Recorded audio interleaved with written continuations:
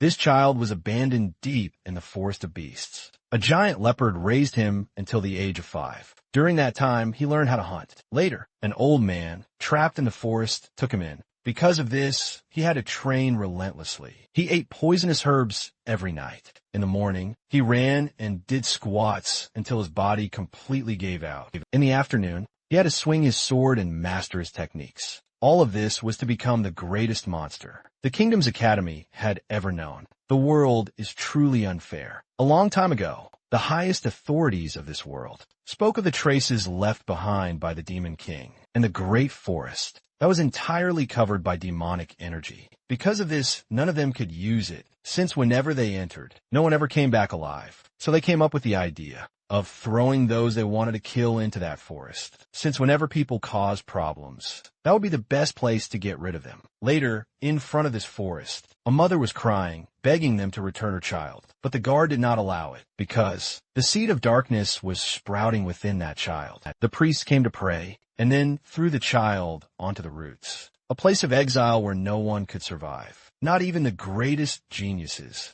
knights, or incredible magicians had managed to endure. It was a place where criminals were thrown, using divine magic, and if anyone ever came out alive, their sins would be forgiven. But one day, a baby was born with the seed of darkness. His very existence was already a sin. He was abandoned alone in the middle of the forest. Days later, hunger and cold struck this child. But within his body, something like a seed grew in his heart, and energy began to surge, filling the child's body. Thus, 10 days passed, and the boy was still alive. Then, a demonic jaguar appeared and carried the child away. From that moment, his tragic fate changed. 10 years later, that same boy had grown into a young man, now hunting a rabbit. But the hunt wasn't easy. He lunged forward, finally managing to snatch the struggling animal. He then triumphantly shouted to Alaga that he'd caught his prey. This Alaga was the majestic jaguar who had saved him all those years ago. She smacked the captured animal with her paw, then asked Helmet if he was finally getting used to hunting, though for now he could still only manage to catch rabbits. She then told him to pay close attention, because this specific thing was called a core. It was something all demonic beasts possessed. If you were to consume it, you would become stronger and significantly extend your lifespan. But Helmet, being no fool, immediately claimed the prey was his, so he should be the one to eat it. Wait, hold on. He couldn't actually do that, because these cores only worked on demonic beasts. If he ate one, he'd transform into a beast himself, forever trapped in this treacherous forest. Still, he pointed out that even without eating it, he was essentially trapped here anyway, since he was still too weak. He couldn't leave Alaga's territory. Otherwise, other terrifying beasts would surely hunt him down. But Alaga assured him that he could escape, because someone once told her it was, in fact, possible that someone was a human she had encountered a long time ago. Though by now, he must have surely perished somewhere within this vast forest. The clever Helmet, however, still asked if that man might have survived. She replied that while he had been strong in the past, humans inevitably age and weaken,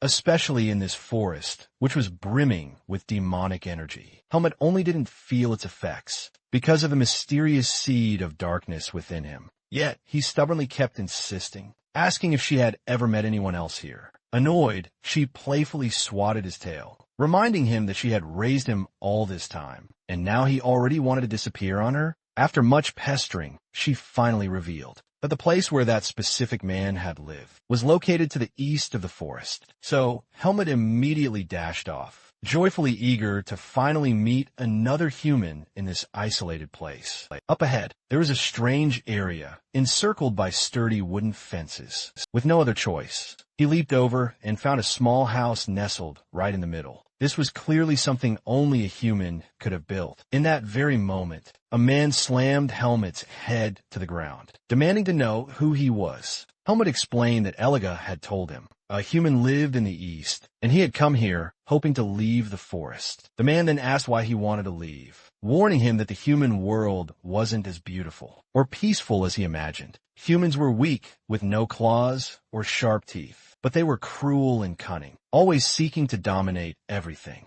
Helmet explained that he hadn't been born in the forest, but had been sent there as a baby because of the seed of darkness. The man was surprised, since those born with the seed were usually killed immediately. That meant Helmet might belong to an important lineage, and that was why Helmet had been abandoned in the forest, because of the seed of darkness within him. As long as it remained inside him, he would be hunted even outside the forest, and would probably die fighting other humans. But Helmet said that even so, he still wanted to go. Then the old man took him in, saying that before going to the human world, Helmet needed to become one. He explained that to leave, he would need to cross the forest barrier. For now, he had to forget about that and grow stronger, or else he would just pass through and die outside. That was why the man decided to teach him. Inside the house, Helmet complained about the filth, while the old man said that would be his bed. But there was no room for laziness, because there was still much to do, like wearing clothes for the first time in his life. Soon after, they went into the forest, where Helmet began to learn what he could and could not eat. The old man showed him a root,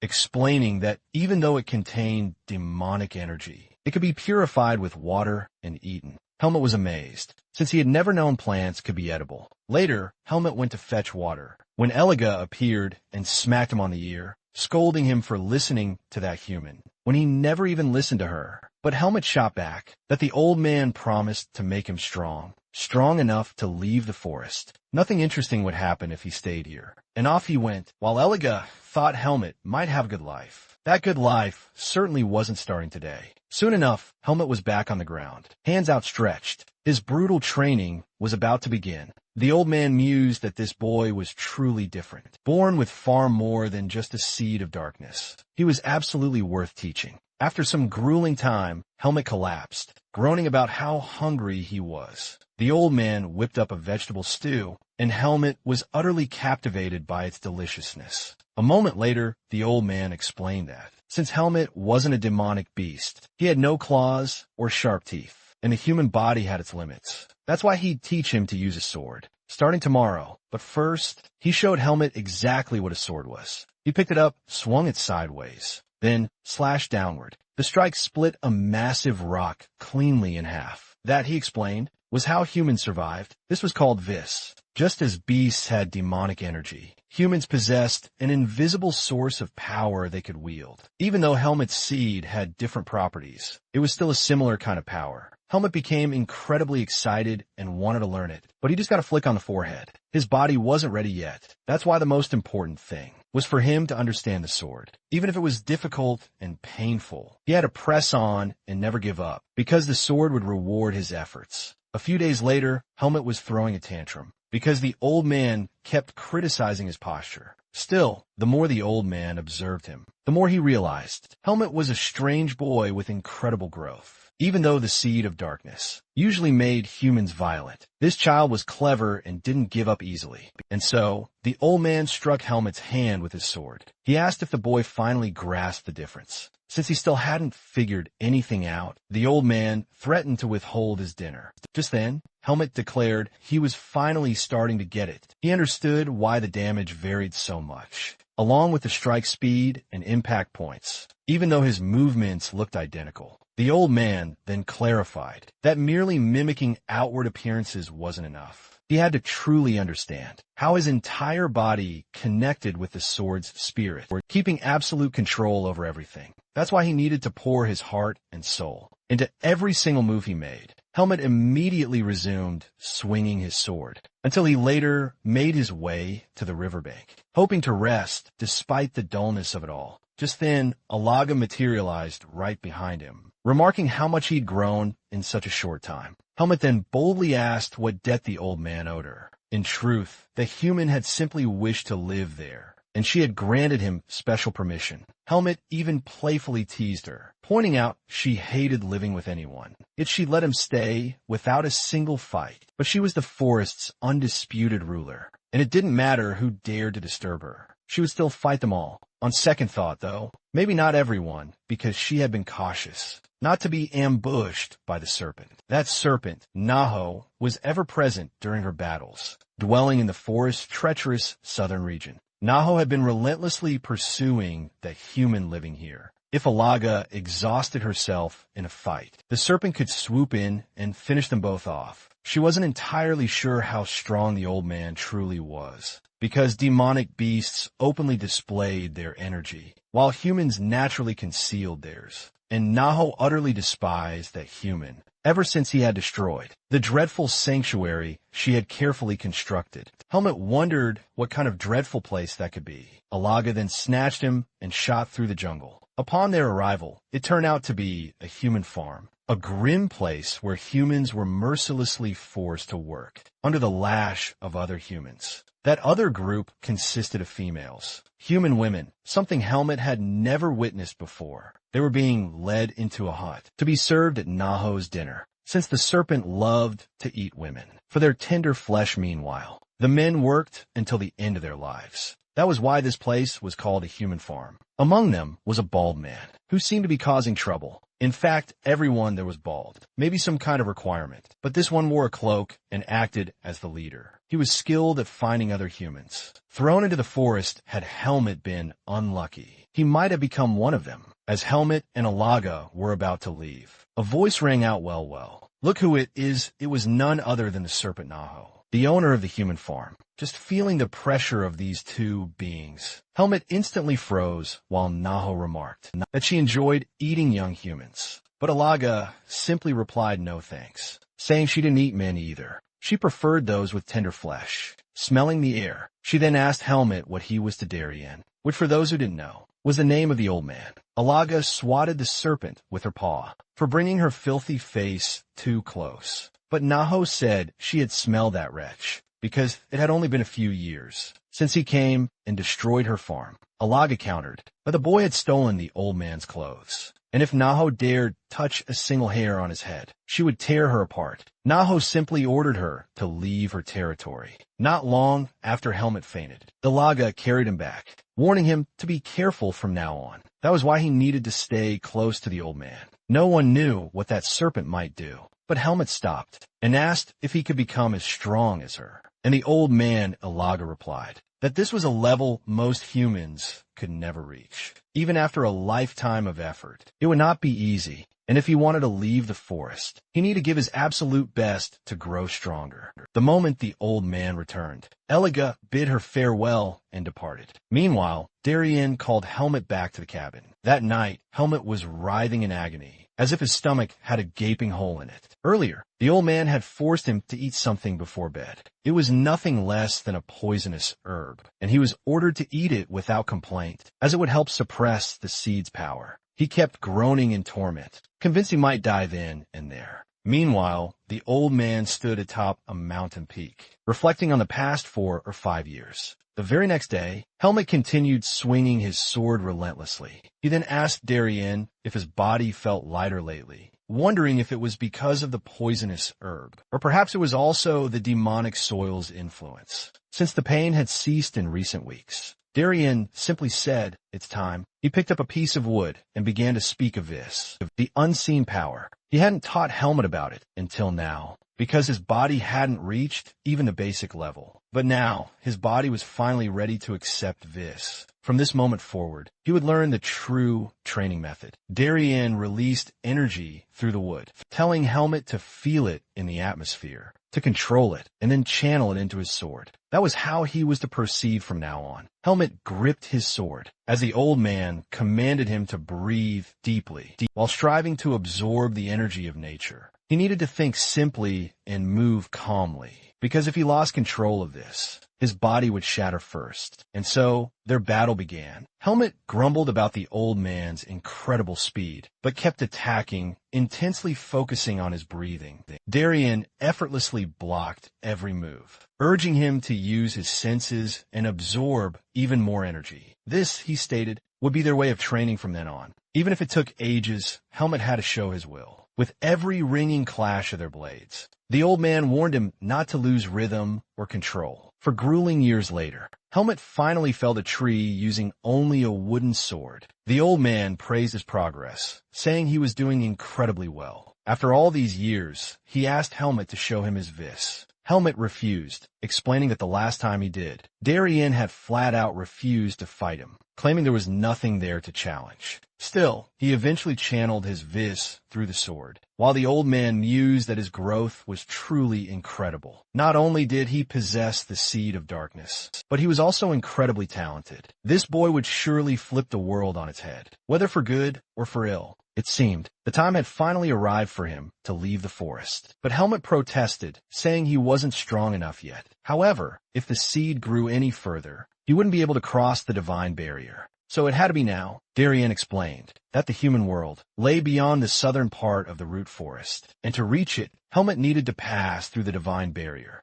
In theory, he could pass even with the seed of darkness, since a human, capable of weakening the barrier, could actually cross it. But Darien admitted he didn't know exactly where, since he had never tried to find it himself. There was, however, someone who had, the village chief, Erugo, that same bald man in the cloak from the human farm. Darien warned that Helmet would experience countless things in the human world, but tragedy always arrives quietly. And when that day comes, he would know true despair, perhaps even sink into the depths of darkness. But under no circumstances could he allow himself to be lost to it. That was all Darien asked of him. With nothing else left to say, the old man declared he was going to take a nap, but Helmet was to return in the morning, because he had something important for him. That night, Helmet met Alaga again, lost in thought, because he was finally leaving this place. It was a complicated feeling. Alaga simply stated, "This is proof that you're slowly becoming human." The next morning, he headed to the cabin. When he opened the door,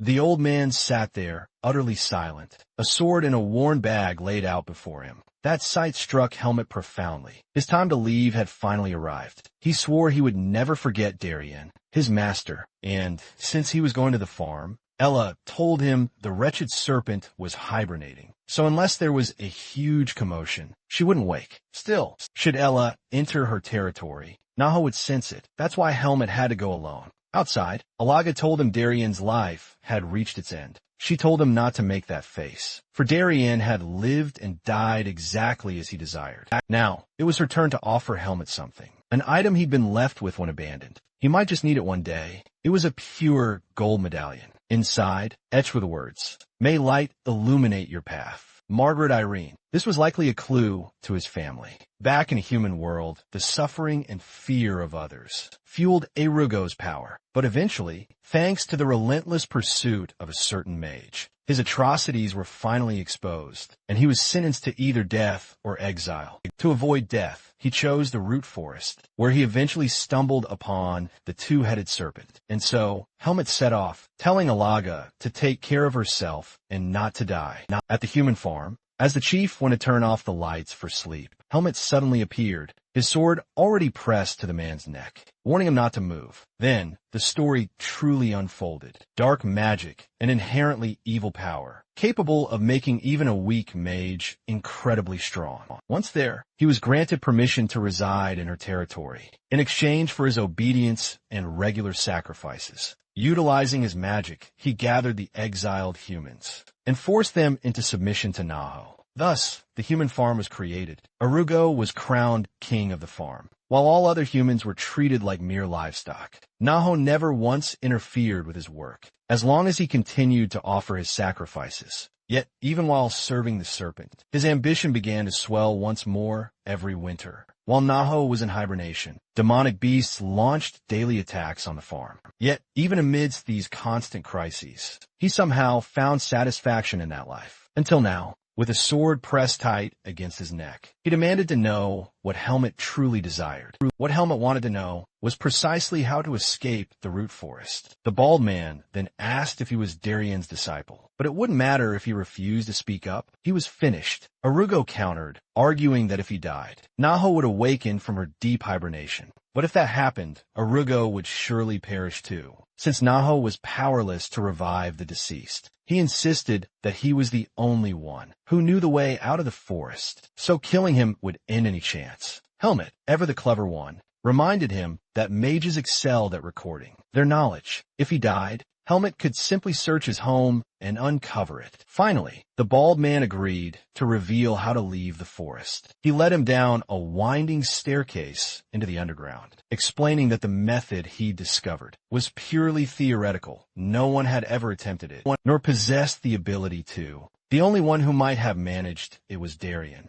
So, since Helmet was still there, it either meant the old man had no intention of leaving or had already died. Ergo then took out a book, but before handing it over, he invited Helmet to become his successor and live in that place. Since he was Darien's disciple, he must be strong, unlike the others. But Helmet only wanted the book to escape the forest. Erugo explained that this was a book he had discovered in a mage's hidden hideout before settling here. According to its pages, there was a massive waterfall at the southern border of the forest. There, water and demonic energy awakened divine power. Simultaneously, that place might allow someone to cross the barrier. But even in its weakened state, it was still a high-level divine barrier, and anyone who failed would have their body utterly reduced to ashes. That was all Erugo knew. Though Helmet despised him, he remembered Darien's crucial teachings, that life itself shouldn't be treated as meaningless. So, instead of killing him,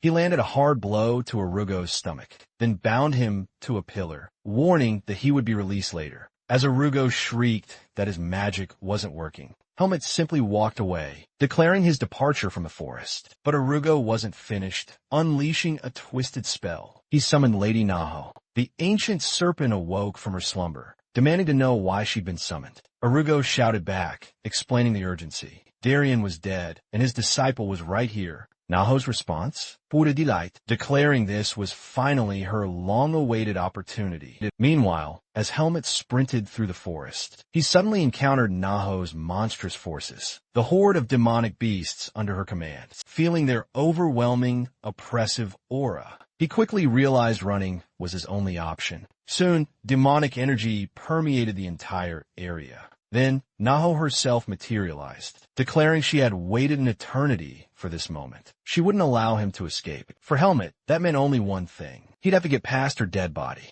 She lunged to attack, but Helmet swiftly dodged. Dust clouded the area, making visibility impossible. Suddenly, Naho coiled her massive body tightly around him. Helmet paused, forcing himself to think calmly. His foe was incredibly strong, but he refused to let things go her way. Naho's maw opened wide, readying some devastating attack, and fired it off at him in that very instant. Helmet seized the opening, charging straight for her mouth. She whipped her tail violently in his direction, but he kept scrambling along its massive body. No matter how powerful Naho was, she still had a weakness, one he could strike with all his might. He plunged his blade directly into her eye, while Naho reeled from the blow. He knew this was his golden chance to escape, before the situation escalated further. But then, Naho, in a desperate move, bit her own head and lunged once more, pitting her power against his own. As the ensuing explosion ripped through the area,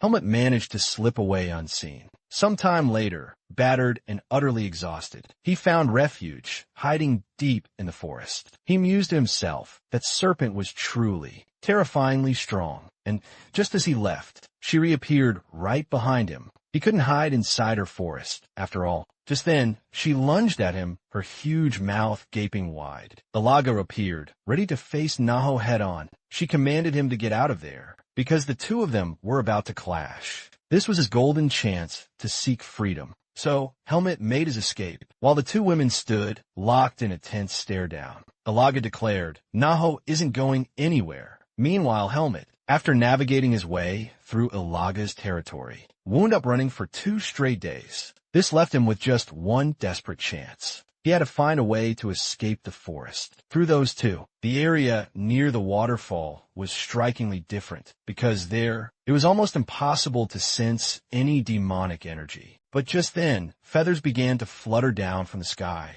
because a gigantic bird had arrived, demanding to know his business in its territory. This was Igrel, the formidable ruler of the north. Even Alaga herself had already mentioned her. She was known to be intensely curious about things. Sniffing him over, Igrel demanded if he belonged to Naho's family, or Alaga, especially since he bore Alaga's mark. That would mean he was trespassing in her domain. But the boy, prepared, answered that he was there for his own distinct reasons, and what he was about to do could prove incredibly significant. She could, in fact, satisfy her curiosity, because he would be the very first to cross the barrier, and finally leave the forest of roots. She scoffed, asking if someone as weak as him could possibly achieve such a feat. If not now, then she would never again witness anyone dare to cross that divine barrier. For humans would always be cast into this forest, but the only one who could truly pass through it would be him. So she made an exception.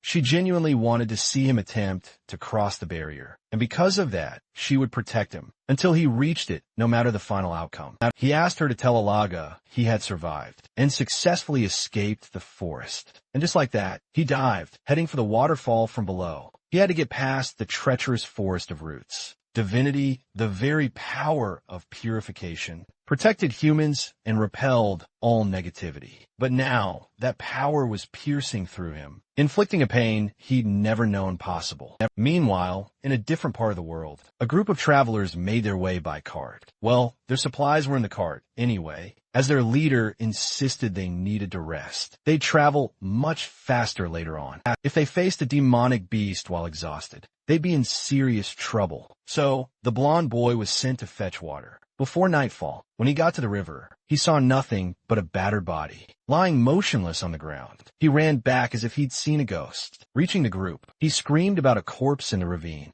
Everyone else just assumed he was joking. The woman in the hat went with him to check out the situation down below. There really was a body, but wait, it wasn't a corpse. He was still breathing. When he finally regained consciousness, he found himself surrounded by people. The woman explained that the boy who'd gone for water had found him battered at the riverbank. She asked for his name regardless. This was Tanya, a rank 3 mercenary, with a silver medal from the Mercenary Face Corporation. Helmet was still stunned, because these were actual humans. She went on, telling him they were in the rotten forest. As for Helmet, he claimed he only remembered his name and how to use a sword. Tanya decided she'd help him, and for the time being, he'd be her responsibility. Sometime later, Helmet thought to himself he'd barely survived. It would take a while before he fully recovered. At the moment, his body was even weaker than when he first began training, and the mysterious seed he thought would disappear was still there. Either way, now that he was in the human world, he couldn't let anyone discover he carried that seed. He would have to pretend he'd lost his memories and track down the owner of that mysterious pendant. But to achieve all this, he'd have to take things one step at a time. The very next day, everyone was astonished by his dramatic transformation. After a proper bath, someone even asked if he hailed from a noble family. Meanwhile, Tanya asked if he was feeling better on their journey. The shorter man remarked on how odd Helmet was, always stroking the horse, calling it such a docile creature. After some time, Helmet began to lose his breath. Another man suggested putting Helmet in the carriage. But no, they decided he would walk instead, believing he might recover more effectively that way. In the city, the doctor examined him and declared there was nothing physically wrong. Tanya flew into a furious rage, calling the doctor a fraud for such a flimsy diagnosis. But no matter how thoroughly he examined Helmet, there was truly nothing wrong. He gave him medicine, saying his memories would likely return naturally. Outside, Helmet told Tanya he was feeling better. She remarked on how firm his physique felt, and noted that since he knew how to wield a sword, he must have trained under some master. She then invited him to duel her as a warm-up, since they had nothing else to do the next day. In Helmet's mind, Tanya was a rank 3 silver medal mercenary, someone of incredibly high caliber and respect in this world. He accepted, curious to see how much strength his body had regained. At the training arena, everyone was practicing when Tanya arrived with Helmet. The others told her to go easy on him, but she promptly slapped them and declared they would duel with wooden swords, with only one crucial rule. They would fight until one of them fell. At that moment, Helmet's body was still far from full recovery, and he couldn't use his full power. He would have to face her, only by expertly redirecting her attacks. The duel began. He charged, but she parried, sending him stumbling backward. On the next exchange, he sidestepped, only to be kicked midair. His body, still weak, felt as though it were moving underwater. As he defended, she pressed forward relentlessly, until she finally found an opening, sending him flying. Victory was hers. She herself admitted he'd fought decently and performed well. Another remarked that Tanya was an incredible fighter, even among seasoned mercenaries. The group clapped Helmet on the back, congratulating him. One man stepped forward, introducing himself as Fien, captain of the mercenary group and a rank 2 gold medal holder. He announced that Helmet had passed the entrance test since they had saved him. They didn't want him wandering without memories. They had been watching him from afar before reaching the city and noticed that, unlike other young men, he hadn't made advances toward Fien's sister. Thus, Helmet received a rank 4 mercenary contract. Everyone congratulated him. He asked the captain how long he would have to stay in the squad. The captain explained that he was free to leave whenever he wished, but once he started a mission, he was bound to it until the end. This was good for Helmet, who still knew nothing of this world. Now he would also learn what it meant to have allies. Later, an old man argued that this mission wasn't fit for a rank 4, but the captain insisted they could trust Helmet, saying he would be useful.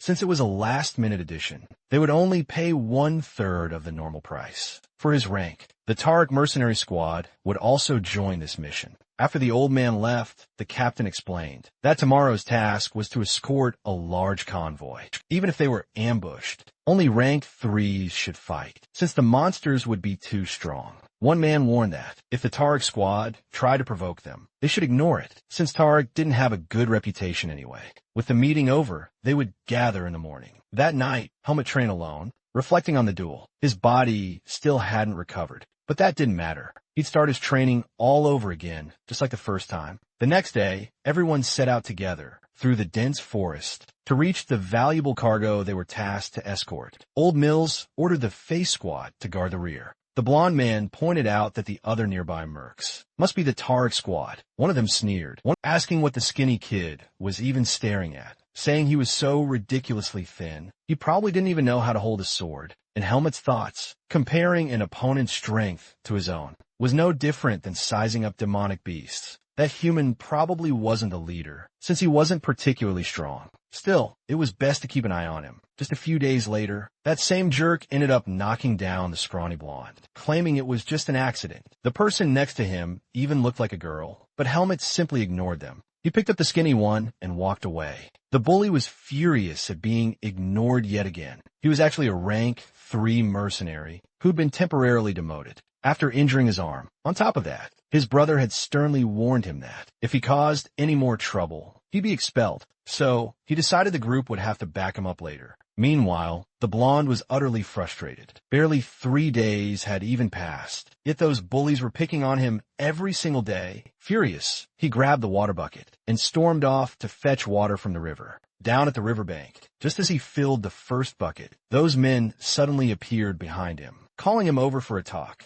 After brutally beating him up, they asked if he'd ever bathed with his friend, and in truth, they just wanted to check if he was a man or a woman. That was precisely why they had dragged him out there. When Helmet arrived and saw the grim situation, he instantly thought these were exactly the kind of people Darien had warned him not to trust. The man ordered everyone to strip Helmet's clothes. Helmet reached for his sword, but before he could even react, Tanya arrived, slamming her fist straight into the leader's face. She instantly demanded to know why the Tariq squad was harassing her mercenaries. That pathetic excuse for a leader claimed they were just having a friendly conversation, but Tanya's warning was crystal clear. There had better not be another incident involving her mercenaries. Next time, things wouldn't end peacefully. That night, Helmet went to train alone in the forest. His body was already feeling much better after focusing on healing for a full week, though still not fully recovered enough to use Vis. By morning, the captain warned that the region they were entering was absolutely crawling with demonic beast sightings, so everyone had to be extra cautious. The men began speculating about what these beasts might look like. Suddenly, one of the men at the front was instantly decapitated. In an instant, a demonic beast had appeared. Furious, his comrade charged straight in, but he was easily struck aside. The monster was far too strong. Now, both squads prepared for battle. Helmet and the blonde hid under the wagon. Since Helmet still couldn't use Vis, fighting would be extremely dangerous. He could sense just how strong this monster was. The battle began. The rank 2 mercenaries surrounded it, slashing wildly at the beast, while the others fought off weaker monsters. The fight at the front was incredibly intense. Rank 2 mercenaries could use Vista, and they were much stronger than Helmet had expected. The leaders kept the monster occupied, while the others handled the smaller beasts. But then, the monsters suddenly stopped fighting and fled deep into the forest. Orders were given not to pursue. The mission was transport, not subjugation. The blonde needed Helmet's help to stand, while the others began dealing with the carcasses. They explained that beast. Hides and seeds could be sold at a high price. One showed Helmet a seed of darkness. The blonde remarked that he had heard such seeds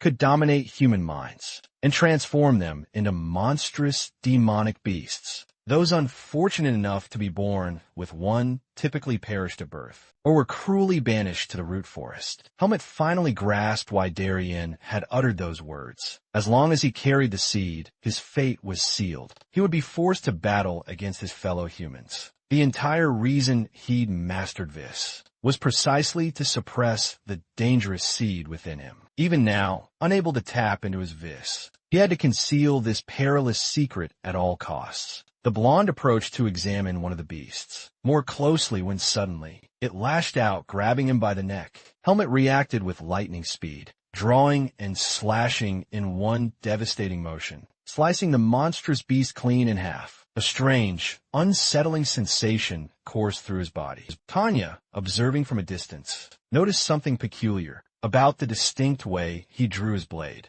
That night, Helmet resumed his rigorous training. His Vis had finally returned. Within 3 short days, he'd fully recovered to his previous formidable level. While training, he suddenly sensed something approaching. It was that infuriating mercenary again. The man sneered, declaring that walking alone was dangerous. This time, Helmet wouldn't receive any help, and so he'd finally be taught a harsh lesson. Helmet questioned if he was truly serious about attempting something so utterly ridiculous. The man dramatically tore off the bandages from his arm. Fully healed, he lunged, throwing a punch at Helmet, who effortlessly caught it with just one hand, forcing him violently to his knees. Clearly, the man needed to learn his place. Unwilling to accept defeat, the man drew his sword. But it was useless. Helmet unsheathed his own blade, slashing decisively across the man's legs. Left in such a state, he would surely perish. At that critical moment, however, Helmet felt the murderous intent of the seed. Desperately trying to overwhelm him, he struck his own chest, forcing himself back under grueling control. He'd gone too long without using his Vis. When he finally calmed down, the man had already crawled away, muttering in utter disbelief about how someone like Helmet could wield Vis. But what awaited Helmet next was far worse. That same monstrous leader had reappeared and crushed the arrogant man. Helmet infused Vis into his sword and launched into battle after a fierce clash. The beast ran off once more. The others arrived asking what had happened. Helmet explained the situation. Calab, who had been tailing him, had been killed by the demonic beast. One of the leaders apologized, admitting Helmet had been put in danger because of their negligence. But Tanya cut him off, saying apologies weren't enough. Helmet had nearly died because they all knew what that man had been doing. Another snapped at her to watch her words, reminding her that Caleb had been his brother. Tanya retorted coldly that if he had supervised properly, none of this would have happened. At that point, Old Mill stepped in, saying enough was enough. They needed to reorganize. Nothing could be done for the dead. As compensation,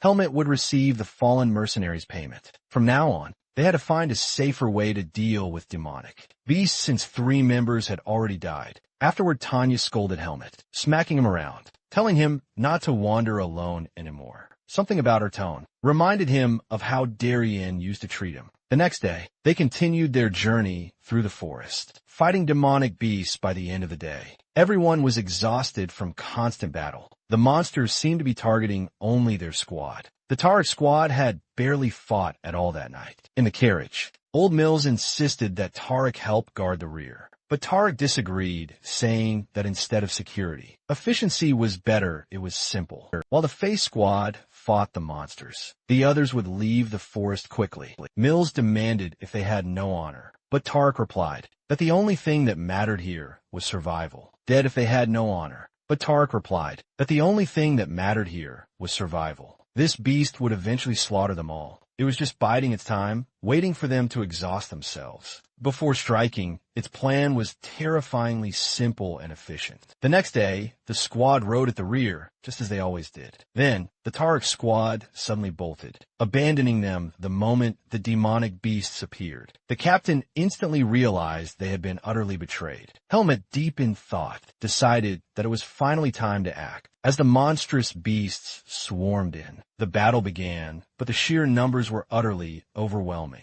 Watching his comrades struggle so desperately, Helmet could think of only one thing. These people cannot die here. He told them to keep absolutely secret what they were about to witness next. Then, drawing deeply on his vis, he explosively leapt into the fray, cutting down monstrous foes from every single side, until not a single one of them remained standing. And when he finally cut down the very last one, everyone was stunned. This guy was insanely strong. Helmet simply stated that his body had fully recovered. Tanya realized that what she had seen before was truly real. Even the captain himself was utterly surprised, since not even he could manifest his vis like that. In any case, Helmet declared he would stay with them until they successfully left the dense forest. While they were tracking Tarek's treacherous men, it looked like they had run all night through the deep woods. But Helmet suddenly sensed something amiss. There was a fierce battle raging up ahead. At their current sluggish pace, it would take nearly an hour to reach the scene.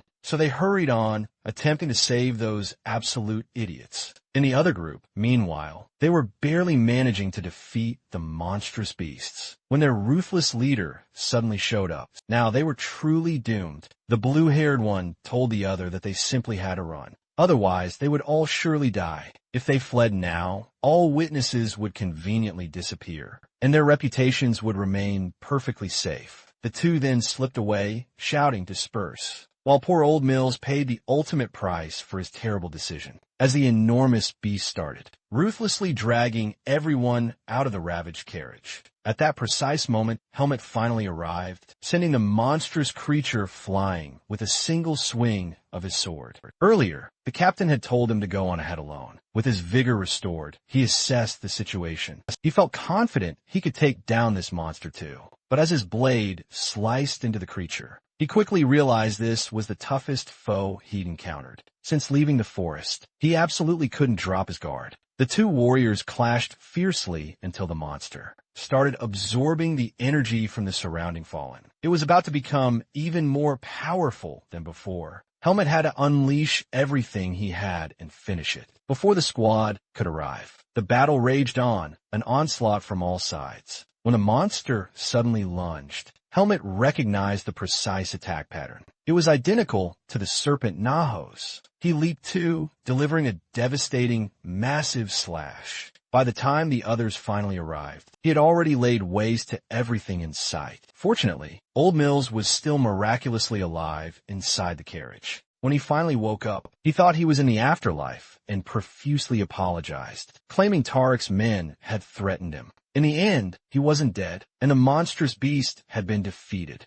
Now, it was time to talk about their payment. They demanded 80% of the profits for everything that had transpired. After all, they had saved Mill's life. In the end, he reluctantly agreed. Meanwhile, the captain pressed to know exactly what they were transporting and for whom. Their client, it turned out, was the legendary Archmage Antoil, and the precious goods they were carrying originated directly from the Lumen Temple. As they knew, the temple's power was beyond imagination. The very group that had defeated the Demon King thousands of years ago was no longer the benevolent force it once was. They were now gathering sacrifices and amassing power, all in the name of protection. Most kingdoms had already submitted to their will, yet they had been completely unable to control Antoil. In the midst of this conflict, the Archmage had discovered a mysterious item within the temple and desperately wanted to research it. If it ever became known that the Merchant Association had passed this item to him, the entire association would be utterly destroyed. since the temple was simply too powerful. They were only doing this because that very mage had once saved their leader's life. They absolutely owed him this favor. Helmet asked if the mage's fame was truly so widespread. Whispers even claimed he had nearly shattered one of the temple's formidable divine barriers. Helmet wondered if a mage of such power could finally remove his troublesome seed. Sometime later, they finally escaped the beast territory. The captain offered Helmet a pill to help replenish his vis, and heartily thanked him for saving the entire squad. Without him, every single one of them would be dead. The following day, they arrived at the marked area. The captain still couldn't grasp the reason why. The location was truly in the middle of nowhere. No village, no road, absolutely nothing around. According to Old Mills, however, that was precisely where they'd load the goods for delivery directly to Anioc's home. Instead of simply explaining further, Mills decided to show them, utilizing a necklace. He placed it right in the center of a tree, and everything began to intensely exude energy. This was magic. They were traveling through pure space. The captain was stunned. It was utterly beyond imagination. Helmet asked if it could possibly be an illusion, but the temperature was noticeably dropping. They were rapidly crossing a great distance ahead. Finally, they saw someone, Archmage Antioch, welcoming the Merchant Association's esteemed guests. Seeing that everything had arrived perfectly intact, he thanked them, then inquired if there had been any casualties. He sensed several traces of life force in the carriage. Old Mills then grimly stated, only a mere third of their members had made it back, as they had battled a truly giant beast. Intrigued, Antioch then asked where the corpse was. Mills replied that it had already been fully processed. However, if he wished to buy it, it was available. The mage promptly offered 150,000 marks on the spot, shocking the group. It was an absolute fortune. One of the men then murmured. He'd heard archmages possessed truly immense wealth. Antioch then simply instructed them to unload the carriage. He wouldn't be needing it. Looking at Antioch, Helmet sensed that even though this was a power different from the dark mage he had encountered, Antioch was incredibly strong. When Antioch looked at Helmet, he remarked that mages could perceive truths unknown to others. Helmet warned him to watch himself. Antioch then swiftly raised a barrier spell, completely isolating them from the outside world, a profound gesture of respect for hidden truths. He swore an unbreakable oath upon his mage's name. Powerful chains of mana emanated from his being. The mage's oath, a sacred promise that, if broken, would lead to a catastrophic loss of mana. He then urged the special boy to ask whatever he wished. Realizing Aniol wasn't some shady dark mage, Helmet chose to ask just one critical question. Without a moment's hesitation,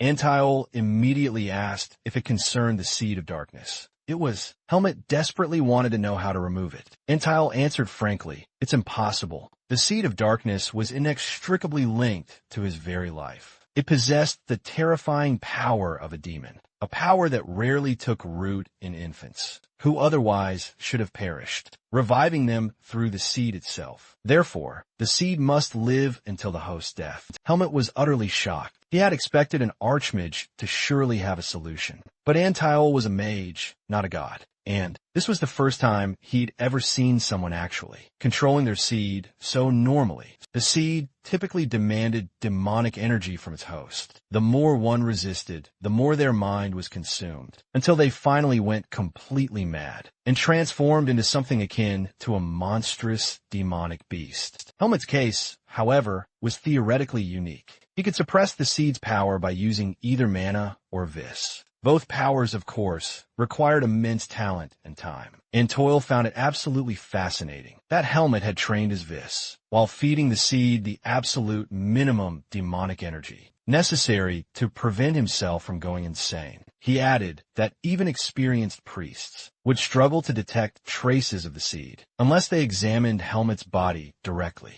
Even for him, an archmage, it was only visible because it had reacted to the massive amount of demonic energy present there. As things stood, Helmet's future did not look bright. He would grow incredibly strong over time if he could avoid drawing the temple's attention. But eventually, like all the others, the seed might devour him entirely. and then his demonic sword would lay waste to this world. That was the predetermined destiny of all who bore the seed. Helmet firmly answered that it would not happen. Antioch laughed because he was human after all. He explained that just as humans declare their destiny, they can also change it. He said he would watch the boy, and if Helmet failed to overcome it, Antiel would have to stop him when that day came. After all that, Helmet received his payment for the work he'd done with the squad. He asked if a bag found among the luggage was also his, since it didn't belong to any of the other members. The bag held the items he'd brought from the forest. Helmet thanked them while the captain explained that he hadn't given it to him earlier because he had simply forgotten about it. He also thanked Helmet, calling him the hero of the mission. Finn came in all excited,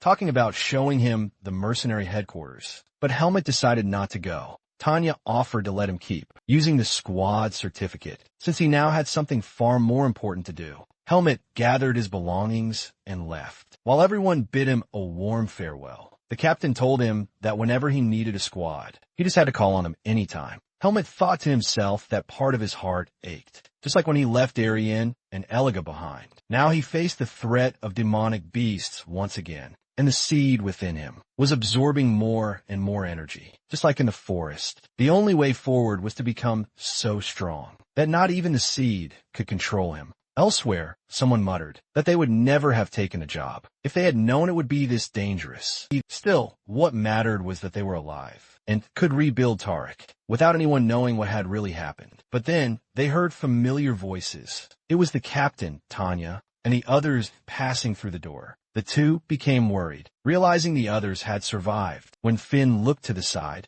there was no one left at the table by the window. They worried, knowing they should have killed that squad personally. One of them was certain it was only a matter of time before their actions reached the guild's ears. Thus, Tarek's group trudged toward obscurity, but the bitter, blue-haired one ordered them to move on, since they were mere rank 2 mercenaries. Instead of starving, their only option was theft. At sunset, Helmet found himself in a tavern, pondering how he could find a clue about the pendant. He'd been searching for days, wandering aimlessly through villages. He couldn't always count on finding good people, like the squad he'd met, but at least the money he'd earned from the captain was almost double what Darien had once left him. That's when he realized a letter was tucked inside. The handwriting was unmistakably Darien's. Before his last breath, Darien had penned a letter saying that if Helmet was reading this, then his life had ended, and that Helmet had left the forest. Darien then wrote that Helmet would likely struggle to adjust to the outside world after living so long in the forest, and that Darien himself had little time left, which was why he was worrying about him so much. If Helmet was traveling without a clear goal, he should go to Bottom to a place called Greta Academy, where children his age studied. There, he could learn more about being human, since peasants and nobles were treated equally there. Of course, he couldn't enroll alone. He was to seek out a man named Ethan Kudrum and show him the sword Darien had given him. Ethan would then know he was Darien's disciple, and because of a vow between them, Ethan would help him. Finally, Darien also wrote that the human world could be a dangerous place, where strength alone couldn't solve everything. But since Helmet had survived such harsh training, Darien believed he would overcome this new test. He urged him to be careful. Seeing the trembling letters, Helmet realized Darien had barely had the strength to write. He already felt grateful, his path now set. Just then, the waiter arrived with all the food he'd ordered, telling him the total came out to 15 marks. Helmet then casually pulled a single coin from his bag, a single coin worth a staggering 1,000 marks. The waiter was utterly stunned into silence. Meanwhile, Helmet told him he planned to stay and sleep right there, assuring him the coin should easily cover everything. At that very moment, a drunken man glanced their way. Helmet, however, was lost deep in thought, pondering the substantial money he had just earned. The man approached, sneering, "Looks like this kid's rich." 2 more unsavory figures quickly joined him. They demanded he lend them 20,000 marks so they could drink. Helmet flatly refused. Irritated, they clearly wanted a fight, and if it was a fight they wanted, then a fight was exactly what they got. Helmet easily defeated them. The lead drunkard, bruised, spat, "Who the hell are you?" But Helmet simply answered, "I'm a mercenary," then coolly ordered them now get lost. The now terrified waiter urgently warned him he needed to leave town immediately. He had just earned the fierce enmity of the Black Eagles, a notorious bandit gang who ruled the underworld and killed anyone for money. Helmet quickly realized he had stumbled into something far bigger than expected. He immediately considered luring them elsewhere. While the dazed waiter insisted he should just flee, Helmet instructed him to simply tell them. He had gone deep into the forest. "I will be back," he stated, "so the innkeeper should keep my room ready for tonight." In a dark alley, the Black Eagles were debating if he would truly be foolish enough to do such a thing. Then, one of their scouts came running back, claiming he had discovered Helmet's whereabouts. He was apparently in the forest, right behind the inn. They immediately decided to hunt him down, determined to prove that the Black Eagles were scarier than anyone or anything else. Deep in the forest, Helmet reflected on what he had learned with his squad, that many humans often acted like savage beasts, but others fiercely protected one another. Humans were truly complicated. He also remembered Darien's wise words. Problems couldn't always be solved by strength alone. But right now, strength was the only way he could deal with these thugs. One thing he had definitely realized, that humans who acted like demonic beasts deserved to be treated as such. And since they were all armed, he had every right to send them straight to the grave, didn't he? Later, Helmet then left, leaping from branch to branch, thinking these men were even weaker than Tanya. Either way, he decided to move at sunrise. For now, he returned to the inn to rest a little. But at that moment, the seed began to react, and he collapsed to the ground, wondering why, after all, he hadn't killed demonic beasts. Only humans. The fact that this had happened meant that killing people also made the seed grow. That was a serious problem. If others discovered the massacre he had committed, humans would hunt him down. Since he couldn't simply kill his opponents, he would have to avoid it as much as possible. That was why he needed to reach the academy quickly. Meanwhile, one of the ninja-like men reported that everyone was dead. The bearded man told them to stick to the plan. Soon after, another mercenary appeared, those same rank 2s who had fled the battle and had their reputations destroyed. The bearded man said he appreciated strong people wanting to join, but entry now required conditions. He didn't doubt their abilities, but things here were different. They carried out many illegal jobs, so if someone acted out of morality, it would be a problem. That was why he needed proof they wouldn't. He gave them a task the night before. 5 of his men had vanished. They had been killed by a single mercenary. Judging from the bodies, each had been killed in a single strike, and no trace of any weapon was found.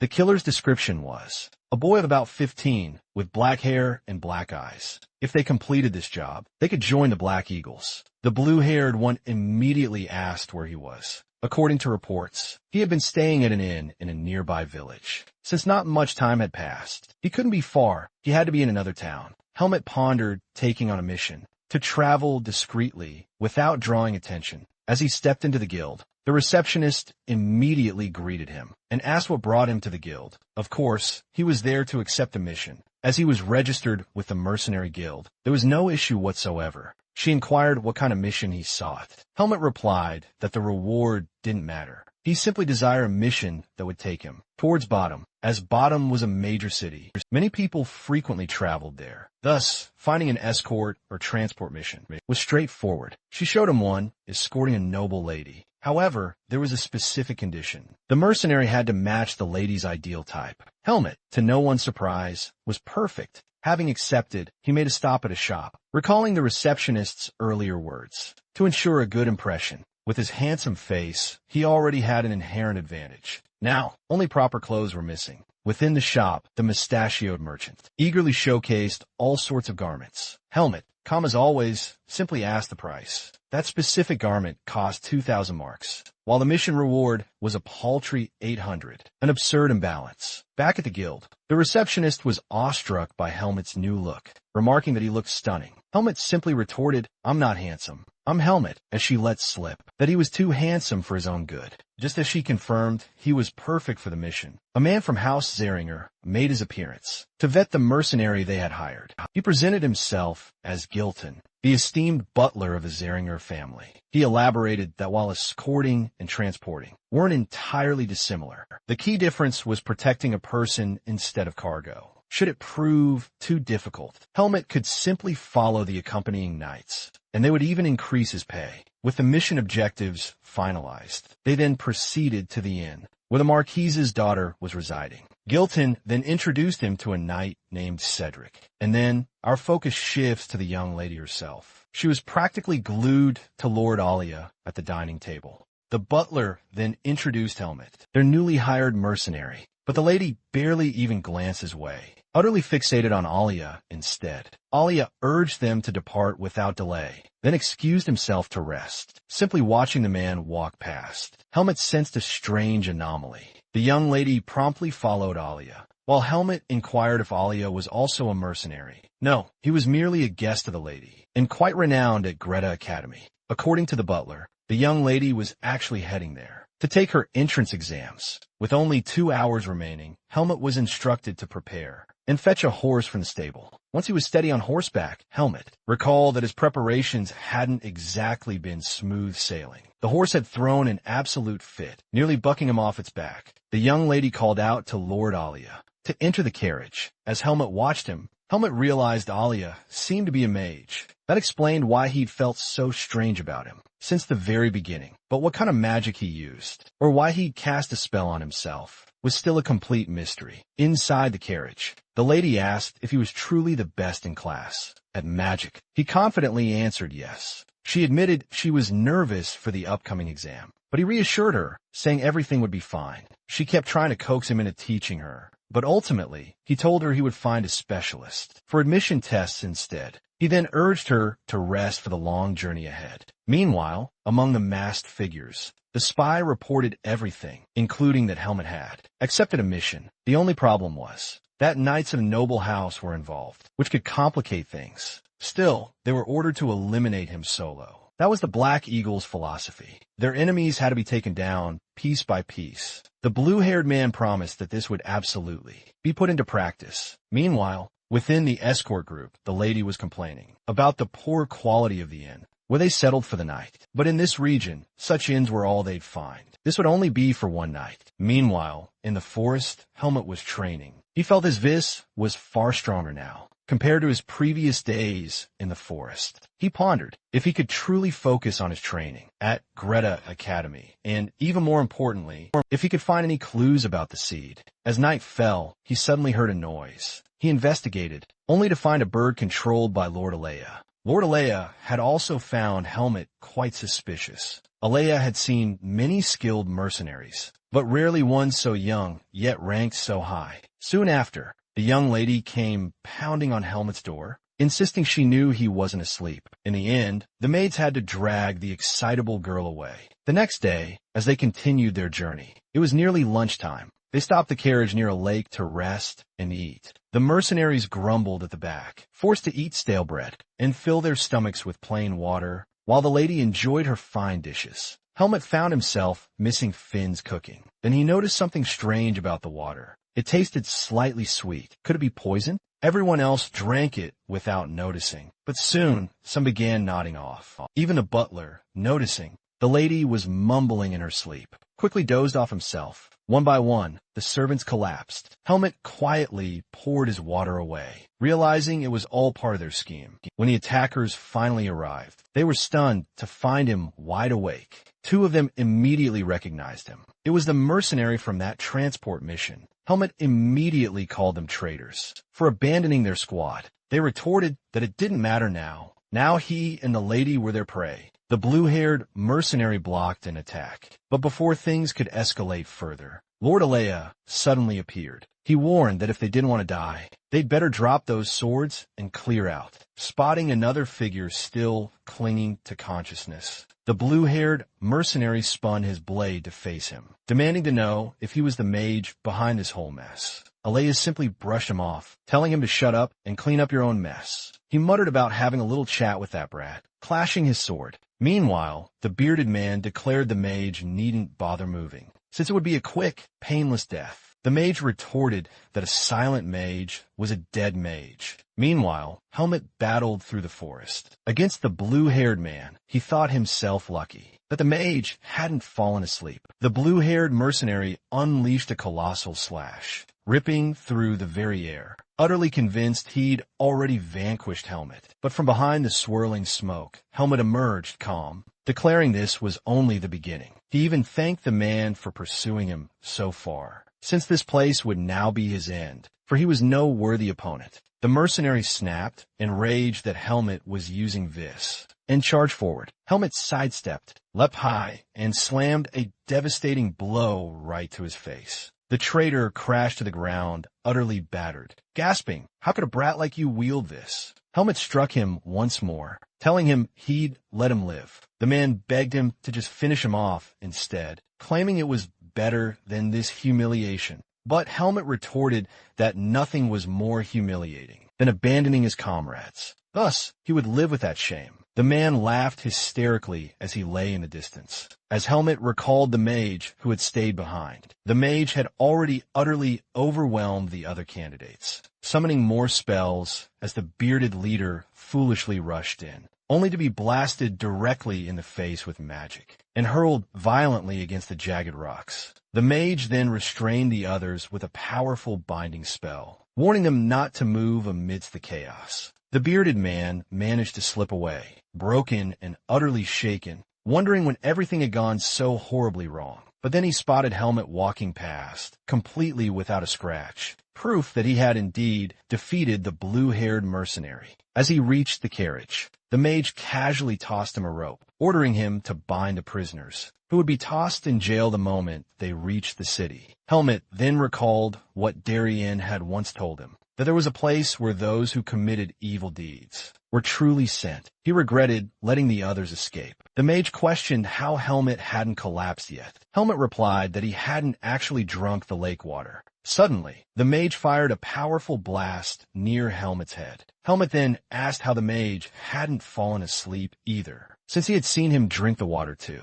The mage explained that he had purified the water first, before consuming it. Helmet then asked, was it because of the magic surrounding your body? The mage was shocked that Helmet could sense it at all, but Helmet clarified he could only feel it, and hadn't been curious enough to question it further afterward. The butler expressed his profound gratitude, saying he owed the mage a great deal. The mage simply dismissed it, stating he had only done his duty, and that the mercenary had helped a lot as well. The butler promised an even greater reward, but at that exact moment, the young lady threw herself dramatically onto Aaliyah, claiming it was destiny since he had saved her life. She declared she would repay him with her very life and do absolutely anything for him, but Aaliyah quickly silenced her, reminding her that he was already engaged to be married and would marry right after graduating from the academy. The girl immediately broke down in heartbroken tears, while the knights discreetly decided to move on. Not long after, they reached the city without any further incident. There, the butler promptly handed over the promised reward, a staggering 10,000 marks, as a truly generous gift of gratitude for saving them. Helmet thanked the mage for his crucial help and then departed. It was finally time to enter the prestigious academy. Inside the city, Helmet quickly noticed just how vastly different it was from the tiny villages he had visited. Large, bustling, and utterly overwhelming. Soon, he reached the Grand Greta Academy, where he was scheduled to meet with Ethan Kudrow. At the bustling front desk, he told the attendant he was looking for that specific man, the renowned swordsmanship instructor. Helmet then confidently gave his name, and the woman courteously led him to the office. She asked him to wait just a moment, and then cast a peculiar spell on the door. While Helmet thought about finally meeting the man Darien had mentioned who was waiting inside, Ethan admitted he had never heard of him, and demanded to know why he was there.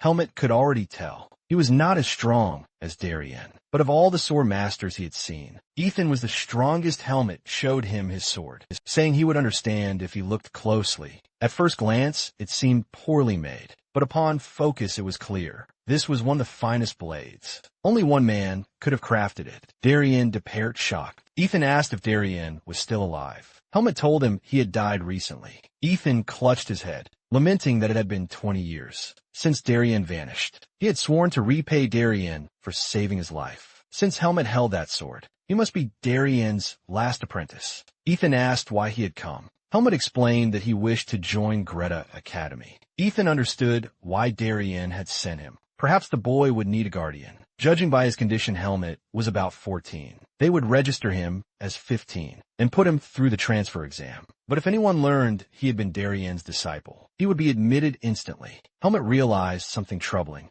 Darien had been in the root forest, but to the outside world, he had simply disappeared. Not even old acquaintances knew where he had gone. That meant someone had deliberately sent him there, hiding it from everyone. If they discovered Darien's apprentice was alive, in the human world, Helmet could be forced back and lose his chance to resist the seed of darkness. He decided he could not reveal everything. Yet, when the time came, he would tell the truth. Ethan accepted, saying Helmet could ask him for anything he needed. He would handle the paperwork for the transfer exam. For now, he wanted to test Helmet's skills. They went to the underground training hall. Ethan gave him a wooden sword and pointed to a tree of white vine, the strongest kind if Helmet could cut it. He would be extraordinary. Helmet prepared swung and sliced it perfectly in two. If he maintained this level, his admission was practically guaranteed. Now, all that remained was conquering the written exam. Helmet, however, had no earthly idea what a written exam even was.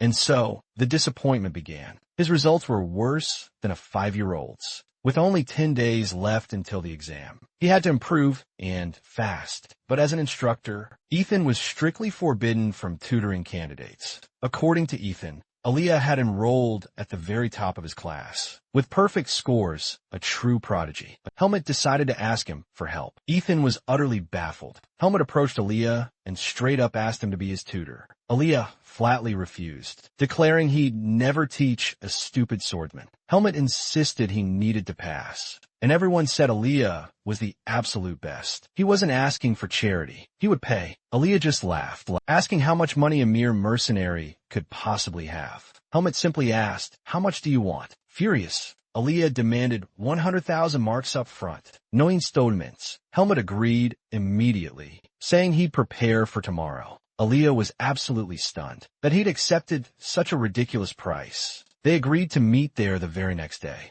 As Helmet left, a green-haired student remarked, "How fascinating that Aaliyah has a friend." The following morning, Helmet returned, fully ready to study. Aaliyah's companion was utterly shocked. He had actually come, with the full 100,000 marks right in hand. Aaliyah told him to wait. Helmet suspected he might just run off with the money, but Aaliyah returned, and they began studying in the library. As Helmet focused, Aaliyah realized the boy was far more troublesome than he seemed. His learning ability was truly remarkable. He asked Helmet if he had spent his entire life in a forest. Helmet sensed from the very beginning that Aaliyah was no normal person, so caution was key. He asked why. Aaliyah explained it was due to a specific reason. Helmet's focus and memory were top-notch, but his understanding of society was practically non-existent. His answers, unfortunately, had been disastrously poor. Since he was being tutored by the academy's top student, Helmet had no choice but to ace this exam. Otherwise, he'd tarnish Aaliyah's honor. That night, they were still deep in study at the library. If a classmate stole something from you, what would you do? Aaliyah asked. "I'd steal it back," Helmet coolly replied. And so, Aaliyah continued his rigorous explanations, until Helmet finally realized that humans truly were that complicated. After a solid 2 weeks had passed, we were back in the academy library, where the girls were already swooning over Lord Aaliyah, while whispers spread like wildfire that he was secretly tutoring someone important. When Helmet arrived, he immediately inquired if he'd done well on the written exam, since the practicals would likely be no problem for him. Aaliyah headed off, wishing him luck on the upcoming tests, and Helmet sincerely thanked him. Now, only the daunting practical exam remained. Next, we're in the fencing arts department. The waiting room was packed with students excitedly chatting. While they waited, a blond guy swaggered up to Helmet. He introduced himself as the second son of the illustrious Rugal family, and then demanded Helmet's name. Helmet promptly shot back, asking why the blonde was talking to him. The boy claimed he was just trying to make friends. Helmet, he stated. The other then probed for his surname, to know what noble family he belonged to. But Helmet, alas, had none. The only family name he'd ever seen was emblazoned on his pendant, Margaret Irene. Even so, he simply replied that he had no family. The blonde's face instantly darkened. "So, he's a commoner?" Everyone started snickering at him, until a stern knight commanded the worms to keep their voices down. In 5 minutes' time, they would explain exactly how the test would work. As the blonde finally walked off, he sneered. That Helmet should lower his head before his betters. Helmet, as usual, remained perfectly calm and utterly unmoved. They then explained the exam would be conducted in groups, and then it split into 2 stages. The moment those words were spoken, Helmet felt every single eye in the room fixate on him. This place was nothing like the root forest he knew, whether monster or human. Everyone stood somewhere on a rigid pyramid of power. In the human world, simply being strong wasn't enough. Your family name mattered too. The instructor called the final group forward into the grand hall. Inside, the first test, slicing through a blackwood trunk. Using only a wooden sword, they had 5 minutes to do it. Helmet thought, this is about as easy as it gets. He gathered his vis and struck once, splitting the massive trunk cleanly down the middle. The examiner was utterly stunned. Even he, a seasoned supervisor, had needed several powerful blows to chop through it. Helmet had done it in a single, flawless cut. Back in the waiting room, the obnoxious blonde started needling him yet again. But it was time to explain the second stage of the trials. A fierce duel observed by the instructors. For 8 minutes, opponents would be assigned completely at random, and candidates could pass whether they won or lost the match. The aim was pure evaluation. The blonde loudly shouted that it was completely unfair, since whoever drew the commoner would essentially pass for free. Helmet, utterly irritated, was about to throw down when the booming gong sounded. The instructor called out number 29, Helmet, and number 8, Andrew.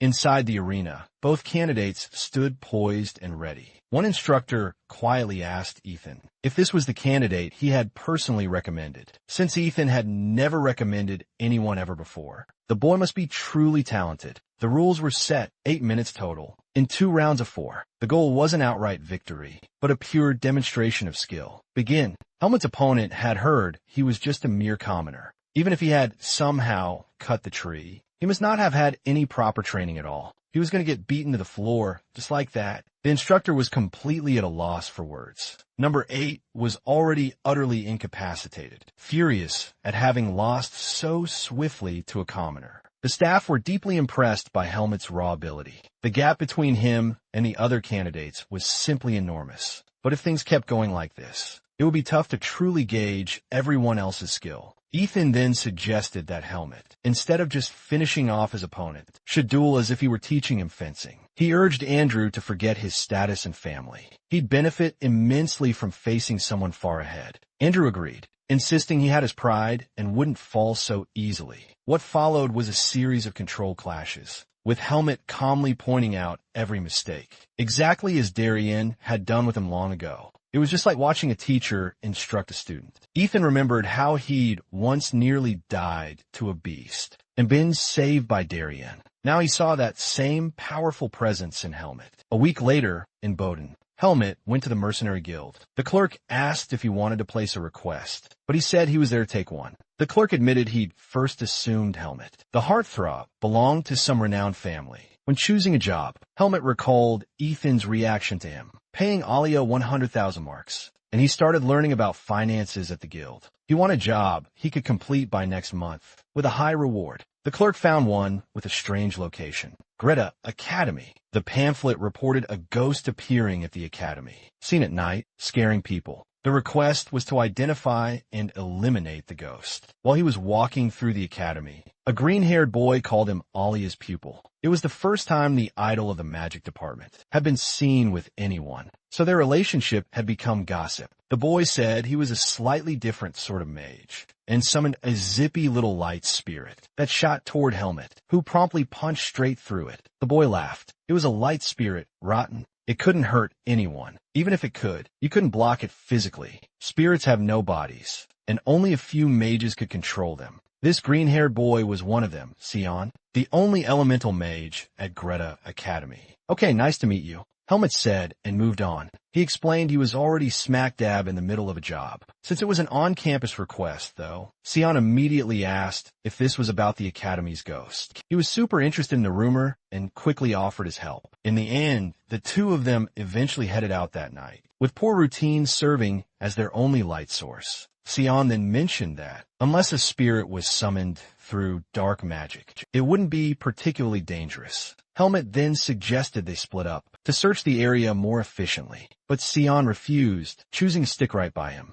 After checking yet another room, Sion suddenly stiffened, startled. Someone was walking up ahead of them. Helmet's hand instinctively went to his sword, until the ghost finally stepped into view. It was Alea, asking what on earth they were doing there. They quickly explained the guild request about the Academy ghost. As it happened, Alea had received the exact same request. Sion was absolutely thrilled to hunt ghosts together. In a nearby room, they used an illusion spell that magically mapped out the Academy's entire structure. Alea pointed out that every single reported sighting had one crucial thing in common: the fencing department. It couldn't possibly be a mage behind it, though. The timing and incantation requirements just didn't line up. Helmet then added that ghosts couldn't be struck by physical attacks. He had actually talked with Ethan about it beforehand, and for once, learned a few useful things. Helmet realized he was actually having a civilized conversation. Before, he'd always been scolded by Alea,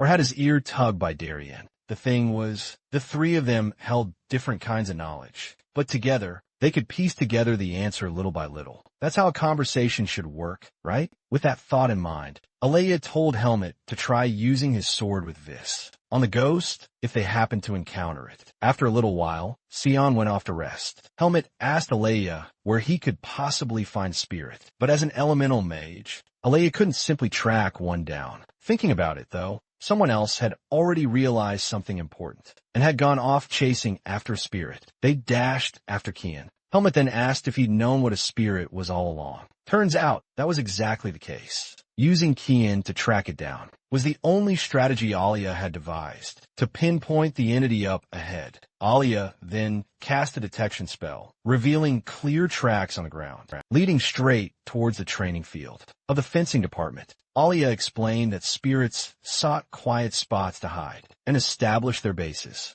Helmet remembered Ethan's training grounds, right next door, a place almost nobody visited, perfectly quiet. So they went inside, and Alia confirmed he felt a presence inside. Helmet slyly asked if he'd truly received a guild request. In truth, Alia actually resented that scene. Was the Academy's only elemental mage. He desperately wanted to capture and study this spirit. He cast a silent spell to erase his presence, and asked Helmet to help him prepare a trap. Then, finally, the Academy ghost appeared. Alia immediately launched an attack with his sealing spell across the field. The ghost found its movements restricted. Helmet's job to weaken it. Helmet drew his sword, charging it with Vis, and cleaved the creature in two. It really could be cut with Vis, or perhaps not, as it reformed, angrier than before. Just then, another piercing spell cut across the field. Kian arrived, demanding to know what they were doing. This was a dark spirit, he stated, and since it was self-aware,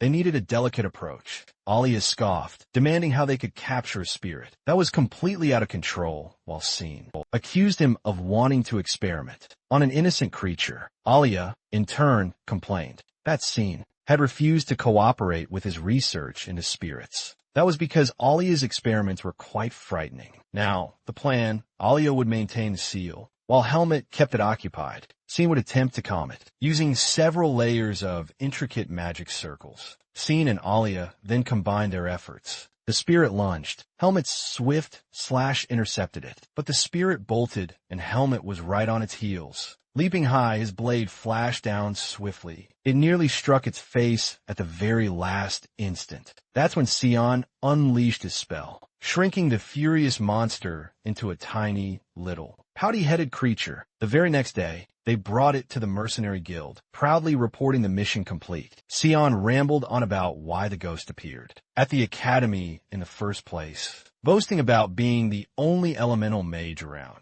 The attendant told them to return in a few days, just to make sure the ghost wouldn't reappear. Helmet had made his first friendships at the Academy, though Alea still avoided even shaking hands. Later, Helmet met Ethan. His assigned dormitory was on the 3rd floor, Unit 301, since all students lived on campus. When Helmet showed his papers downstairs, the man looked uneasy. Upstairs, Someone was already grumbling, swearing never to make friends again. But now they were stuck with two troublesome ones, all because of a damned crow perched on the stairs. On the third floor, Helmet opened the door. Behind it stood Alea, complaining as usual. But Alea was not a man at all. Rather, she was a woman in disguise. Could this be it? The magic helmet had sensed around him before. Meanwhile, elsewhere in the city, the two failed assassins were making quite a scene with the guards, until a mysterious figure suddenly appeared, mocking them for failing to kill a mere child. The blue-haired man attacked, but his head was severed instantly. The bearded one asked who it was, but he too fell. The figure muttered that they had stained the name of the Blackhawks.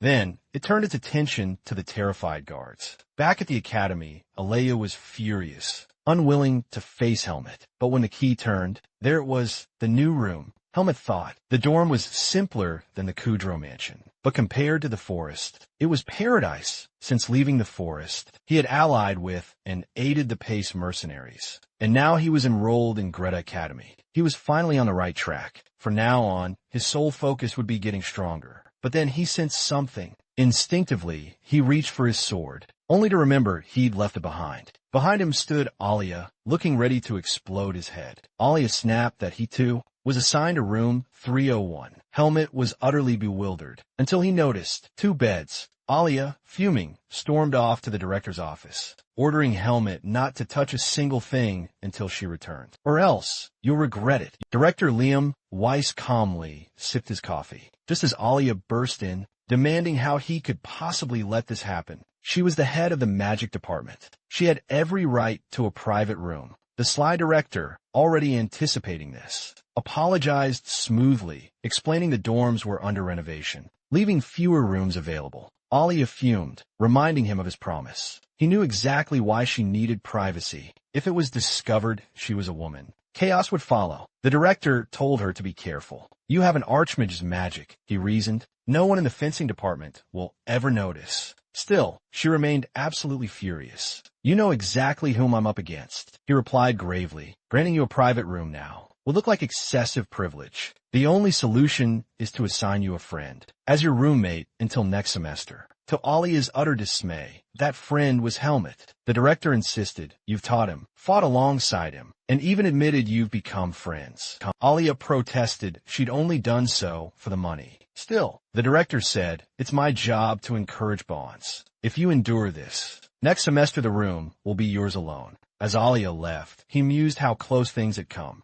Helmet seemed like a good kid, but the situation was dangerous. Back in the dorm, Alia, cheeks red, asked if he really wanted to share the room. Helmet had no choice. This semester, she would have to share. She suggested he live in the city and be brought daily by magic, but the director would never allow that. She muttered that it would be annoying, asking if he was sure. Helmet thought for a moment. He much preferred Alia to the muscle heads of the fencing department. Alia was left flustered, regretting ever helping him during the exam. Later, as carriages rolled past outside, Helmet carried his belongings in. Alia told him to look. This curtain divided the room. Everything beyond it was Alia's space. She had even set an alarm spell on it. Helmet was not to cross under any circumstance. She laid down the rules: no noise, no stink, keep the bathroom clean, no guests, and if he needed anything, he was to knock on the curtain. As she returned to her side, Helmet quietly said he hoped the two of them could get along. As they walked around the academy, a group of students whispered that it was true. A commoner had passed the transfer exam, and Professor Ethan was his guardian. Sabbath declared he would personally take care of him, since commoners had no right to stand on equal ground with nobles.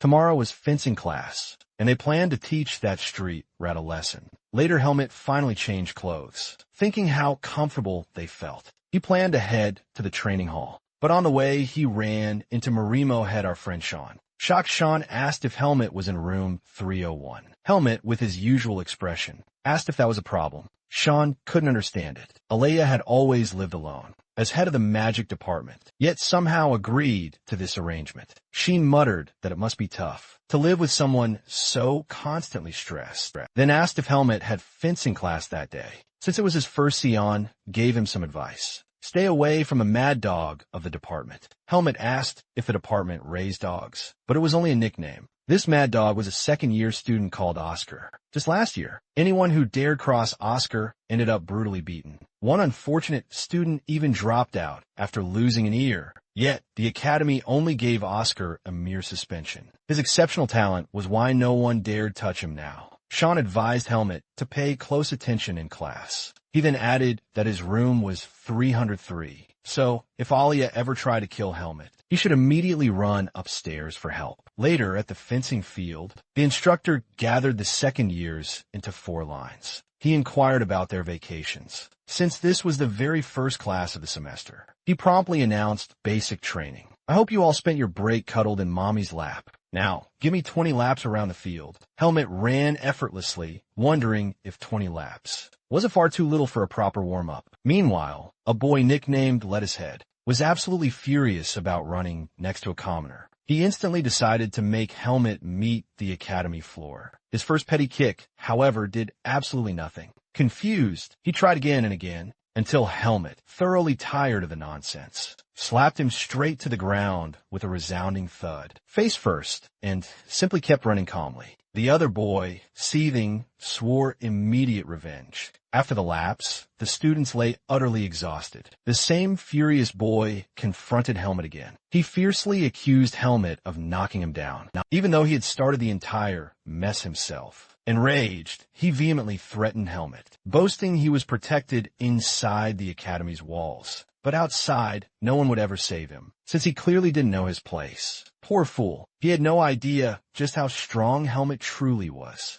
Suddenly, another blonde student stepped in, telling Aaron to save his precious energy. Their chance for sweet payback would definitely come. Helmet, observing, reflected that humans, though inherently weak, desperately clung to pride in their status. A status they hadn't even earned themselves. He then wondered if he should truly teach these rotten nobles a harsh lesson. Just then, someone dramatically appeared above them, casually asking if they were talking about him. Aaron, bewildered, demanded to know who he was. The newcomer, unfazed, didn't know them either, but he had overheard talk about a commoner and wanted to know if it somehow involved him. The blonde snapped, labeling him insolent, and declared she wouldn't tolerate commoners. But the blue-haired mad dog sneered provocatively, while his cronies held him back with feigned restraint. Oscar declared he'd see just how long they could endure him. Helmet remembered Scene's stern warning. Whatever you do, don't mess with the mad dog of the department. And sure enough, it was Oscar causing all the ruckus. The professor shouted, demanding those whose names were called to step forward and grab their wooden swords. He called Oscar first and immediately demanded to know why he was late. Oscar coolly claimed he'd been meeting with Professor Patricia,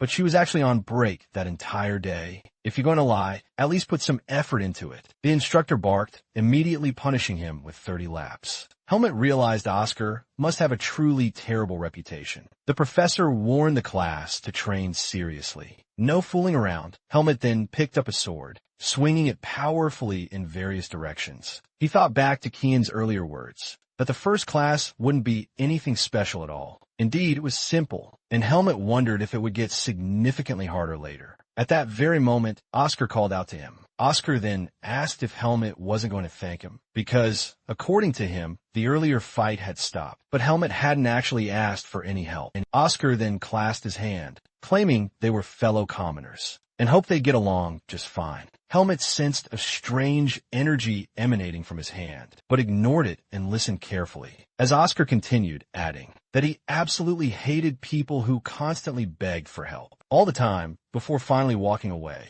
Muttering to himself, Helmet said almost nothing in response. He mused to himself, perhaps picking fights really leaves a strong impression. Alea immediately told him that wasn't true at all, that fools who relied solely on their status could be dealt with simply by unequivocally showing strength. Helmet then recalled Kian's earlier warning. Do not start fights on the very first day. Alia explained that it actually depended on a specific fight. Provoking others to attack would definitely leave a bad impression. But the opposite approach, however, could be quite good. It's far better to wait for the dual class. Helmet noticed Alia intently watching him closely. Alia then remarked he was lucky after all. He'd had private lessons. Helmet considered this deeply. questioning if being the top student meant he could attack however he pleased, without any restraint whatsoever. He was still thinking about that strange student from his class just recently. Oscar soon found himself among the clique of nobles. The blonde sneered, mocking him for making yet another commoner friend. But soon, Oscar would be their obedient dog.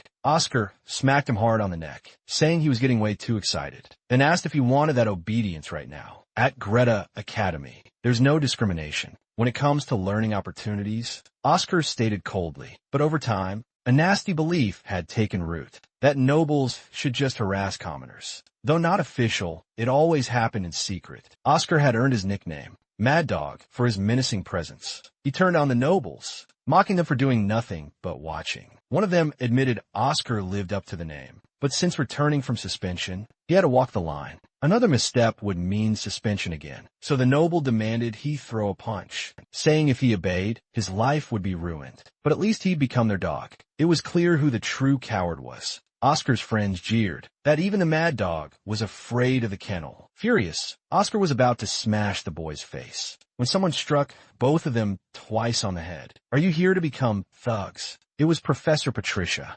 Oscar tried to say the noble had started it, but she struck him again, scolding him for always relying on violence. Then she turned to Sabbath, the noble, and told him he was wrong too. He should choose his opponents by skill, not status. Since it was nearly time for the next class, she dismissed the students and called Oscar to come with her. After they left, she struck his back again, warning him he was heading for serious trouble. She had only protected him now because he was a senior, but if it happened again, she couldn't shield him. He mustn't throw away his chances for childish fights. She then added that she'd heard the new commoner aced his first class without a hitch. Oscar should really be kind to him. After all, they were in the same boat. Realizing she meant Helmet, Oscar muttered, "I have no intention of allying with anyone." He somehow always managed just fine on his own. Then he asked, "Is Sabbath even going to do anything about this?" Another noble grumbled that it was bad to keep letting people like that pop up. A third tossed him a towel and told him to just be nice for now.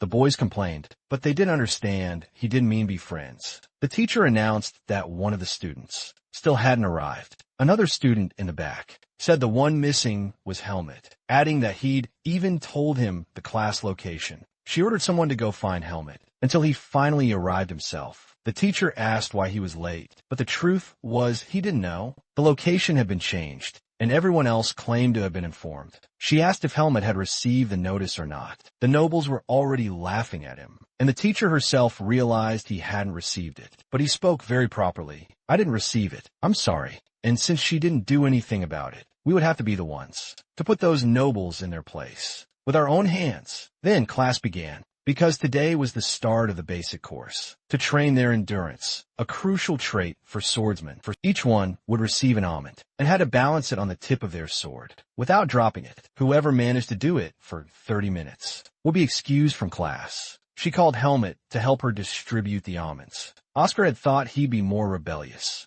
but he was just acting like a commoner, scared of the nobles. That's why they were different. But when Helmet went to hand one to the guy who usually made the announcements, "My friend, brace yourself," with an overwhelming surge of power, the poor boy didn't even have a chance to react before a brutal hit landed right on his stomach. Everyone was left bewildered, not comprehending what just happened. Even the almond he had thrown was utterly pulverized against the boy's abdomen. The boy screamed in agony as Helmet stood there, profusely apologizing. He confessed it was just way too powerful. Just imagine if he hadn't held back a little. It was at that moment Oscar fully grasped that this guy was clearly far from normal. Afterward, the other students continued their training, and the boy who took the blow ripped off his shirt. His belly had already blossomed into a horrifying shade of purple. Now, that poor soul was swearing vengeance against Helmet, as if he hadn't just brought it upon himself. Just then he questioned aloud if Sabbath wasn't going to do anything to intervene.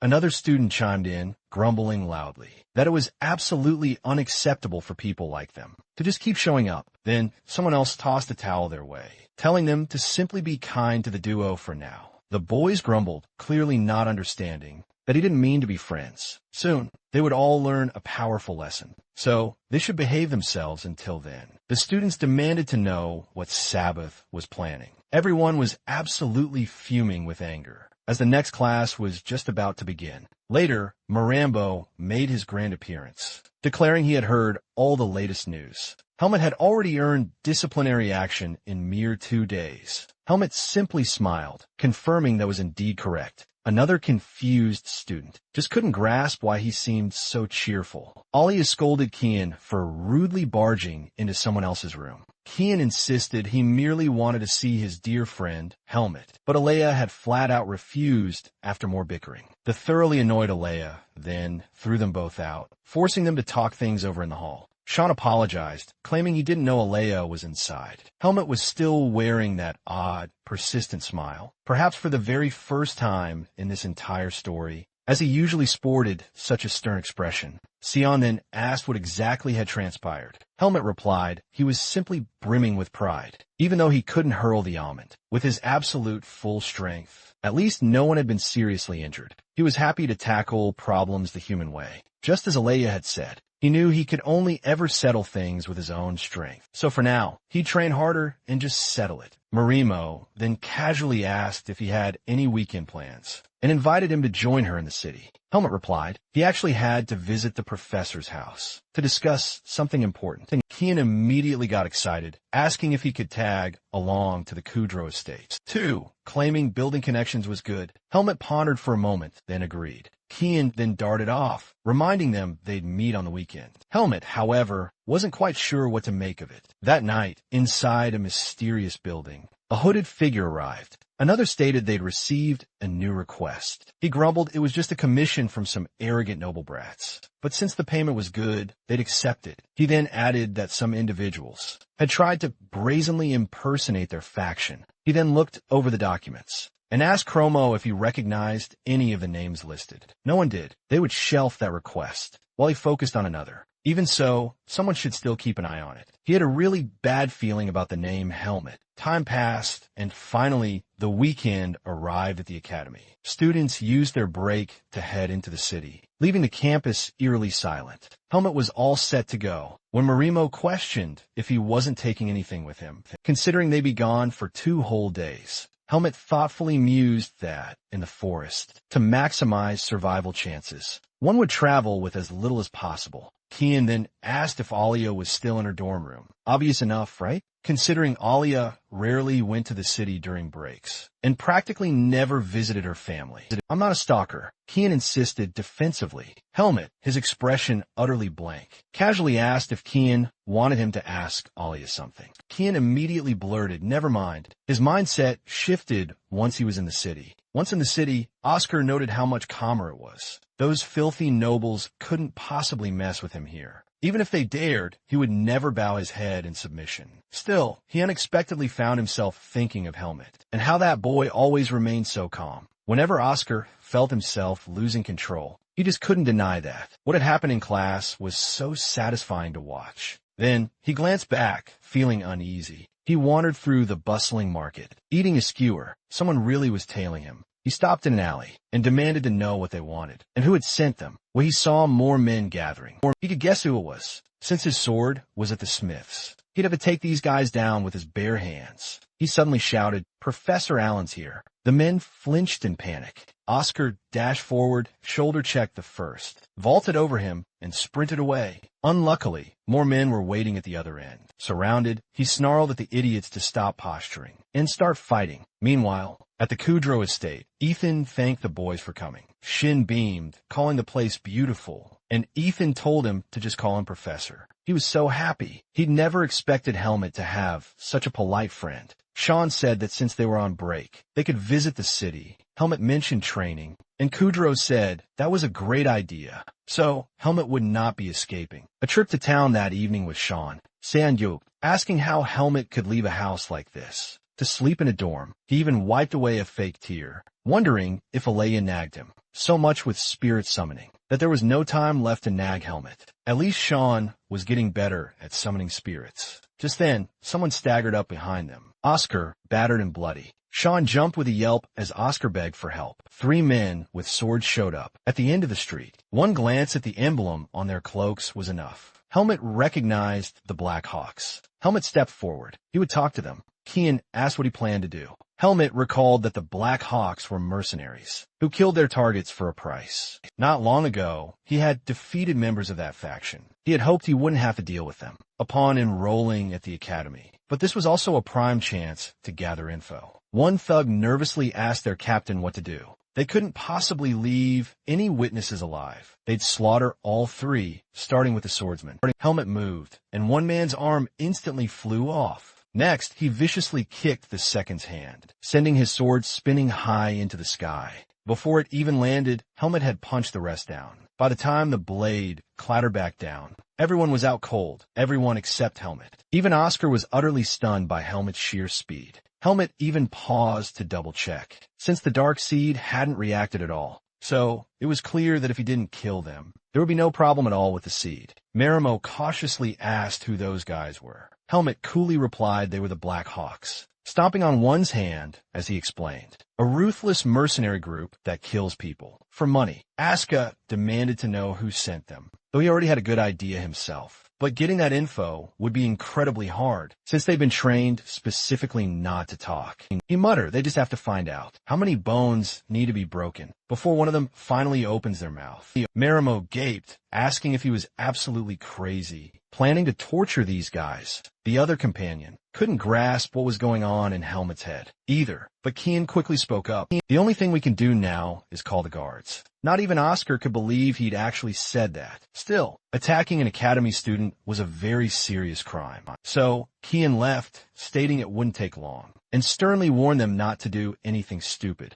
The moment he turned his back, Helmet pressed down on the man's injured hand again, demanding to know what they knew about him. Since the man remained stubbornly silent, he decided to let it go. For now, back at the academy, a woman said they would speak with the headmaster tomorrow, and asked if Oscar wanted to visit the infirmary. Since he refused, the three of them continued walking. Thanks to their quick first aid, he'd be healed in no time. Marimo then suggested finding some magical healing, but they simply didn't have the money for that. Then, he suddenly had a brilliant idea and dragged them into Alea's room. Alea was absolutely furious, demanding why that idiot was dressed like a beggar. Just as he was about to argue, Marimo jumped in front, explaining Oscar was hurt and desperately needed healing magic. That just made Alea even angrier, dragged into this ridiculous mess in the middle of the night. But since Helmet had politely asked, Alea had no choice but to comply. Of course, he warned, it wouldn't be free. Helmet would have to pay, since he had made the request. He asked Helmet what he'd do if he healed his friend.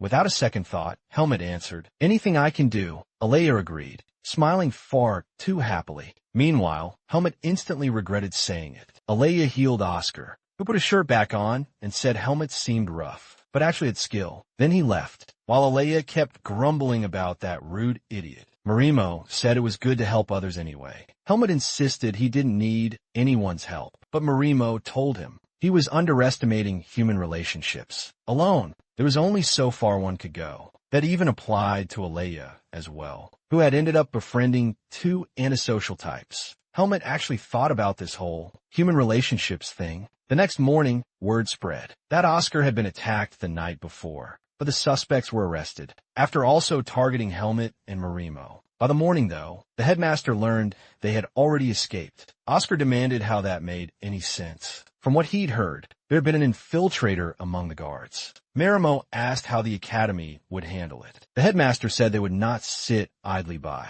They were interrogating everyone in the department. Afterward, Oscar muttered they should have tortured them, just like Helmet suggested, since they had escaped far too easily. Helmet only replied, if you want to fight, don't put my name in it. That's your problem to solve. But if the problem comes to me, then I'll deal with it. Marimo returned to class as Helmet set off to train. A little while later, he asked why Oscar was still trailing him. Oscar admitted Helmet was pretty skilled, and then asked if he never got angry when nobles picked on him. Helmet simply said he wouldn't act like Oscar, but Oscar was already doing just that unknowingly. Helmet bluntly told him his personality was rotten, and he shouldn't keep picking fights. Oscar scoffed, calling him Daddy's obedient boy. Helmet angrily retorted he wasn't patient enough to let people just say whatever they wanted about him, including Oscar, and that shut Oscar right up. Helmet opened the door to Professor Kudrow's private training hall, where he had special permission to practice. Oscar asked if he could train with him,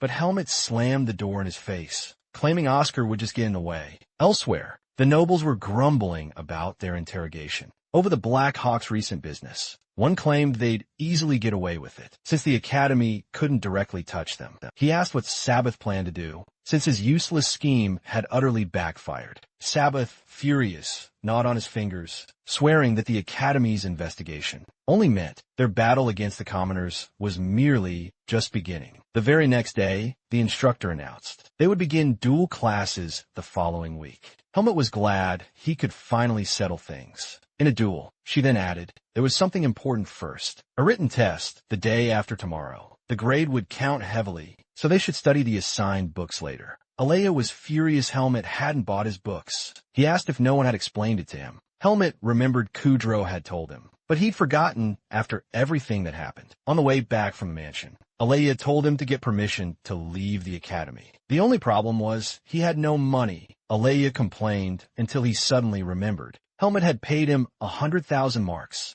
but Helmet had left the money with Kudro, and now there was no time to go back. He desperately needed a quick way to earn some cash. Alea questioned if he was seriously trying to borrow money. Helmet promised he'd repay it all by the weekend. Alea finally agreed to fetch the funds, but he insisted on accompanying Helmet into town, since he absolutely couldn't trust him not to get into trouble with the money. When they left, Marimo tagged along, claiming he wanted to look at books. Then Oscar decided to join them too, making an excuse to ditch the academy. Alea grumbled, annoyed that Helmet was now carrying two utterly useless burdens. At the bustling bookstore, one boy was absolutely thrilled just to smell the books, while Alea, ever efficient, quickly grabbed all of Helmet's required texts. Looking inside them, even the intermediate volume proved to be mere basic material. Then Oscar handed him an extra, unexpected book. It wasn't required, but that professor's exams often tested unexpected subjects. The subjects usually covered outside of the standard curriculum. So this particular book was the absolute best he could find. The others were genuinely surprised. Alea then explained that Oscar had quite the reputation as the mad dog,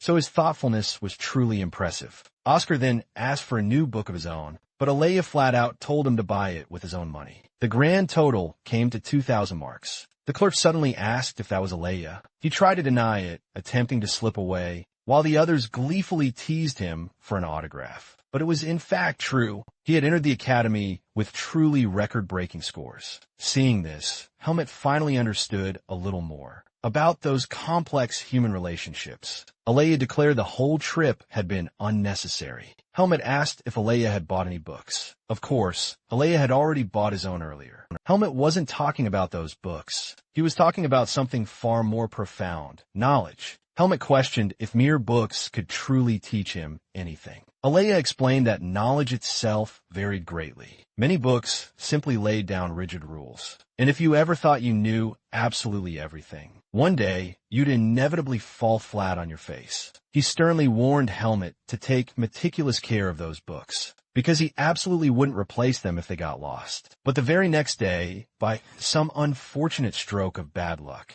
Helmet was absolutely seething. His books and Oscar's belongings had vanished from the locker. He nearly shattered the walls just by clenching his fists, because someone's definitely getting a beating later today. Isn't that right? Later in class, the instructor announced the start of duel practice. They would be paired off, and using this was strictly forbidden. The point was to gain experience fighting other people. Once you'd found your opponent, he shouted, "Begin the duel." At that moment, someone called out Sabbath's name. It was Oscar, challenging him to a duel. Sabbath sneered, but Oscar just asked if he was afraid, because real men settle their differences with swords. Sabbath said he already had a partner, but even the professor reminded them that they must duel against different people. Sabbath snapped that he wouldn't fight a mere commoner, but Oscar laughed, asking if he couldn't handle it. His friends exchanged uneasy looks. Meanwhile, someone stepped up, saying he wanted in as well. It was Helmet with his sword, saying that even if they all tried, the result would be the same. Moving in a pack was the habit of the weak. Sabbath was getting angry, but his friend put a hand on his shoulder, saying he'd wipe that smug look off Helmet's face after giving him a proper beating.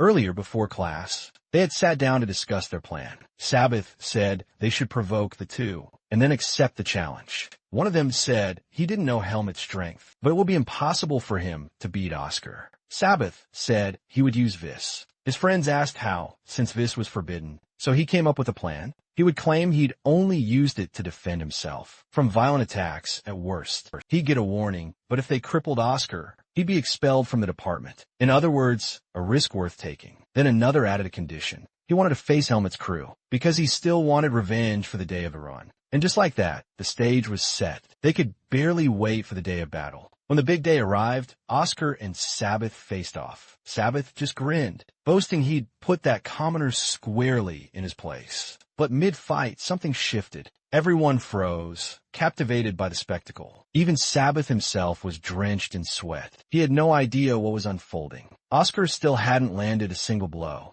One of Sabbath's cronies realized. Sabbath had severely underestimated Oscar. With a sword in hand, Oscar was a relentless hunting hound. He stood perfectly still, his gaze locked on his foe, searching for even the slightest opening. He tried to warn them about this very thing, but the other cronies simply hadn't listened. Sabbath snorted, and Oscar moved with blinding speed. Straight at him, Sabbath's mind raced. The right side, he'll attack from the right. He swiftly raised his sword to block, only for Oscar's blade to come slicing right down the center of the noble's skull. Oscar dropped Sabbath flat on his back. No one dared look. Sabbath was utterly crushed. Oscar declared, "I'll never get tired of pounding nobles into the dirt." Sabbath struggled to stand, but his shoulder wouldn't respond to his will. Even with one arm completely out of commission, he still got up, planning to play his Vis card. In that very same second, Oscar slashed his back, sending him soaring. After that, Sabbath could do absolutely nothing. He just endured the relentless blows, while desperately trying to utter his surrender. Now, he truly, genuinely surrendered.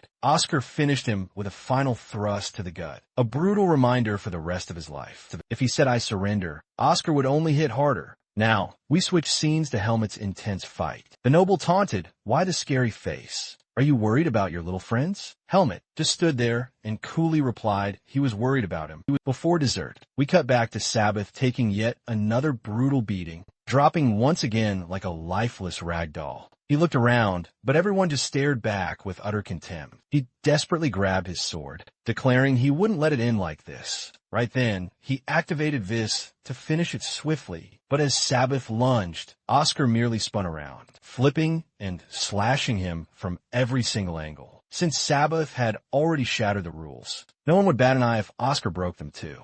As Oscar raised his blade, poised for the finishing blow, everyone simply gaped in utter shock, just as the instructor stepped in, halting the fierce fight. He declared the duel officially canceled, then ordered both students straight to his office. Oscar protested, insisting Sabbath had clearly broken the rules, and that if he hadn't skillfully dodged, he would have been severely injured. The instructor calmly replied that failing to show respect for your opponent was also strictly against the rules, and then questioned why the professor was still shielding a brat like Sabbath. He ordered Sabbath immediately carried to the infirmary. Another student then rushed up to them, asking if the instructor could stop those two as well. But before witnessing their duel, we flash back to the events of the previous day. Sabbath's two cronies scoffed, saying Oscar wouldn't fall as easily as he believed. Another simply said, "Just look around." Sabbath was already finished, even without hard evidence. Everyone knew he'd orchestrated that whole mess in town. They might as well just forget about Sabbath entirely. This incident absolutely stained a noble's honor. In that moment, Helmet was utterly terrifying. With just one swift strike, the noble sword snapped cleanly in half, instantly. Helmet's expression didn't even flicker as he struck the boy squarely in the throat, dropping him and stealing his very breath. Helmet crouched over him, cold as a block of ice,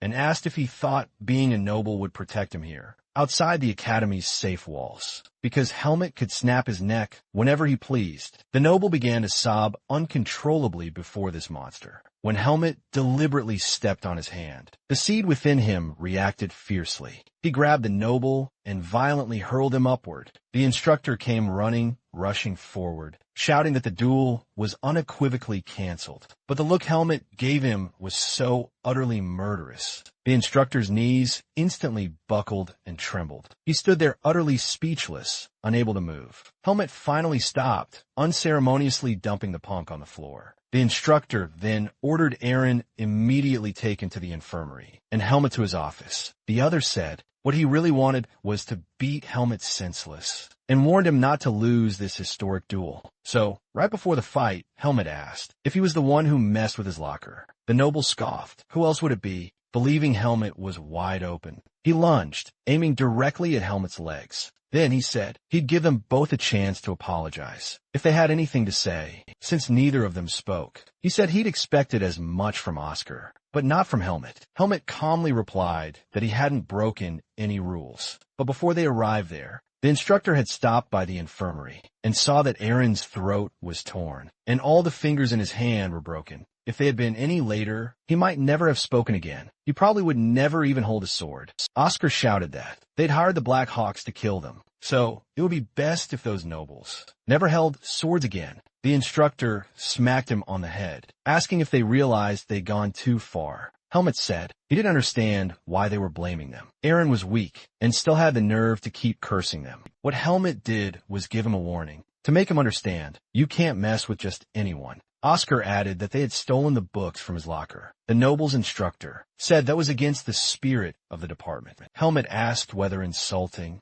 stealing from, and belittling commoners was the spirit of the department. Then the instructor said he wasn't taking anyone's side, but in the end, Helmet had solved a problem the faculty hadn't. Then he drew his sword and slashed wildly in their direction, even cutting into the ceiling, saying they were simply the strongest hunting the weak. It wouldn't be right for the instructor to use his strength to crush the two of them. Just as a noble shouldn't look down on a commoner, the strong shouldn't crush the weak. What they'd done was precisely what nobles always did. Helmet then asked what they should have done instead. The instructor turned to face them and spoke. He declared it was the teacher's fault for not intervening sooner and letting things escalate this much. But he stressed that the academy could not be ruled by the law of the strong. Its true purpose was to build strong bonds between nobles and commoners, the strong and the weak. All were equal, he stated. Both were undeniably excellent students, but they were now strictly forbidden from dueling other students. Only each other. That particular detail certainly perked Oscar up. The instructor then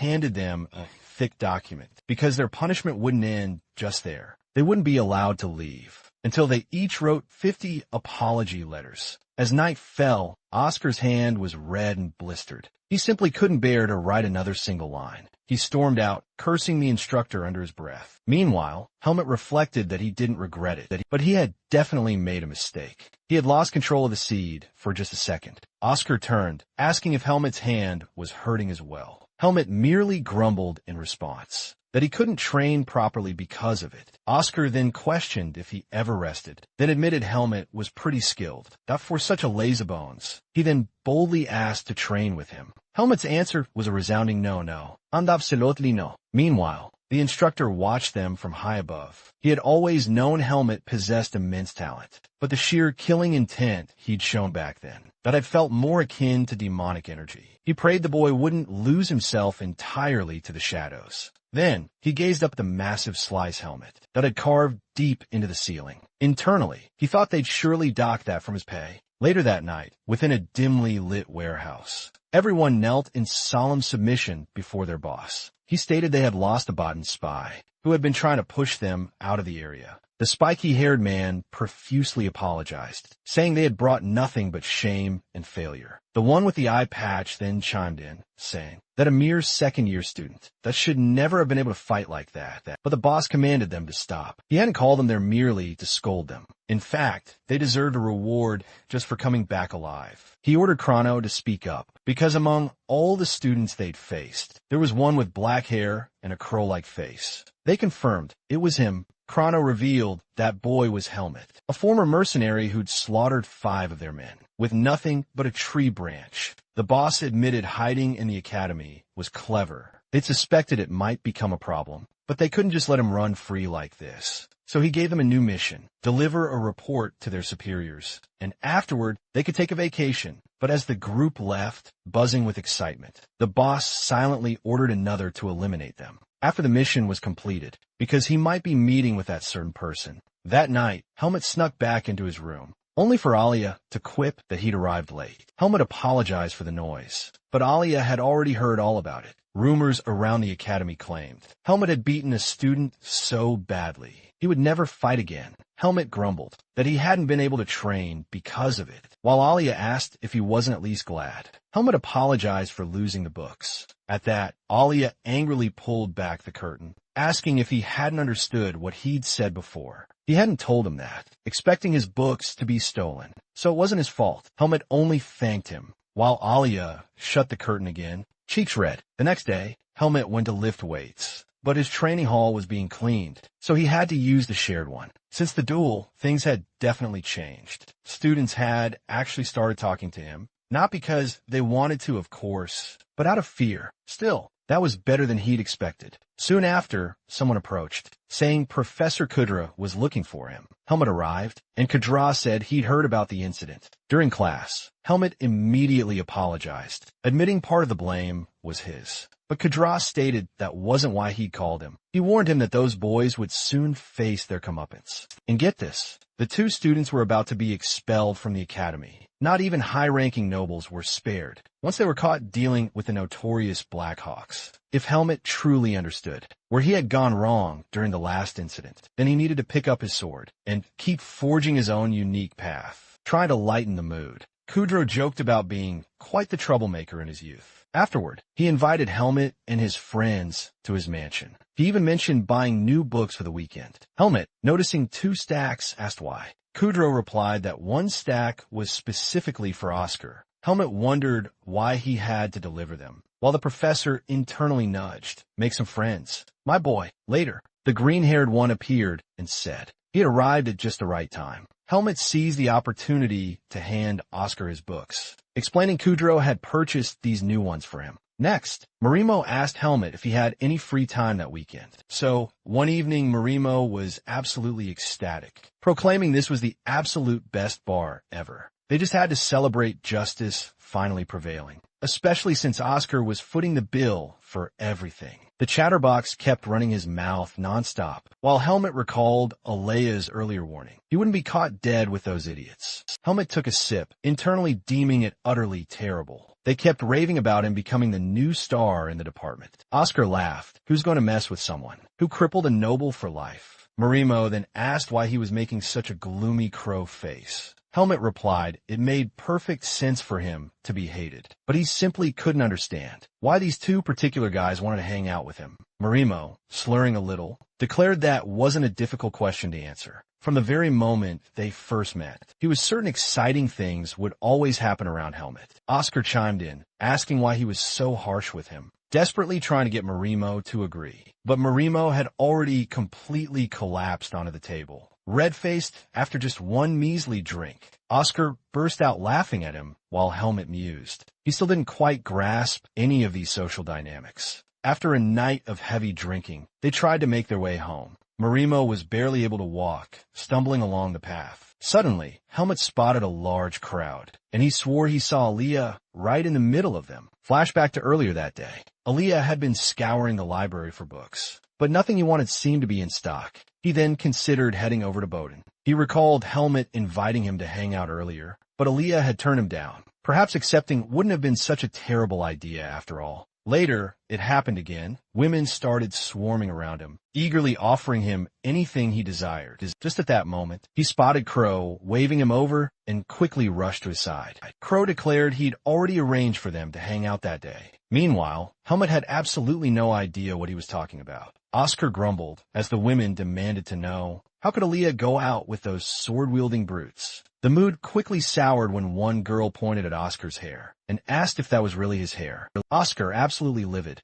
dared them to finish that sentence so he could show them what was good for their health. Well, that certainly worked. The girls all scattered instantly. Aaliyah then elbowed Helmet, warning the drunks not to get close to him. He kept nagging Helmet and demanded to know what happened to Marimo. Helmet explained that Marimo had passed out after just 1 single cup. Aaliyah then produced a potion, claiming it was a powerful antidote, handed out by the magic department. They quickly gave it to Marimo, and he instantly jolted awake. Seeing Aaliyah right there, he immediately blushed deep crimson. After all, Aaliyah had come for him. Should I kill him now, or save it for later? Helmut Musit. That was Helmut's internal thought at that very moment. He then asked Aaliyah if he wanted to go visit Kudro's mansion the next day. Aaliyah's first question was, those two aren't coming, right? Helmut reassured him it would be just the two of them. And so Aaliyah agreed, asking what time they should meet the next day. Helmut thought he had completely understood, but perhaps he hadn't, because Aaliyah woke up absolutely furious, declaring it was a team battle, and the main objective was to defeat those two blockheads. He declared, I don't accept defeat, understand? While Helmut was more utterly lost than ever before. And that's where the next thrilling chapter truly begins. Right there in the bedroom, Aaliyah asked if Helmut was getting ready for his exams. Helmut admitted he was kind of preparing, since he didn't have much to worry about, except for a few subjects he was really struggling with, like continental history and magic. This was because he'd transferred late and couldn't take proper classes. Helmut explained that to pass, all he needed was to showcase his skills, but that was actually a trap because, even if his practical abilities scored 150 points, the system capped grades at 100, so even if he ranked among the very best, he still needed good marks in his general subjects. To break ties, Helmut said he'd just worry about that later. Aaliyah warned that if he left things like that dog Oscar would totally surpass him. Helmut realized that right away. Aaliyah then looked serious and said if Helmut was willing to pay a fair price, she could help him out. And so, the two of them ended up in the library. Helmut asked what exactly they were going to do. Aaliyah said it was just a special gift for the exams. When they entered, Marimo and Oscar were already there. Aaliyah asked what those two were doing together. Marimo stammered something about classrooms, but he really wanted to know why those two were together. An angry Oscar insisted he was just studying. Marimo said it was a real shame, but asked the two to please go to another room, because they really wanted to study. Helmut whispered that something was fishy here. Aaliyah smiled, saying it's really a shame, so let's not disturb anyone studying. Marimo said, thank you very much, but Aaliyah added that she had a better idea. A simple one. Helmut and Oscar would stay here, and we'd go to the next room. The two looked incredibly awkward, while Aaliyah asked if they were hiding something. In the end, Oscar was worried about losing his spot as the top student to Helmut, so he'd asked Shuren for tutoring. He said that in the last exam, he'd fallen short by just a single point. And of course, that was only because Aaliyah had helped Helmut. But this time, Oscar refused to fall behind in theory classes. That fool asked if Aaliyah would help Helmut again. Sharp-tongued as ever, Aaliyah retorted, of course, why else would he be here? Meanwhile, Marimo below declared that since they'd found out, they should make a bet. The loser would have to run 100 laps. Around the field, no magic allowed, which is why Helmut's studying now wasn't about grades. It was all about Aaliyah's pride. Thus began the studying saga. Night fell, and the rain poured, as the two studied in the library, with Aaliyah absolutely furious that Helmut had the nerve to get everything wrong. Aaliyah demanded what kind of written answer that was. First question, what's the difference between witches and mages? Helmut's answer, witches are evil and mages aren't. I know because I've met one. Helmut said he just wrote what he thought, but Aaliyah barked that it had to be based on standard theory. The goofs showed up to gawk too. They were shocked, asking if Helmut had never handled questions like that. His transfer exam had been all multiple choice. Aaliyah slammed the table, furious. He wasn't about to let his pupil be beaten by two fools. From then on, relentless training began, full of arguments and food. Late at night, after the others had left, Helmut asked why Aaliyah was so obsessed with staying on top. Helmut thought that one day, Aaliyah would become an archmage and be able to see the seed inside him. At some point, he would have to keep his distance. Aaliyah stepped closer and asked if Helmut understood. He flipped his hair toward Helmut, who wasn't paying attention to what he was saying. When they both realized it, they were practically pressed together. Aaliyah turned away, declaring he wouldn't explain twice. Face flushed bright red as he left. Meanwhile, Helmut decided he'd been using his head too much. The next day, Helmut was training in the hall, when a classmate asked if he'd made a bet with Oscar. As they were the two top talents in the department, rumors spread like wildfire. He drew his sword, declaring he was betting on Helmut. This was Andrew, who, since transfer exam day, had become a true comrade. Helmut had even sharpened his swordsmanship skills. Andrew admitted it would be a tough challenge, but swore he wouldn't back down. Andrew declared he was itching to see Oscar defeated, as the very specter himself loomed behind them. He bluntly told the guy to get lost, then asked about today's class schedule. Duels against the first years came the reply. He grumbled, wishing he could fight Helmet instead. Andrew noted that this year's batch held a lot of talent. There was even an exceptionally strong girl in the sword department. She was both skilled with a blade and strikingly beautiful. Helmet pondered this as the girl gracefully sheathed her sword. Soon, all the students assembled. Andrew then pointed out the freshman he'd mentioned. She flicked her hair, looking like a stunning female version of Helmet. The guys murmured she exuded an aura of nobility. People immediately noticed the uncanny resemblance and discreetly glanced at Helmet, whispering that they might be siblings, even if Helmet himself knew nothing of it. Meanwhile, among the freshmen, they looked down their noses, refusing to acknowledge commoners as upperclassmen, snickering about how adorable they were. Oscar snapped at them to shut their mouths, unless they wanted to meet the dog. After that, the instructor announced the duels between first and second year students. She began calling names. First up, Charlotte. Everyone buzzed with anticipation. Helmet considered approaching her, but his opponent turned out to be Oscar. The second years groaned, of all people. It just had to be him. He complained to the instructor, but the matchups were strictly based on ability. There was no choice. They headed to the field. Charlotte told him not to hold back, just because she was a woman. She added that Helmet would be dueling Joffrey, the giant-looking guy whose sheer presence alone suggested he wouldn't easily lose to his second year. The instructor then started the first bout. Oscar thought her stance was far better than he'd expected. He grilled her about why she joined the department. To get stronger, obviously. She shot back. She made it clear she wasn't in the mood for small talk. Oscar lunged, slicing with precision and sending her skidding back. Everyone gaped, stunned, as her hands visibly trembled. She'd certainly heard the rumors floating around.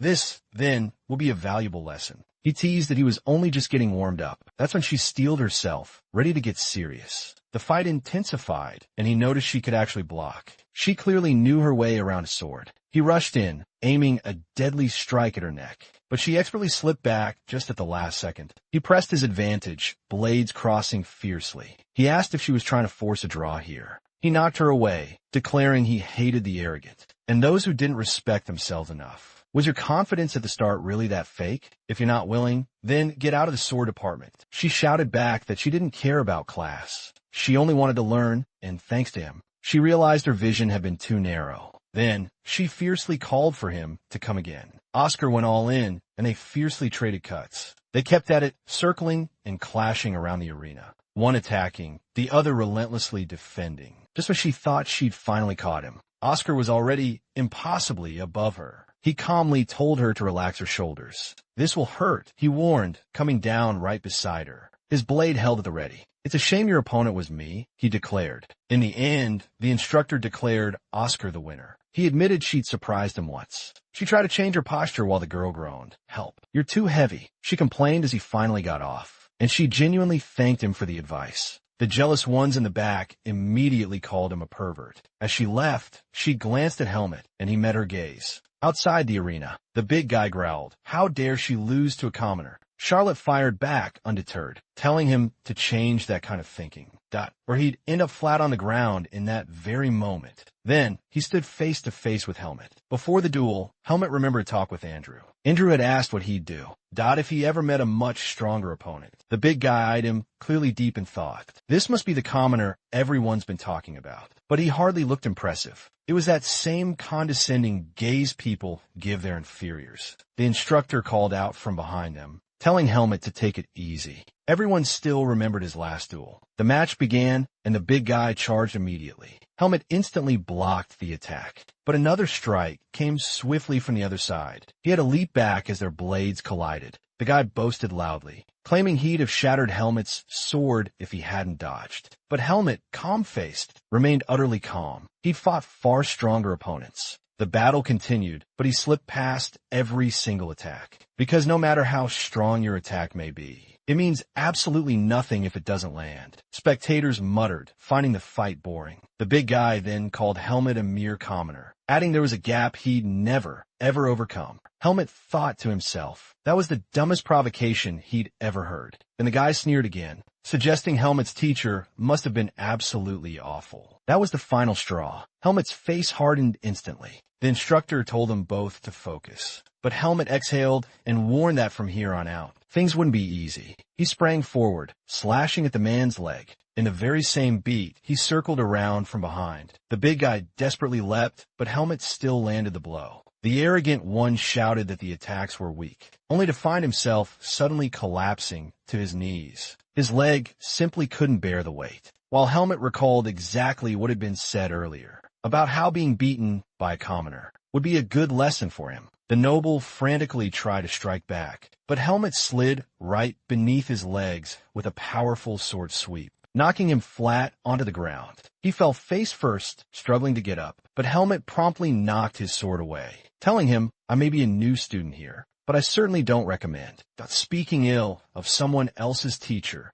At that very moment, the instructor shouted for them to stop, but Helmet still landed a final, decisive strike on the noble's neck. Everyone around was left completely gaping, as victory was declared for Helmet, dubbing him the Noble Crusher after those fights. The remaining duels proceeded smoothly. The freshmen quickly realized the immense power gap, while the others recognized they needed far more training. Later, Helmet bumped into Charlotte near a courtyard puddle. She startled, greeting him with a jump. He, however, found himself completely at a loss for words. Then, he remembered the name carved into the pendant, Margaret Irene, but even then, he was still lost deep in thought. Meanwhile, Charlotte herself had no idea what to do.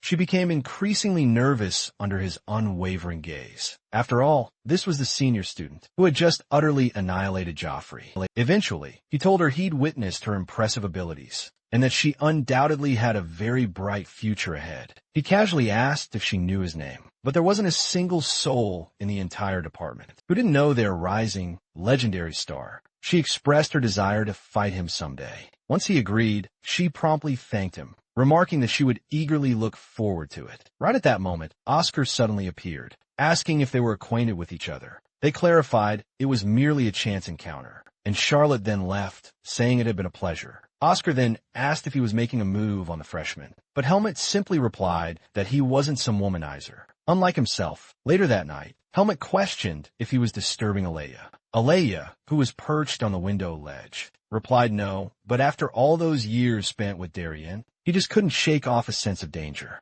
Aleya slowly closed his book and said he had a question he wanted to ask. He had apparently heard that a freshman girl had invited Helmet on a date, and he wanted to know if that was true. Helmet's reaction instantly confirmed it, though Helmet adamantly insisted it wasn't, clarifying that she merely wanted to spar with him. During their next class, he then swore he would never lie to Aleya. Aleya reopened his book, saying he chose to believe him, and added that Helmet was his closest companion in the entire academy. Then, he gravely warned him to be careful, never to trust any girl who dared to approach, because every single one only wished to use Helmet to get closer to Aleya. In other words, simply put, Aleya was merely protecting his own interests. Helmet was completely baffled, while Aleya pressed on with his cryptic warning. Helmet declared that he understood, asking if he should keep his distance from Charlotte. A flustered Aleya then shouted, "That's not it," but the crow-faced Helmet calmly stated that if Aleya truly suspected Charlotte, he would certainly keep his distance. Aleya blushed, quickly turning away, claiming he only meant for Helmet to stay alert. The next day, in the library, everyone sat in tense, anxious silence, finally staring intently at Aleya.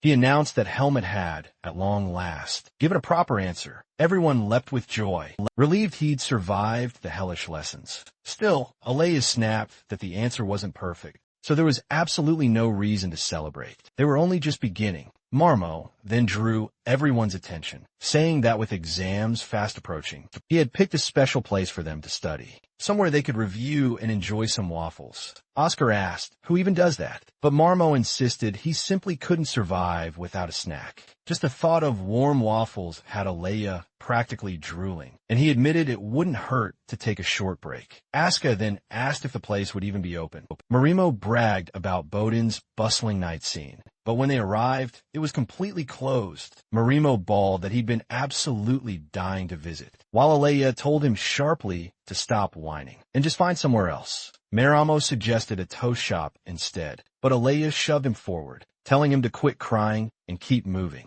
That one at least was open. Inside, Oscar balked at the astronomical price of the sandwiches. Maramo asked if he wasn't ordering anything, but Oscar explained that his family only gave him enough for tuition and nothing more. Maramo teased that he'd win a scholarship for being suspended, which earned him a furious grab. Alea lectured that a mage should always be keenly aware of everything, so as not to ruin things. Maramo complained that Alea was far too sensitive to spiritual magic. By then, Helmet had already chosen his meal. When the food arrived, his sandwich was absolutely enormous, shocking everyone. Even Oscar burst out laughing. They asked if he planned to take it home. Turns out, it was a special challenge sandwich, a dish reserved exclusively for SOAR department students. Just then, Charlotte and Joffrey suddenly appeared, saying, "What a total coincidence." At least now, the strong guy finally showed Helmet some respect. Charlotte went on to explain, they came for the SOAR department sandwich, a challenge Joffrey had thrown her way. Oscar scoffed, asking if he wasn't ashamed to challenge a girl, while Charlotte fired back, asking if he was underestimating her. Maramo tried to sneak a bite of Helmet's sandwich, but Helmet sharply slapped his hand away, declaring that he, too, would join the challenge. Charlotte smiled, musing, "It must be fate for us to meet again." And here stood Alea, asking if he'd seen her somewhere before. Meanwhile, his friends were completely confused, and the very next day, at the academy, Helmet and Charlotte dueled. Under the professor's intense, watchful eyes, blades clashed fiercely, with Helmet driving her back. He struck ferociously, his blade aimed right for her neck, but she narrowly ducked, then tried a low counter. But Helmet kicked her sword away, and with her hand aching, she had to surrender. The instructor thanked them for the impressive duel demonstration, and Helmet left, recalling the previous day's strange events. Alea asked Charlotte if she'd known him before,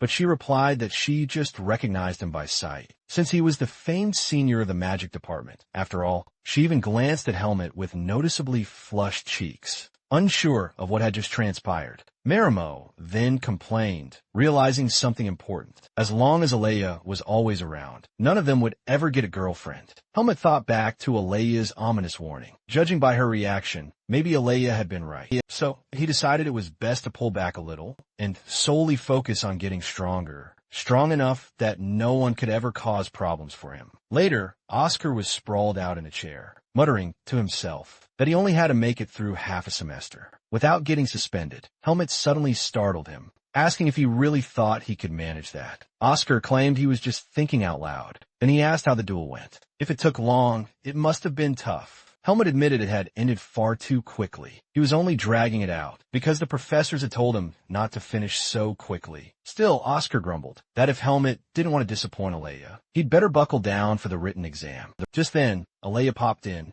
and readily agreed, asking if tomorrow's test was indeed on the theory of magic, since they should review it together. Oscar asked where Marimo was, probably buried in his books, as usual. With exams looming, they inevitably started bickering again. Meanwhile, Alea ordered Helmet not to waste any more time and get back to his studies. Helmet even questioned why Alea looked so worried. He figured running 100 laps wouldn't be all that bad, but Alea declared he hated losing bets, so Helmet had better hit the books hard. Alea also chewed out Oscar for being a major distraction, shooing him out, and so Helmet's studying continued. Then, the professor finally announced the exam. 2 hours, starting now. Helmet's eyes accidentally landed on the first question. You have received the power of darkness. If undoing it would kill you, what would you do in this situation? After the test ended, the halls buzzed with chattering students. In the library, Alea asked Helmet how it went. Helmet replied it wasn't too bad. Most of the questions matched what Alea had predicted. The only unique one was that question about the power of darkness. Alea then asked what Helmet had answered. Helmet, with a rather grim expression, said he would accept the power and continue to live, seeking a way to control it. Alea replied that it wasn't a bad answer at all. At least, the professor wouldn't think so. Then, he asked what Alea himself would have written. Alea said he would have gone to the temple in search of answers, but in the end, his response would have been similar to Helmet's, even if it meant becoming an enemy of the temple itself. That's because the Lumen Temple is always dedicated to blocking the forces of darkness. If he revealed his powers, he would be relentlessly hunted down. So, he told Helmet not to mention this to anyone else. because it could be extremely dangerous. And he thought to himself, this is the exact situation he's stuck in. Later, it was the highly anticipated announcement day at the academy. Grades were posted on the main bulletin board, right in the central plaza, sending students into a frenzy for the top scores. Helmet was there, lost in the crowd, staring at the board. In the magic department, there were no real surprises. Aaliyah took first, and Marimo snagged second. Then, he glanced to the side and saw him utterly defeated, muttering that it was impossible. He wondered what on earth Aaliyah had pulled off this time, because even though spiritual theory was a brand new subject, but he got a perfect score, but for Aaliyah, 3 months is more than enough time to master any subject. While he stood there utterly crushed, that all the girls flocked around Aaliyah. Next up, they went to see the winner of the sword department. In fact, Helmet had actually beaten Oscar by a single point. Marimo shouted, "That's impossible," while Aaliyah just smiled and said that in the end. Helmet had truly pulled it off. Oscar was absolutely fuming about losing by 1 measly point, though. Losing first place to Helmet was, thought, at least somewhat acceptable. Still, he warned Helmet not to get too comfortable. He'd see him next semester. At that moment, Marimo suddenly popped up behind him, calling him a total traitor, because now he had to fulfill the bet they'd made. He even pleaded, "Have mercy. If I run 100 laps, I'll literally die." But Helmet simply stated, 100 laps won't kill anyone. Aaliyah just smiled, saying she didn't find that unfair at all. Time to burn off that midnight snack belly. And so, he collapsed onto the ground. Later, he was seen running circles around the field. The next day, the sword students were deep in training, when one of them mentioned that they'd have a forest camping class next week. Everyone was completely surprised, asking if he'd ever camped outdoors before. The redhead started spooking another student, saying that it's important to bring a shovel, that sleeping bags, and to be extra careful. There are lots of poisonous mosquitoes out there. Oscar just griped that there was nothing interesting about it. I've slept out on the road plenty of times. But Helmet calmly countered. He suggested burning incense and dung to ward off mosquitoes. Oscar then invited Helmet to go shopping with him that weekend. However, upon reaching the city, hesitation quickly crept over him. He was unsure what else they could possibly need, and Marimo, predictably, had followed them again. Helmet asked if he'd fully recovered from his lapse. A suspicious Marimo replied, "That recovery magic works miracles." However, later that day, Helmet realized Marimo had used some spell to make a shadow. Spirit help with the punishment. Oscar clapped his hands, declaring, "First up, we're getting something to repel insects." Right away, they checked out incense candles. Helmet, however, mused, it might be better to just accept the bugs. Next, they went to pick up a lamp with low light, so as not to attract predators. Oscar was impressed, praising Helmet for thinking of everything. He asked if it might fall in the middle of the night and start a fire, while Marimo suggested they could bring a fire scroll. Asuka asked if someone couldn't die because of that. In the end, he still tried to convince them to buy it. Helmet himself thought this felt more like prepping for a picnic. Helmet stepped away to look around, getting some space. He pondered. He wasn't thrilled about the idea of camping, and the Black Falcons probably wouldn't attack. At an academy site full of instructors. Up ahead, he saw someone spinning something on a stick. Someone shouted that. This was Bowden's most talked about dessert. People quickly gathered to buy it, while Helmet thought it looked just like a cloud. The person who bought one turned and asked if it wasn't amazing, then spoke directly to Helmet. Apparently, they were in the same magic theory class. He instantly wondered who this weirdo was. She then introduced herself as Teresa, a third-year student in the magic department. He remembered Alea's warning not to trust women, so he immediately declared he was already with someone. Teresa insisted, but he turned away and said if she was so interested, Alea was right there, she should really go talk to him. She told him to relax. She was interested. But just then, Alea materialized, demanding to know what Helmet was doing there. Teresa insisted it was purely a coincidence they met. Alea dramatically flicked his hair, and the girl's face burned crimson. She was utterly speechless, so Alea just hauled Helmet away. Then, a stern warning, "I told you so." He lectured him not to fall for girl talk, and to stand firm in his own decisions. Further on, Alea grumbled, "Where are Oscar and Marimo?" Time to regroup, Helmet walked on, pondering if Alea actually liked or hated being bothered. Sure enough, they found the two clowns up ahead, and Alea was, predictably, not impressed. After that, Oscar confidently declared he was prepared. So camping? No problem at all. Meanwhile, Marimo fretted, "Haven't we spent way too much money?" But in that very moment, Helmet suddenly spun around. He'd sensed a presence, closing in. He kept his pace as a masked shadow materialized from the darkness. Because his peaceful life at the academy was rapidly nearing its end, a dark room appeared. A single candle flickered, melting low as several hooded figures knelt. One voice thanked them for their diligent work and introduced himself as Anton, the branch commander. He stammered, beads of sweat forming on his brow, while through the open doorway, only smoke swirled. Everyone around them felt something shift, a strange power coursing through their very bodies. Then, a man strode past them all, right to the front of the gathering. He curtly told them to keep talking and not to stop and gawk. Yes, came the immediate reply. He thought this man was truly one of the faction's finest. The hawk-eyed killer, Fascio the Clown. As he'd mentioned earlier, they were having trouble handling a certain target. And with that, he handed over the intel. The man carefully scanned the documents. A rank 2 mercenary with the Pace Group, and, surprisingly, a second year at Greta Academy. He even scoffed, questioning if the Academy could possibly teach that boy anything at all. The commander explained he was at a level where he didn't need to enter the Academy. He probably enrolled to hide his true identity. He added that the boy was sponsored by Ethan Kudrow, a prominent noble. The clown asked if they'd uncovered anything about his past. Unfortunately, nothing. The only intel they had was that he'd joined the Pace mercenaries during a mission and started working with them. The clown said, "We don't know when he was born, who his master was, or even who he truly is. This is the first time I've seen someone so mysterious." Anton questioned if they might have just tangled with the wrong person. But the man aggressively stabbed the paper with his finger and declared, "There's no one the Black Falcons can't reach. Dead men simply vanish as if they never existed." He assured them they could leave it all to him. He'd personally take care of the boy, but this time, he'll have to put in some serious effort for this hunt. Soon after, the sky shone and horses stirred. Meanwhile, at the academy, someone eagerly grabbed a bottle, boasting it was a 32-year marinade, a rare and hard-to-find drink. He declared he'd take it to share with the instructors, while a student desperately pleaded, "Please, I saved up so much just to bring one of those." But he simply scoffed. Field classes aren't picnics. But they had warned them. A student complained, telling him, "Look at that other guy in the back." Oscar claimed he was bringing only the essentials. The instructor promptly scolded him to bring only what he truly needed. Otherwise, the horse wouldn't be able to handle it. He grumbled, while Helmet observed quietly from afar. He mused, it's a Monday morning,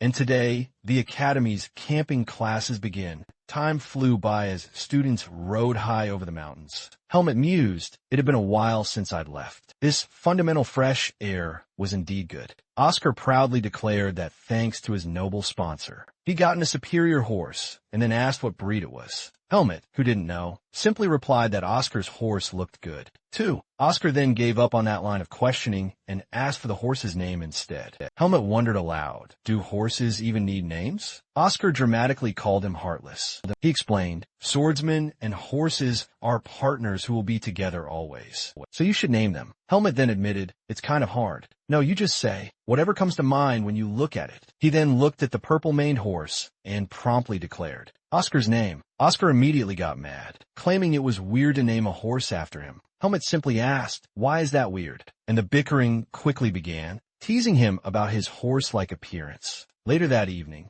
the instructor announced they'd pause for a while to offload their baggage, right onto the horses' saddles. Oscar mused a whole day had already passed. So how much further until they reached the campsite? Helmet was listening, remembering what he'd heard. The first day would feature a barbecue. The second, a hunting competition. And finally, on the third day, a group activity. Still, he thought it was better to stay alert, deep in the middle of the forest. At night, at this very moment, Oscar then asked Helmet about his horse's whereabouts. And he looked utterly startled, because the horse had vanished from his side. Looking closer, the rope had been cleanly severed by something sharp. He thought, impossible. When could this have possibly happened? But more importantly, how? How hadn't he noticed? Someone had cut the rope and led the horse away. Then Oscar pointed, urging him to look. The horse was right there behind the trees. Seeing this, Helmet asked to borrow his sword for a moment. He walked forward, sword in hand, ready for any danger. Yet, as he neared the horse, nothing happened. No one was in the immediate area. But then, he felt something strange. When he glanced down,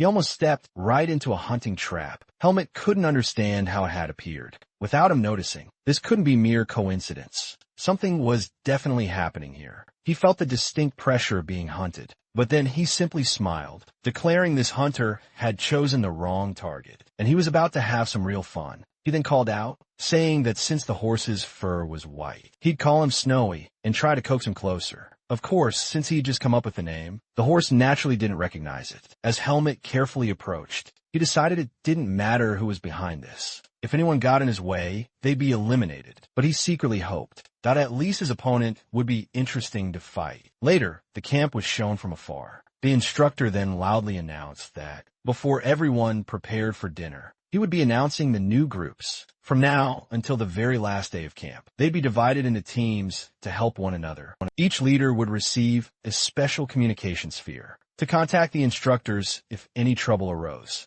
Helmet picked one up, examining it closely. Oscar quickly told him, a leader can't be distracted like that. Their group was behind them, filled with a lot of new faces. Helmet himself noted there were many strangers, and some already seemed eager to start trouble with him. Another stepped forward, saying, we should all take this chance to introduce ourselves. He started by stating his name was Andrew.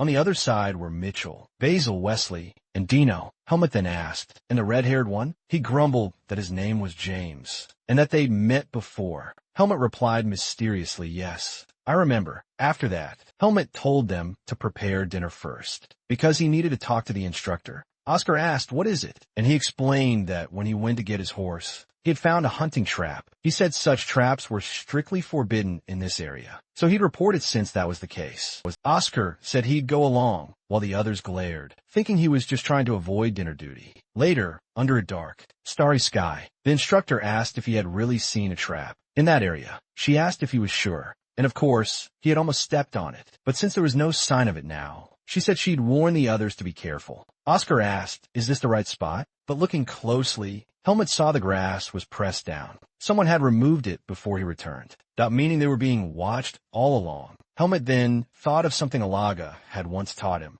The sheer ingenuity humans show when hunting prey stronger than themselves. Their relentless persistence in wearing down a target until it collapses from sheer exhaustion. That's always been one of humanity's greatest strengths. But if they thought they could defeat him this way, they were in for a rude awakening. As he walked on, he mused. There was nothing on this entire mountain that could genuinely threaten him. Upon their return, one of them asked why they'd taken so long, since he'd been stuck preparing the meat. Then they revealed the plate of meat, charred so black it looked like solid charcoal. Everyone thought someone would surely die if they ate that. A while later, delicious, succulent meat was finally being served, much to everyone's relief. This time, Oscar had taken charge of the roasting, ensuring they wouldn't be eating charcoal again. They joked that plebeians really were different, while he retorted, is that supposed to be a compliment? Then one of them excitedly told the others to look at what he'd brought. He triumphantly pulled out a bottle of wine, and they demanded to know how he'd managed it. The sneaky rascal had used a storage spell in his cloak to sneak the forbidden drink in. He declared, a barbecue without alcohol is no fun at all. But since the instructor would be making her rounds later, they had to drink it quickly. The fire crackled merrily as the party went on. Later, the instructor did show up, looking absolutely furious, holding several empty bottles in her hands. Did you smuggle some too? She demanded. In the end, she asked Helmet if they were telling the truth. When he confirmed it, she simply left, telling him he was now responsible for his team. So you'd better be careful, she warned. She then ordered them to eat, while everyone eyed each other suspiciously. The moment she left, they snatched the bottle again and kept celebrating. Afterward, one of them thought the taste was a bit too strong. Andrew asked Helmet if he didn't like it, but that wasn't quite it. Oscar even asked if he was worried about the trap, but they quickly tried to reassure him, saying there was no danger he couldn't defeat. One even declared Helmet's fighting prowess was far beyond their wildest dreams.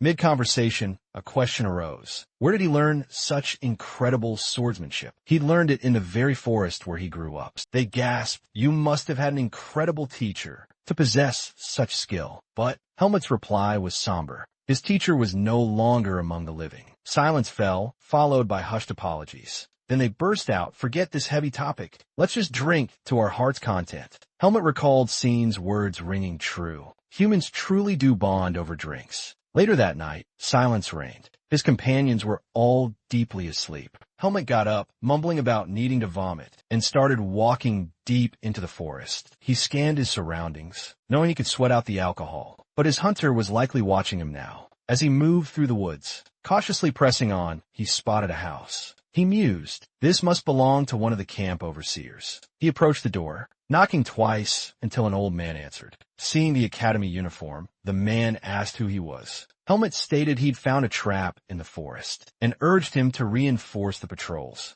The old man responded that trap setters faced heavy fines there. But Helmet insisted, I trust my eyes. He was certain he'd seen a trap. He closed the door, vowing to start tomorrow by strengthening the patrols, as bear traps were easily hidden. At that moment, Helmet jammed his foot in the door, fixing the man with a sinister gaze. He had never specified the kind of trap he saw. The old man offered a sly smile and apologized, claiming most traps found there were for bears. Helmet noted the smile was entirely too forced. Perhaps I'm just overthinking it, he said, warning the old man to be careful with traps. But before leaving, he added one more crucial detail. Students from my department always come here. So where are they usually sent? The old man replied, the competition always takes place in the northern mountains. Same as every year. Helmet thanked him and walked off, thinking he couldn't sense any malice from the man. Even so, his gut told him otherwise. He even considered snapping the old man's neck, but ultimately decided against acting rashly. He simply walked on, thinking that when the mysterious enemy finally showed up, all he needed to do was counterattack. Upon returning to camp, he found the instructor hitting the boys, and she glared furiously at Helmet. Soon after, the night drew to a close. The next day, everyone lined up. Helmet stood in the middle, his bow in hand. The instructor then began explaining the rules for the hunting competition, stressing that the most important thing was to keep themselves and their teammates completely safe. So, if one member of a pair got injured, the other had to contact them immediately. After the explanation, they were handed a bow, arrows, a map, and provisions, even though they'd be moving in pairs. The ranking, however, will be based on individual hunting results, and one student asked if catching more animals meant winning, but the instructor told the smart guys, who wanted to bag a dozen rabbits,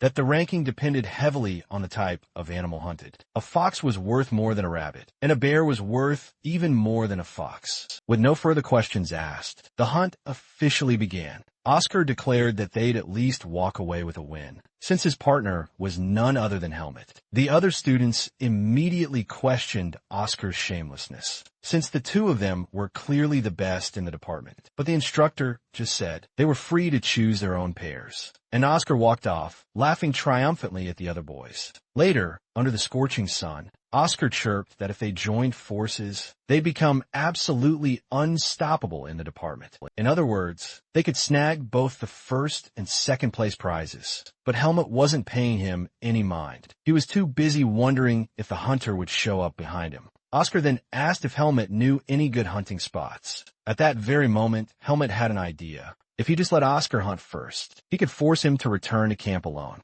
leaving Helmet free to get to work. So, Helmet told him to follow. High above, a massive waterfall crashed onto the rocks. Helmet and Oscar appeared from the bushes. Helmet noted that animals tended to gather near rivers. Oscar asked if they have to stay all day, but if they kept moving, the animals would flee constantly. So, Helmet concluded that hunting demanded patience, until an opportunity presented itself. He added that at night, he'd seen claw marks on the trees, indicating a large animal. Just then, they spotted a bear ahead. Catching a fish, Oscar suggested they count to 3 and loose their shots together. They knocked their arrows. Helmet thought that if he killed animals, his seed might react, so he eased off his strength. They fired and hit the bear. As the animal ran, Oscar sprinted alongside, loosing more arrows ahead. He infused an arrow with this and dropped the bear to the ground in a single hit, celebrating the hunt. Meanwhile, a heavy crashing came from the forest. Helmet frowned and immediately started running,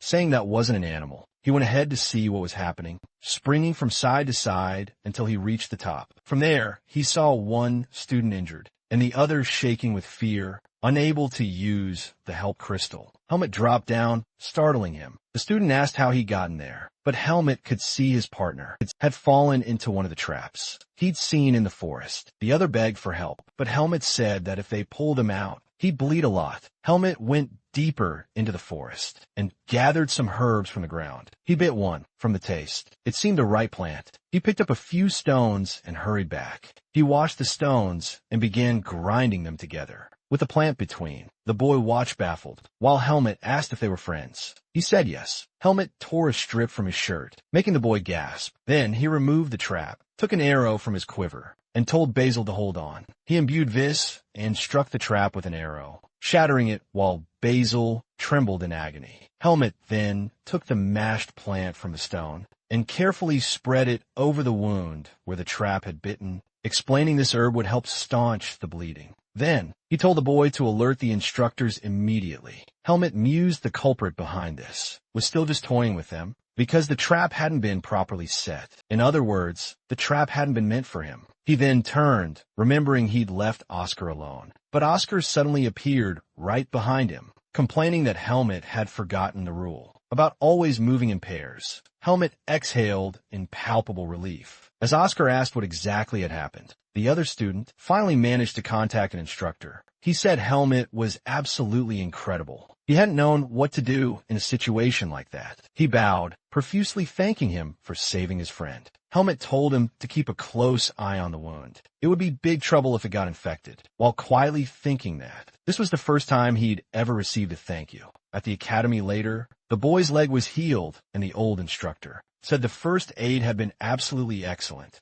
and Helmet absolutely deserved praise. The professor commended his good work, and since there really had been a trap, she would have to notify administration. She asked Wesley if he knew how it had happened. He pointed, saying he'd seen something and started running, but didn't know exactly what had transpired, since he'd been up ahead. So now they would take Basil to the central tent. She told Helmet and Oscar they could return to hunting, while the show-off then bragged that he'd already taken down one of the big ones. She didn't react, even when he smugly said she didn't need to be surprised. Helmet told him he could take the bear and head back to the main tent. He'd be along soon. Oscar asked if he was sure, but Helmet said he didn't fall for traps, and if they left a bear lying around, someone would just snatch it and run off with it. So Oscar hurried ahead and warned him to be careful. Helmet pressed on, convinced this was his opportunity. His hunter had to be observing from somewhere nearby.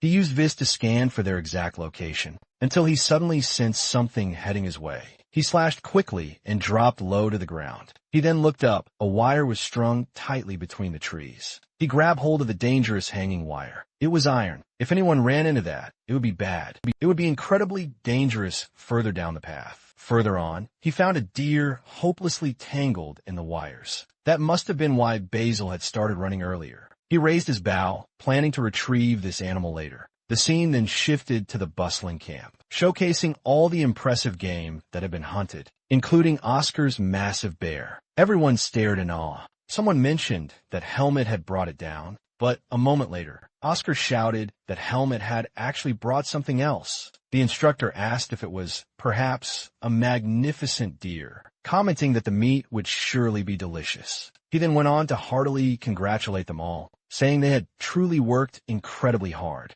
He proceeded to dramatically announce the eagerly awaited prizes. Fifth place would be awarded 10 valuable meal vouchers. Fourth place would receive a high-quality ink and quill set. Third place would earn a fantastic bookstore voucher. For second place, the reward was permission to use a private training room. And the grand winner would receive every single one of these prizes. Asuka stepped forward, declaring he had no need for the quill set, and playfully asked if anyone else desired it. The instructor then continued to announce the remaining rankings. Later that night, a magnificent bonfire blazed brightly. One of the boys remarked that the private training room, he thought, was truly an absolutely awesome reward, and told Oscar not to pout so much about second place. Oscar yelled back in frustration, complaining that he'd brought down a massive bear, but first place had been awarded to someone who only caught a rare, elusive fox. Helmet gently consoled him, trying to cheer him up, saying at least he still had an awesome training room. Ultimately, when all was said and done, Helmet himself placed fifth and secured those meal vouchers. He gratefully mentioned that thanks to Oscar, he'd finally be trying some delicious bear meat. They chatted away, and someone observed that only the three of them remained, as the other two had already returned to the academy. Wesley, who'd been carrying Basil, was injured after falling off a collapsed bridge. Mitchell injured his leg, falling into a trap, and had to be rushed back. This left only 5 people in the group. Helmet suspected it couldn't be mere coincidence, wondering if he should tell the others the truth. Oscar grumbled. Those students would sleep all night in a soft bed, while we're stuck sleeping on the ground. They talked, and Helmet decided to say nothing, to avoid making them even more nervous, since group activities would start early. The next morning, they marched in single file. Someone pointed to an area on the map and asked how long it would take to reach. Helmet simply tugged his horse forward and told them to get moving. Later, as the sun began to set, one of them asked Helmet to check what was ahead. They descended and saw a small stream ahead. That would be great. There's water, and we can make a fire nearby. Helmet went down and examined the water. From the look of it, nothing seemed wrong. Meanwhile, Oscar asked if he was thirsty. The others talked about unloading their packs quickly. Their backs ached from walking all day. Night fell, and they all sat around the fire. Helmet noticed everyone looked dejected and wondered if it was because the other 3 had to go back. He stood up and said he'd fetch firewood. Oscar went along to help since the group was a bit down. The forest was already dark, and they picked up fallen sticks. Oscar asked if it was enough, but Helmet said the sticks were wet and couldn't be used. Oscar griped that it was hard to see branches in this dark forest. He told Helmet to just talk, but Helmet just told Oscar to gather the right kind of wood. Oscar kept complaining about whoever had the bright idea to send everyone into the middle of a mountain. Helmet came over, handed him an armful of wood, and told him to take it back to camp. Oscar asked why he was acting like that, but Helmet had something urgent to deal with. Oscar then departed, cautioning him fiercely against any reckless moves. He also told him to return quickly once the coast was clear. Helmet, however, remained intensely focused on the forest at night. Moments later, he stepped closer, questioning if his opponent had prepared enough, because standing right before him was finally his hunter. The clown then thanked him for making things so entertaining, and since they clearly had much to discuss, he instructed Helmet to take a seat on the log. Thus they sat facing one another. The clown then inquired what Helmet had to say, after finally coming face to face with his predator. But Helmet retorted that the mask was utterly ridiculous, and that he couldn't respect anyone who hid their face. The man then glanced down his spear and remarked that Helmet was different from the others, because usually when people realized they were being hunted, they desperately tried to run away. Helmet, however, turned his fangs on the hunter himself. That, he asserted, meant they had much more in common than he thought. So he decided to give Helmet one last chance. He then tossed something small near Helmet, declaring that he was an elite member of the Black Falcons, the infamous assassin clown. But he also possessed the authority to appoint new, talented members. Therefore, if Helmet wished to join, he had to swallow that grotesque worm. However, if he dared refuse the invitation, none of his friends would live to see another day, because his men were already positioned, awaiting his command. Helmet stared him down and declared it was all a lie, that he didn't have any men positioned anywhere nearby.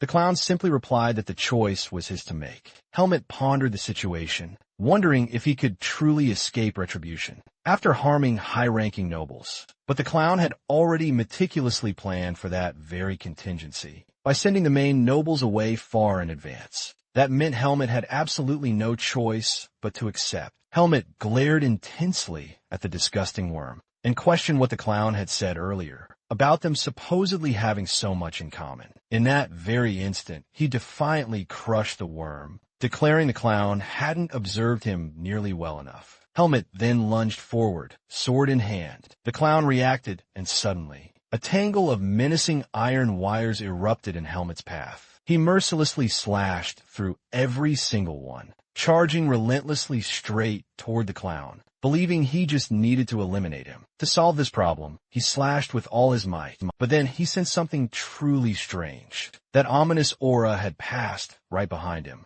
A voice taunted he had squandered his chance, and now he wouldn't leave this force alive. The very next moment, the clown vanished without a trace. Back at camp, the others heard a peculiar noise. They wondered if it could be a landslide. One of them then asked, "Where's Helmet?" But Oscar simply said he had a stomachache. Then someone returned, clutching hay in his hands, asking if anyone had tied the horses in a different spot. Wesley swore no one had even touched them. But the real problem was, the horses were gone. They went to check, finding only the ropes remaining. As they looked, a chilling noise echoed from the forest. It was better not to conceal the whole truth. So, he told them all to gather later by the campfire. Everyone was incredibly nervous. One of them summarized, "The Black Falcons want revenge on Helmet, and they've sent an assassin to wipe us all out." The boys trembled, gripped by pure fear, and one of them whined, "But I've never done anything to the Black Falcons." Aska slapped him on the head, annoyed, saying, "Nobody is going to die here." They wondered if Sabbath was behind all of this. But, as it turned out, that wasn't the case. Helmet then explained that before he joined the academy, he had sent several Black Falcons straight to their graves.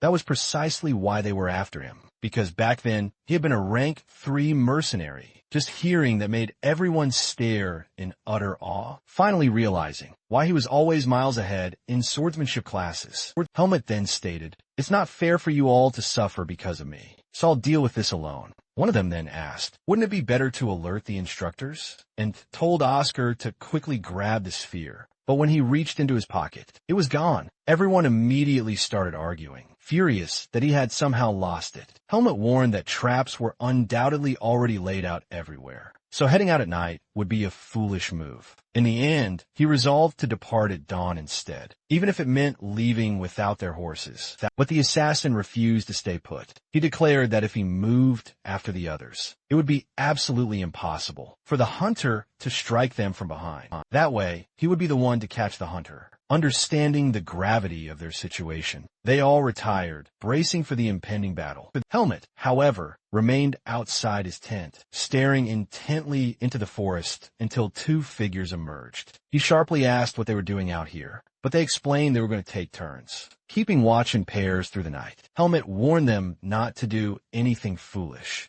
but they retorted that they were swordsmen too, and had their own pride to uphold. They then asked if he wasn't planning on sleeping, but Helmet simply stated he could go 3 days without sleep. James commented that he must have truly spooked the hunter, since he hadn't shown his face yet. But Helmet sharply told him not to let his guard down, because that clown was relentlessly persistent. Just then, he urgently ordered everyone to be silent. He'd heard something stirring in the forest. Once more, he commanded everyone to be quiet. He definitely heard a noise from the forest. They all instinctively grabbed their swords and moved forward, spotting one of their horses in the distance. But no sooner had they spoken than Helmet spun around, yelling for them to get back from the forest, because the clown had suddenly materialized above them, descending with his menacing claws outstretched, and quickly hurled something to the ground that instantly filled the air with choking smoke. Oscar burst out of the tent, frantically asking what was going on.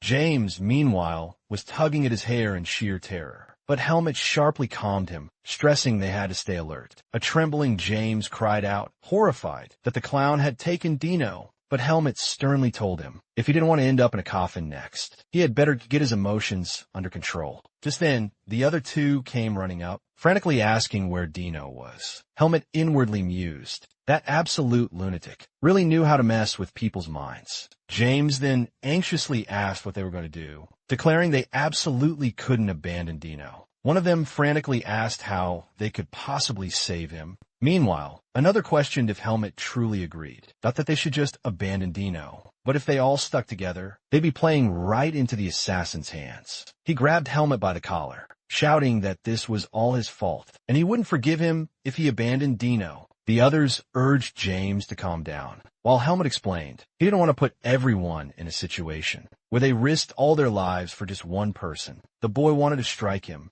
but the others held him back so he could cool off. Then Helmet insisted what he'd said wasn't a lie. Andrew spoke up, agreeing with James that he couldn't just run and leave Dino behind. If they worked together, they could surely come up with something. As the fire crackled, James returned, apologizing, admitting he had been scared. Helmet sat down, saying he had a question. Right now, they didn't even know where Dino was. And even if they all fought, there was no guarantee they'd return alive. So he asked, did they still want to stay? James declared he'd known Dino since childhood, and couldn't possibly abandon him. Andrew stated it was shameful to run. Oscar chimed in, saying he didn't like running from battles either. So, since everyone agreed, they had no time to sleep. They would make a plan to rescue Dino and finally finish off the hunter. The full moon illuminates the dense forest at night. Someone moves quickly through the trees. Then, Helmet lands in a clearing where someone else is already down. One person is lying on the ground, while the other watches from a distance. His eyes carefully scan the surroundings.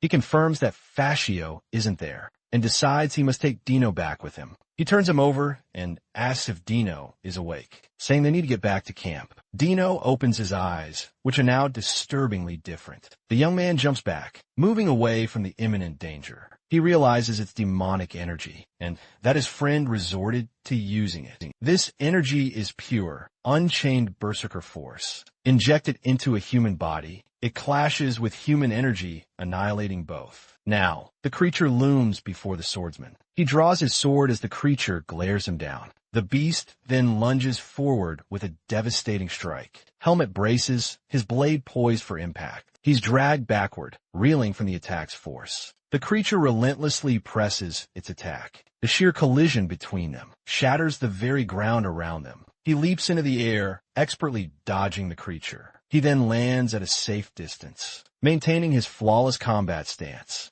He concludes that despite all that energy, it's just a transformed human, easily dispatched. The swordsman suddenly reacts, placing a hand on his chest. His eyes widen, shocked by what's happening. He wonders if the seed of darkness is reacting to the demonic energy. The young man turns his gaze back to his opponent. He quickly understands the situation and mentions the seed of darkness. The creature stomps hard on the ground, breaking the rocks as it charges toward its target. The beast attacks with a flurry of swift, brutal blows. Helmet fiercely defends and counterattacks. Amidst their offensive, the two exchange a series of blindingly high-speed blows. Then Dino lurches forward with a powerful punch, but the young man expertly intercepts it. With his own fist, Helmet dodges, and the immense stone wall nearby shatters from the sheer force of the collision, and the entire cliff face begins to crumble. Helmet then charges forward and strikes the creature directly in the stomach.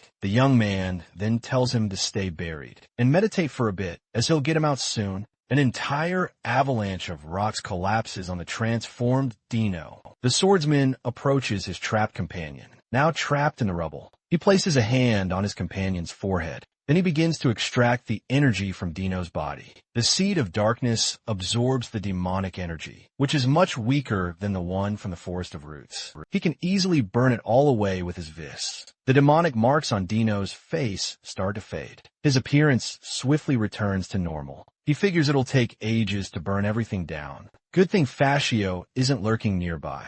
He helps Dino to his feet, telling him to buck up, but then the ground around them starts to crack and split. He quickly realizes those earlier impacts made the ground buckle. The entire cliff face violently gives way. Meanwhile, in a distant valley, the moon shines bright. One of them wonders just how long they've been stuck here, but the other tells him to forget Helmet for now. Now reunited with his companions, he declares that the enemy is only just getting started. A masked figure, wielding curved blades, steps toward them through the forest. One of the young men immediately recognizes him as Dino's kidnapper, but Oscar scolds him, warning him not to ruin the plan. Cut to a flashback. They discuss how their opponent's incredible stealth abilities make him practically impossible to detect. Their plan was simple: use an open formation to cover all directions and be ready to counterattack. And when the moment was right, they all agreed to follow Oscar's lead. Oscar intently watches the situation unfold. The assassin counts the 3 warriors standing before him. Then, he declares that all 4 remaining guests are present. Oscar bristles, irritated by the taunt, but his companion tells him to pay it no mind.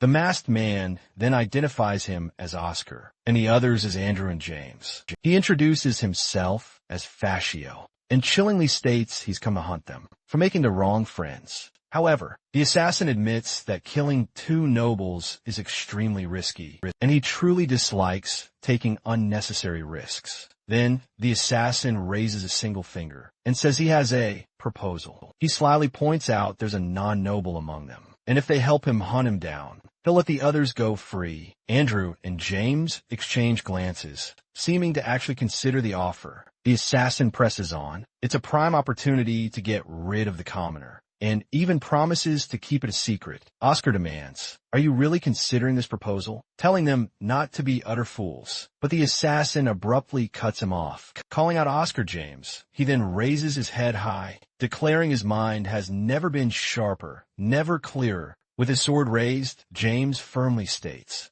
"No true swordsman would ever sacrifice a comrade, and all three of us will return alive." The assassin simply clicks his tongue, clearly unimpressed. Fascio crouches, remarking it was a mistake to even speak, and that he'll bury them right here and now. Oscar warns his companions, "Stay focused." As the enemy advances, the trio holds their formation tight, as the assassin's figure suddenly vanishes before their eyes. James comments, "He just vanished." But Oscar snaps back, "Focus, James," explaining he's just masking his presence. They grip their swords even tighter now, carefully scanning their surroundings, every shadow. Andrew asks, "Why isn't he attacking?" And James replies, "He's just waiting for us to drop our guard." Just then, James realizes the assassin has been toying with them all along. Suddenly, Fascio appears right at his side, preparing a swift, surprise attack. James barely manages to block the curved blade with his own sword. At the very last second, right after the impact, Oscar asks, "Are you all right?" And his companion confirms, "I blocked the strike." Fascio observes him, concluding that from this angle, James is the group's weakest link. The assassin leaps back swiftly, deciding he'll eliminate him first. Andrew warns, Fascio is targeting James, and yells, "Hold on." But the enemy completely ignores the other two. Rushing forward at incredible speed, Fascio then unleashes a brutal sideways strike on Andrew. The young man is violently thrown aside by the impact, and James shouts his name in alarm. Asuka grows enraged, declaring the assassin is mocking them. Fascio lands gracefully and comments, "Your skills are disappointing. For all your bravado, then." He then decides to speed things up, hoping his opponents don't break too easily. Suddenly, Asuka's shoulder is struck by a swift, precise attack. The assassin attacks all three simultaneously now, unleashing a relentless barrage of strikes. The warriors lean on each other, struggling, utterly exhausted from a tree branch. The assassin watches them intently, and declares their little show quite amusing. Wounded and gasping, Oscar struggles to breathe. The assassin then remarks that Oscar seems to be having a grand time, but warns he'll regret pushing this fight to its end. With a defiant smile, Oscar pushes himself up, proposing they eliminate the other two. For a true one-on-one battle, he claims. He can't unleash his full potential with two dead weights. Oscar pivots, addressing the assassin, and suggests they eliminate the other two, to make it a proper one-on-one fight. Wounded Andrew cries out to his companion. The assassin responds, asking if Oscar truly wants him to spare his companions, mockingly calling it a touching request. Oscar explains it's far more entertaining like this, since he can't fight properly with them behind him. He then gets annoyed, and challenges what the enemy knows of his true skills. The assassin warns him, if Oscar fails to defeat him, he'll be utterly crushed by Helmet. The masked assassin seems to consider the proposal. The assassin admits, though it's clearly a provocation, he's amused and agrees, to grant Oscar time to eliminate his companions. Oscar then turns, commanding his friends, to retreat right away. Andrew tells James he needs treatment, and that they should leave this battle, to their companion. The two boys fall back, leaving Asuka to face the assassin alone. He raises his sword, declaring he's ready for anything that comes. In a flash, the assassin appears right behind him. Asuka whirls around, and manages to land a swift blow on the assassin. The assassin reacts, surprised by his opponent's sudden attack. Asuka presses his offensive with a wide, spinning slash. He then dodges Fascio's attacks and counters swiftly. The boy unleashes another devastating strike, his sword slashing into the assassin's mask. The assassin realizes his opponent's sword style has changed,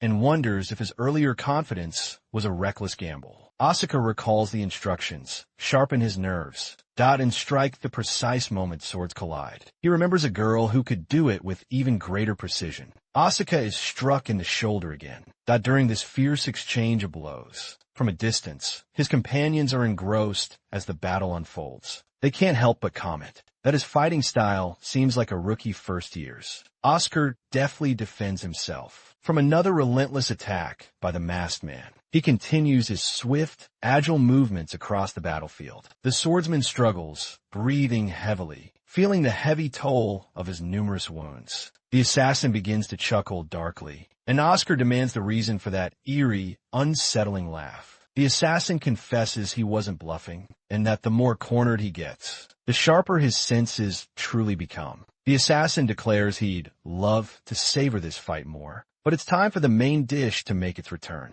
He then bids Oscar a final farewell, claiming it was fun, and that now he'll grant him rest and peace. But the young man, Oscar, defiantly challenges him, questioning if he truly believes he can kill him. With mere words, the assassin strikes him down with what appears to be a decisive, fatal blow. His companions gaze upon the horrifying scene as the assassin suddenly reacts to something unexpected. Oscar, incredibly, grabs the blade embedded in his shoulder. With his free hand, the masked man realizes Oscar blocked the devastating slash by concentrating his vis energy into his arm. And within that concentrated energy, he spots a mysterious scroll wrapped around the boy's arm. Oscar addresses the esteemed assassin of the Black Hawk with a confident, challenging smile. He asks if his enemy has trained specifically to hold his breath. The scroll is then revealed to be a powerful vacuum magic item that instantly activates when damaged.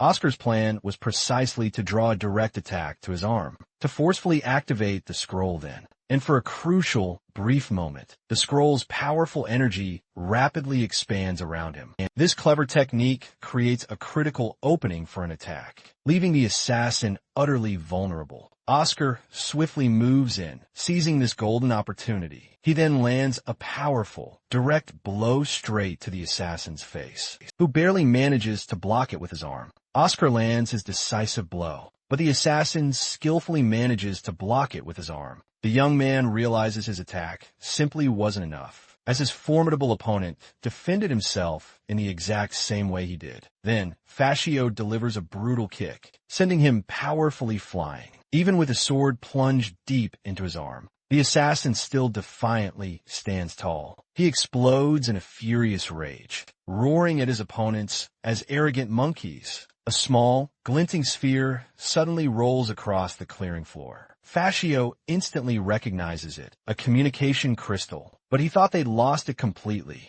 The brooch they saw on one of the boys' uniforms was, in fact, none other than the crystal itself. He then makes a chilling realization. The crystal had been tucked into Oscar's back vest pocket. The young man quickly snatches the sphere from the ground, then desperately shouts for his instructor, pleading for help against the assassin. Fascio lunges forward, yelling that he absolutely won't allow it, and he shatters the communication crystal with a single decisive blow. The instructor's voice echoes, calling out for Oscar from within the scattered crystal fragments. But Oscar taunts him back, declaring it's only a matter of time. Before the instructors burst in, the assassin clenches his fist, then declares he doesn't even need a single moment. He moves in for the kill, aiming to take the boy's life before any help can possibly arrive. Suddenly, the masked man abruptly halts his attack. Fascio senses a suffocating, sinister presence rapidly approaching. He realizes it instantly. The main dish is back. Fascio quickly composes himself and prepares to face the new threat before him.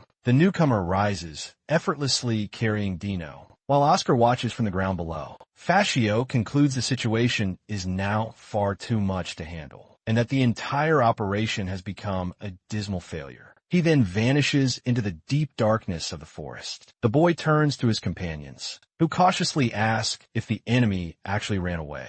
Now, finally reunited with the group, Helmet is congratulated by Oscar, but he simply comments that they all look utterly terrible Oscar then yells at him for being so incredibly late, but Helmet apologizes, citing an unexpected delay.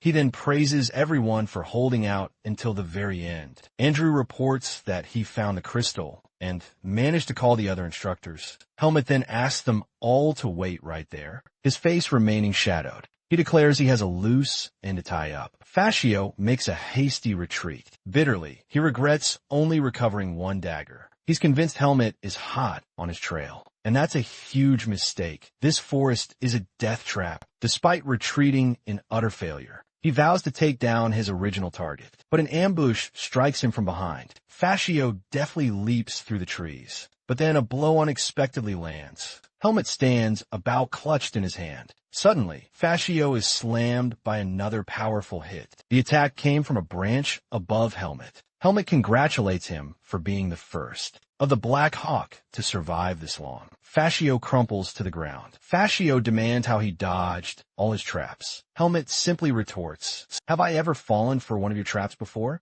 It then dawns on Fascio. His opponent just brute forced his way through all the traps. The next blow violently strikes the ground, causing a massive explosion of dirt and debris. Fascio eyes the sword left impaled, and the truth dawns on him. That's how the other 5 were utterly annihilated. Fascio commends his adversary for trapping him, but claims toys like that won't work on me. Perched on a branch above, Helmet remarks, "It's quite fun to watch cornered prey struggle." He then delivers a cutting apology, as he has no plans to hunt a laughing whale like Fascio. Helmet strides alone down a shadowy, misty path from the shadows. Fascio, from the shadows, declares he made a mistake, following him into this deadly forest. In a flash, his opponent reappears from behind and triumphantly declares, "I've got him," but he spins just in time, countering with his blade. The impact's brutal force sends Fascio soaring. He lands hard and questions how Helmet detected his move. He then resolves to unleash his full power. Fascio vanishes, explaining that the shadows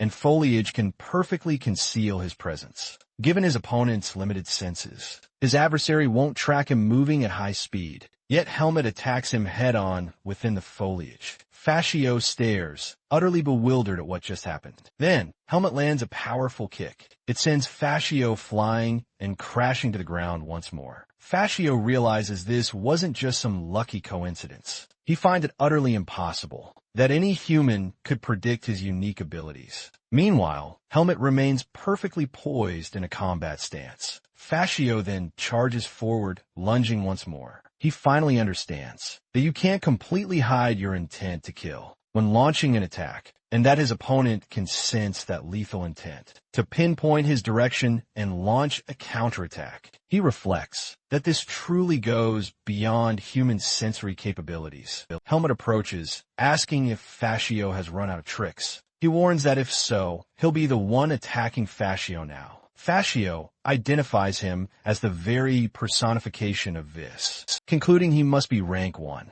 He notes he's lost a significant amount of blood, but he bets Helmet won't be able to wield his power for much longer either. Fascio then hides, determined to simply wait for his opponent's power to drain. Helmet then effortlessly uproots an entire tree with a single strike and uses it to attack Fascio. Fascio collapses to the ground, wounded and bleeding profusely. Helmet approaches, stating his weapon is now gone. He asks what else Fascio has left to show him. Coughing, the masked man replies that there's only one possible answer to that. He then raises his hand and dramatically announces his surrender. Helmet watches him in stunned silence, and then he attacks with a powerful kick to the ground. Fascio asks if this is truly how the fencing college treats a surrendered opponent, but Helmet firmly states this is no mere duel. He then brutally stomps on Fascio's leg, breaking the bone. Fascio begs to be spared, promising he won't pursue Helmet any further. But Helmet questions how he could possibly trust him.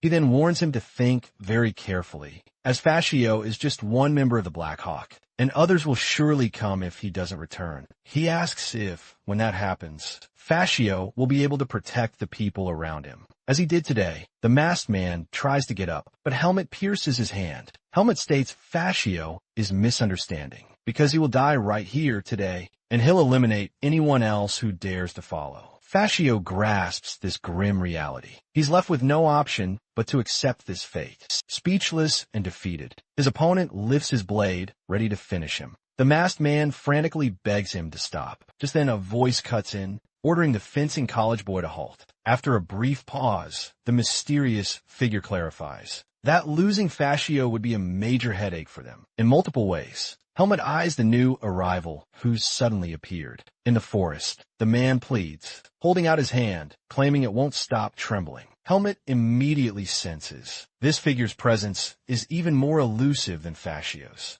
On the ground, the masked man identifies him, Talon. He then realizes the identity of the newcomer. Talon is the notorious leader of the Black Hawk. Talon offers a deal, spare Fascio's life, and he'll guarantee payment for his worth. But Helmet rejects the offer, declaring, the only way for Fascio to settle this debt is with his own death. Talon then explains that the Black Hawk is currently short-staffed and can't afford to lose someone as skilled as Fascio. Thus, he offers money and valuable information in exchange for his subordinate's life. He assesses Talon's immense strength, and that in his current state, he can't find an opening to land a hit. Helmet considers that killing Fascio would cause the Seed of Darkness to reseed, making it unwise to enter a tough fight now. Talon promises to not only call off the pursuit, but also to refuse any future requests concerning him. Talon asks what he thinks, claiming the conditions are quite favorable. Helmet remains standing beside Fascio, who is still crumpled on the ground.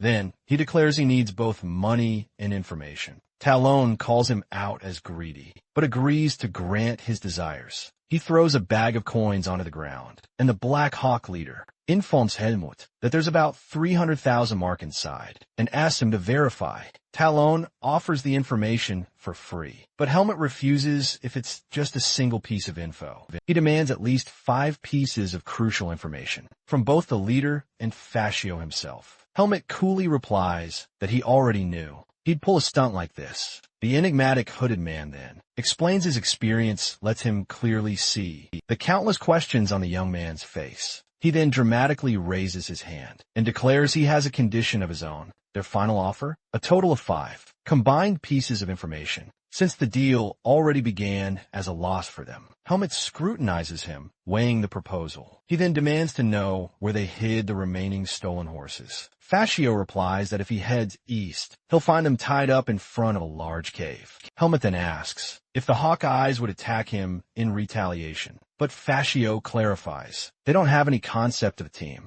With the tip of his blade, he forcefully removes the mask, and the man demands to know what he's doing. Then he turns away, stating it's better for him to keep wearing that mask. Helmet turns to Talon, stating that the last piece of information doesn't count. He still has 3 more opportunities. The Black Hawk leader then produces a crystal ball. He explains it's a communication item that allows contact with the Black Hawk leader and offers 3 free pieces of information. But he warns the item can only be used for 10 years, after which their obligation will end. Helmet then points to Talon's cloak and asks for the item with storage magic, so as not to arouse any suspicion. Talon removes his cloak and tosses it to him. Without the hood, Talon's true appearance is revealed. Helmet recognizes him as the camp administrator and asks how he managed to hide his energy. Talon explains his specialty is disguise and asks him to accept his appearance as a gesture of trust. Then he reveals his true form. Helmet looks at Fascio, still on the ground,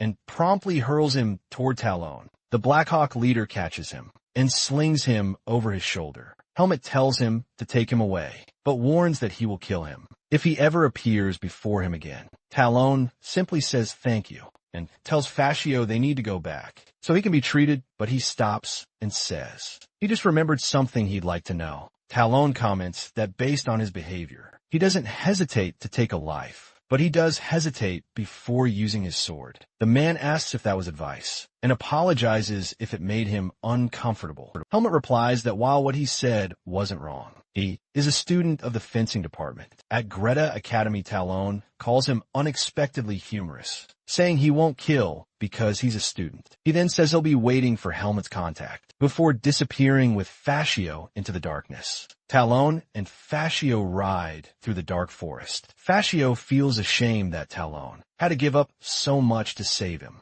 Talon asks if he thinks the price was too high, but Fascio promises to make it up to him and get everything back. He then asks Fascio if he thinks today's mission was almost a success. Talon says no and states that the Black Hawk will not get involved in anything related to Helmet. Fascio insists they need to kill him before he becomes a bigger threat, even if it takes more people. Talon loans, saying the humiliation of having his mask removed has made him irrational. He agrees they could succeed by using their full strength, but questions if the cost would be worth it. Talon reminds him that he spared his life and accepted his conditions today. He concludes that someone who shows mercy to an enemy won't betray their allies, and that a friendly relationship is more valuable. So Talon instructs him to focus on his recovery. When they return, he reflects that in a way, Helmet is like a wild beast. Two people come running and ask if Helmet is okay.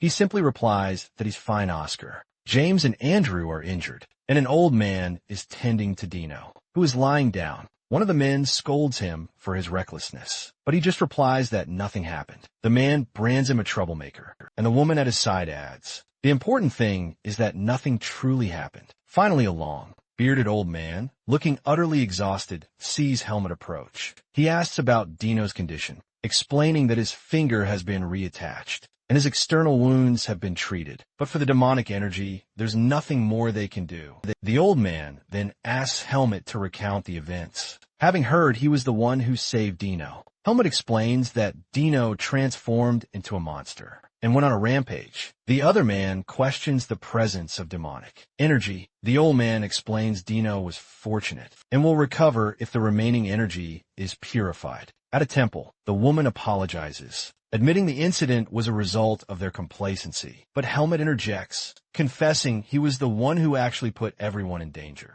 He admits to enjoying having a strong enemy nearby, but that enjoyment vanished the moment the blades turned toward the people he cared about. After saving Dino and seeing his injured comrades, he felt an unfamiliar surge of anger. He wondered if he'd been changing ever since he joined the academy. Dwayne interrupts him, pointing to the side, announcing that someone has arrived. A figure with white hair and a light-colored cloak emerges from the shadows. The instructor recognizes her as Alea from the magic department. She explains she was summoned by Professor Dwayne. He asks Alea to tend to Helmet first, as he just returned and hasn't been treated. Helmet calls her by name, and she instructs him to sit and show her his arm. Alea then uses her power to heal the wounds on his arm. She comments that the situation seems to have been far more chaotic than expected since even he got hurt. Helmet reminds her of her own teaching, that saving someone in danger is a virtue. He then questions why people would risk suffering for a lifetime if they failed to save someone. He then gazes at his injured comrades, resting against a tree. Helmet laments that they nearly died because of him, and he's unsure if he can save everyone next time. He concludes it's because he's still not strong enough. Alea then asks if he considers helping to be charity, explaining that people often help others because they in turn expect help themselves. Helmet then asks about receiving help, and Alea responds that humans survive by supporting one another. There are limits to what a single person can achieve. She then points out that even though he did most of the heavy lifting, his comrades might be able to help him one day. He questions if they wouldn't hate him later, since they almost died because of his actions. Alea finishes healing him, tells him to ask them directly, then withdraws to speak with Professor Dwayne. Helmet then stands and turns toward his comrades. He apologizes for them getting hurt, but Andrew tells him not to blame himself, since they all managed to survive this ordeal. Andrew explains that thanks to Helmet, he's realized just how powerless they still are when facing the outside world. They were incredibly lucky to survive, simply because Helmet was there. He adds that his goal has become much clearer now, and thanks Helmet sincerely. Asuka asks if he took care of the assassin, and Helmet replies, not exactly, but assures her he won't be showing up again. Asuka claims he only had an easier time, because she had already injured the assassin's arm, but says she doesn't mind at all. James then gets up and extends his hand to Helmet. Helmet watches him for a moment, then shakes his hand. James says he heard Dino was overcome by demonic energy and went on a terrifying rampage. He admits he thought he was going to die and regrets insisting on bringing Dino along. But he states that Helmet made things happen and because of that, nobody died. James promises he won't forget this debt and will help him without hesitation. If he ever needs it, Helmet listens. As James emphasizes they all survived thanks to him, he remembers another comrade thanking him and swearing on his honor that he wouldn't forget what had happened. He also remembers Alea questioning him if helping others was purely an act of charity. He recalls the instructor's words that nobles, commoners, the strong, and the weak are all human. Helmet realizes that by holding onto this thought, he'll eventually discover the true answer. He finally understands true strength isn't about suppressing others, but rather one that links hearts and hands, built on trust and mutual support. And with this revelation, he wonders if this is humanity's true power. James boasts that he feels much stronger after their recent brush with death, making their usual training feel like child's play. Oscar cuts him off, reminding him he mostly just got beaten up. James, of course, complains about her harsh words. They then collapse onto the grass, and one of them cheers, ecstatic to be alive. Later, Helmet sits alone on a rock, observing the camp from a distance. Alea offers to teleport him back first, using her teleportation magic, stating there's plenty of justification. But Helmet smiles and gently refuses, saying he'd prefer to return with his team. So she agrees, telling him she'll see him later at the academy, before turning to leave. Helmet gets up and rejoins his comrades. Oscar asks what Alea wanted. Helmet replies she offered to take him back first, but he refused. The group then watches the breathtaking landscape as the sun rises. A short time later, they finally spot sunlight illuminating a distant city. They approach the towering gates of a massive wall. In the desert, someone wearing a cloak approaches those very same city gates. He then dramatically pulls back his hood, revealing this is the place where his grandfather used to live. Back at the academy, life continues on after the intense camping class. And just like that, a week passes by.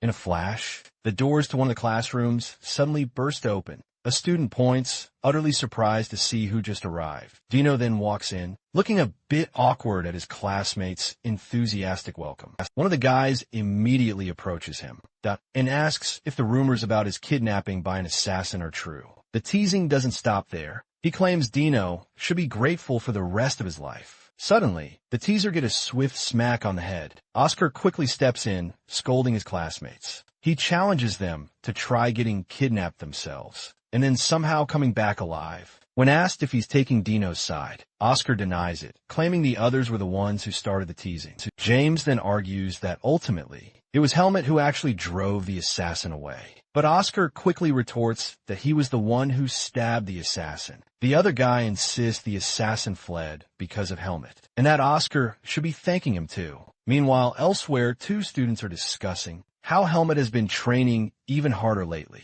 This has been going on ever since the camping class. Helmet, in his private training room, is deep in meditation. He slowly opens his eyes, noticing that the seed of darkness within him has significantly grown. He realizes the amount of this has also surged, along with his dark energy. This whole cycle of intense battles, consumption, and replenishment of this has undeniably made him stronger. Helmet then dramatically raises his sword, eager for a chance to test his newfound strength. Just then, a sudden knock sounds at his door. A female instructor enters, informing him that instructor Ethan is looking for him in his office.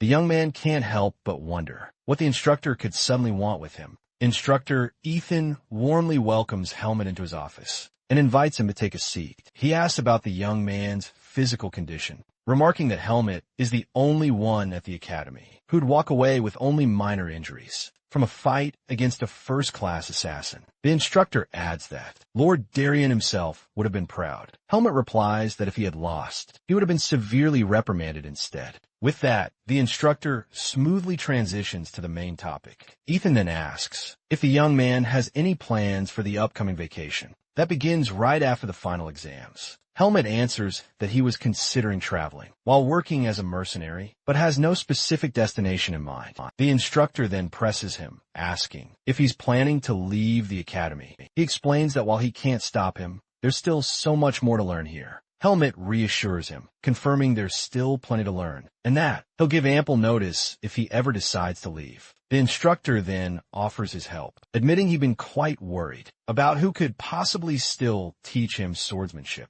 Suddenly, the young man gets an idea. He explains that thanks to a recent event, he feels he's reached an entirely new level and wants a way to properly assess his current strength. Ethan says he has just the thing that might help with that, and Helmet immediately asks what it is. The instructor then asks if he's ever heard of the Kingdom of Basor. He explains it's the very place where his master, Lord Darien Depert, was born and raised. He continues, revealing that a major martial arts tournament will take place there during the upcoming vacation, making it the perfect place to test his skills. The young man repeats the instructor's words, intrigued, who confirms it, but then sets a crucial condition. Helmet immediately realizes it would be problematic if anyone discovered he uses the sword. Saint swordsmanship. The instructor agrees, stating that's precisely the problem. He reminds him that to the people of Bajorans, the sword saint is practically a spiritual pillar, and someone would definitely recognize his unique style. And even if general onlookers don't notice,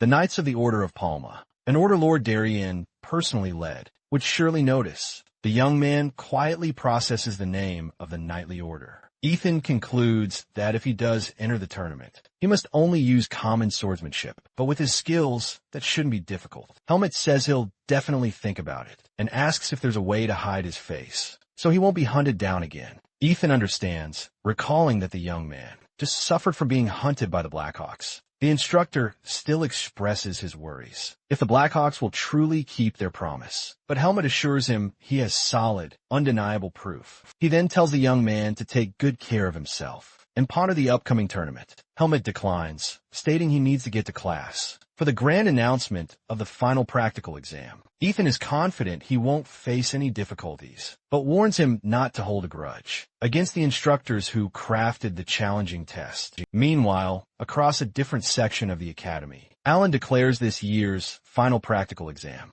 will be the formidable monster combat proficiency test. The other students react with utter surprise to the shocking news about monsters. Alan explains the test will feature 10 levels, and the higher they climb, the better their score will be. He continues, reminding them that after Dino's incident, they know dark energy is always lurking nearby. The man states that as skilled swordsmen, they're destined to face formidable monsters, so they've moved up the seniors test to properly prepare them. A student inquires about the types of beasts they'll face, and Alan replies they'll be illusory beasts, conjured with magic, ensuring no risk of injury. The students let out a collective sigh of relief, with Oscar commenting that if they're mere illusions, he can fight without holding anything back. The instructor remarks that even the veteran seniors, who tackle this test annually, were far more confident in the beginning. His words leave the students feeling quite apprehensive. While he wishes them all the absolute best, he eagerly anticipates the opportunity,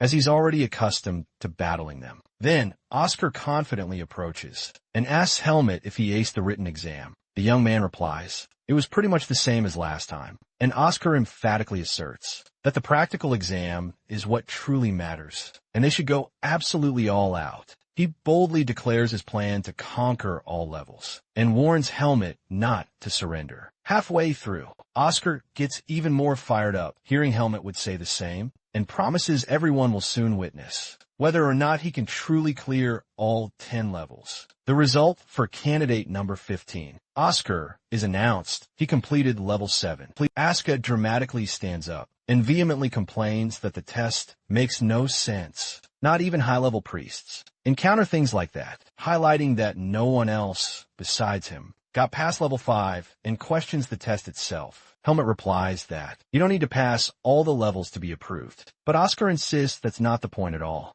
Then, a voice announces that candidate number 16, Helmet, should enter the testing area. Oscar says it's faster for him to just see for himself, and tells him to get to level 8 to understand why he gave up. Helmet wonders what he could have seen on the way there. A man greets him, saying, it's the first time we've met since the camping trip. The young man recognizes him as Professor Dwayne. Professor Dwayne says he remembers him well. The professor mentions that Helmet wrote an interesting answer on the magic theory exam and found the answer refreshing. He also says he's looking forward to seeing his performance. On the practical test, Dwayne then asks if he can show the same determination to face the power of darkness. Once more, Helmet simply brandishes his sword and replies that he'll do what he always does. Helmet enters the testing area, and a summoning circle forms in front of him. The test begins with a rabbit monster leaping to attack him. On the first level, he attacks the creature with a swift move. With a single strike, the monster is defeated. He now understands how the illusions feel. As they dissipate, Professor Dwayne watches, recognizing that this is the result of next level experience. Helmet advances to the second stage and faces another beast. He continues and passes the third stage without any trouble. The monsters from the fourth and fifth stages are also easily defeated by him. Next, the young man overcomes the creatures of stages 6 and 7. A new summoning circle, different from the previous ones, appears on the ground. Helmet prepares for the 8th level, the very same one where Oscar gave up. A giant centipede begins to emerge from the ground. He finally understands why Oscar couldn't take it and fled in terror after seeing the creature for the very first time. But then, the giant centipede charges forward, ready to attack him. The monstrous creature lunges, striking him with its massive claws, obliterating the ground beneath them. The monster continues its relentless, furious assault. Amidst the chaos, Helmet swiftly prepares to counterattack. With a powerful strike, he slices the centipede's body into several pieces. Professor Dwayne watches the entire scene, thoroughly impressed. After successfully defeating the creature, the young man casually concludes it wasn't nearly as bad as Naho. Right after the intense battle, it's officially announced that Stage 10 has been cleared. Helmet remarks that even though it's just a test, the monster from this final stage truly seems to reflect the examiner's ill intentions. Professor Dwayne approaches him and heartily congratulates him on a job well done. He tells him a young man has grown much stronger, becoming the very first sophomore to complete the test. Dwayne then informs him that students who manage to clear Stage 10 can receive a powerful artifact as a special reward. The professor offers to personally craft the artifact for him, telling him to stop by his lab later. Helmet asks if it's possible to create an artifact that could completely change his appearance, like his face or even his hair. Dwayne is taken aback and quite surprised by this request. Helmet explains he simply wants to avoid complicated situations. When he leaves, and the professor completely understands, recalling the recent troublesome incident. Dwayne agrees to create the item and says he'll notify him once it's ready. Suddenly, a powerful tremor violently shakes the entire area. The professor wonders if the tremor is originating from the magic department's testing grounds. Right next door, a massive energy explosion erupts from the testing grounds. An instructor immediately scolds Aaliyah, reminding him he'd warned him not to destroy the testing grounds. Aaliyah retorts that he was given a stupid test and an absolutely absurd request, leaving the instructor indignant at his shocking rudeness. Aaliyah then declares this means he's passed all the stages, and he'll be back tomorrow to discuss his artifact, leaving the instructor absolutely fuming. The professor huffs, muttering that if Aaliyah wasn't the top student, he would have done something drastic. Elsewhere in the academy, later that day, Oscar is floored to learn that Helmet completed all 10 stages. He begrudgingly accepts his friend will be the top student and asks what the Stage 10 monster was. Helmet explains the test's true objective was likely to overcome fear, totally piquing Oscar's curiosity. He then describes the monster to be a terrifying swarm of hundreds of giant cockroaches. Dino asks Oscar if he's okay. He insists he's not afraid of insects, but he still feels a bit nauseous. The green-haired young man is glad he didn't suggest any bets this time. A female classmate then approaches and heaps praise on Helmet for being the first sophomore ever to clear Stage 10. Helmet remarks that the news spread incredibly fast, but she quickly informs him that everyone in the fencing department is now glued to him. She then congratulates Oscar for reaching Stage 8, but he immediately asks if she's mocking him. She quickly denies it and explains that his achievement was genuinely incredible, since the average completion is only Stage 4. The young man reflects for a moment on the recent chaos. Then Oscar proudly declares it wasn't thanks to her, as he's simply a genius at adapting. He turns and walks away, leaving them both stunned. The young woman asks Helmet what Oscar possibly meant by that, but he honestly has no idea either. She then asks him where he's off to now, and he casually replies he's heading back to his dorm. The girl asks if he's heading home for the holidays, but Helmet reveals he's planning to travel a bit. She remarks that she wishes she could travel too, sigh, as staying home feels totally suffocating. The name Charlotte suddenly pops into his mind, someone who might be connected to his birth. The classmate then leans in closer and remarks that he seems to act a bit friendlier towards them, compared to the rest of his sophomores. She apologizes, hoping she hasn't offended him, but the young man quickly denies that's the case, that she just feels more comfortable talking to him. A familiar wave of nostalgia. The young woman apologizes for taking his time. She then says goodbye, explaining she's off. Helmet declares that once the holidays conclude, if she's feeling stronger, he'll challenge her anytime. From a distance, she lifts her arm, confirming it's a promise. Later, Alea tracks him down and hands him a bracelet. Helmet asks about the mysterious object. He explains it's the communication artifact he earned after passing stage 10. Alea informs him he just needs to infuse this to send a signal, making Helmet question why he's getting Alea's reward. He explains that the artifact was crafted for him since he's a magnet for trouble, and to contact him if he ever needs help. Helmet challenges him, saying he thought Alea hated being disturbed, but Alea asks if he has an issue with it, and Helmet says no. The young man then puts on a bracelet and says he'll only use it when absolutely necessary. Helmet then asks if he's heading home for the holidays, and Alea confirms, which immediately reminds Helmet of Oscar. Meanwhile, in his office, Talon writes a letter, stating he hadn't expected to see Helmet again so soon. Helmet answers Talon's summons. Talon asks if he's considered his previous request. Helmet informs him of a grand fighting competition in the kingdom of Basur, just 1 week away. He then says he demands to know everything about the country, including its most influential people, the royal family, and all important nobles. Talon asks if he intends to join the fray, but Helmet cuts him off mid-sentence, stating he's the one asking the questions now. He continues, warning that if the investigation is half-assed, he'll consider the Black Hawk's information gathering skills utterly substandard. Talon simply watches him through the orb, silently. Talon agrees to prepare the information as instructed, then asks how he'd like to receive the documents. Helmet tells him to leave them at the mercenary guild in Bisor, Talon Aures, and informs him the secret code will be the Eagles. Talons doesn't release his grip until Helmet ends the call. On the call, the man wishes him the best in the competition, saying he'll be rooting for him. The communication then comes to an end. He now has his next destination in mind, the kingdom of Bazora, and so he departs for the scorching desert city. A harsh sun beats down on the desert landscape, and with a new appearance, Helmet feels the region's intense heat. The journey is already proving difficult before he even enters the kingdom of Bazora. He expected this, as a third of that land is desert. The young man can endure the cold, but he's still not used to the heat. And it's not just the weather. He also finds it hard to get used to his new face. His current appearance reminds him of someone else he knows, but he decides not to complain. Instead, he pushes toward his destination. He finally pushes through the gates and enters the city. He then makes his way to the local guild building. His entrance into the establishment instantly draws everyone's attention.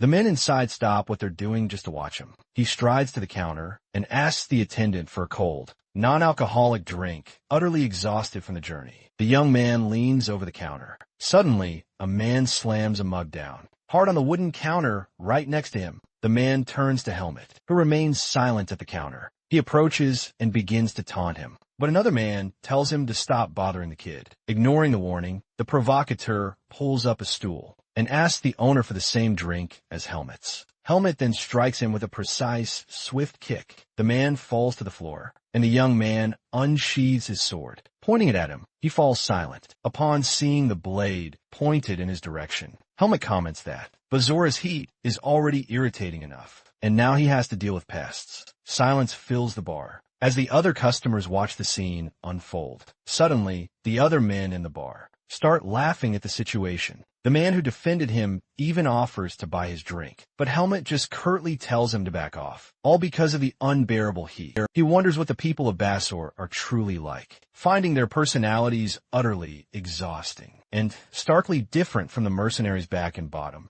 Elsewhere, a shopkeeper informs him it's possible to cast a powerful cold energy spell on his cloak, and that it will be ready in just 3 hours. After securing lodging and a way to combat the relentless heat, Helmet decides to finally rest before the competition registration the next day. He then comes across a grand statue of Darien, his former master. Looking at the stern stone face, he remarks that he now finally understands where Darien's fierce personality truly came from. He asks his master to watch over him, promising to achieve results that won't tarnish his honored name. Helmet enters an inn. An employee quickly points at him, identifying him as the customer. A man with a monocle intently stares at him, accompanied by a young assistant. Helmut cautiously approaches, wondering just who this man is. The man asks if he is indeed the guest, who paid for the Emerald Room on the 5th floor. Helmut confirms. The man then curtly asks him to move to another room, as the person he serves currently has nowhere to stay.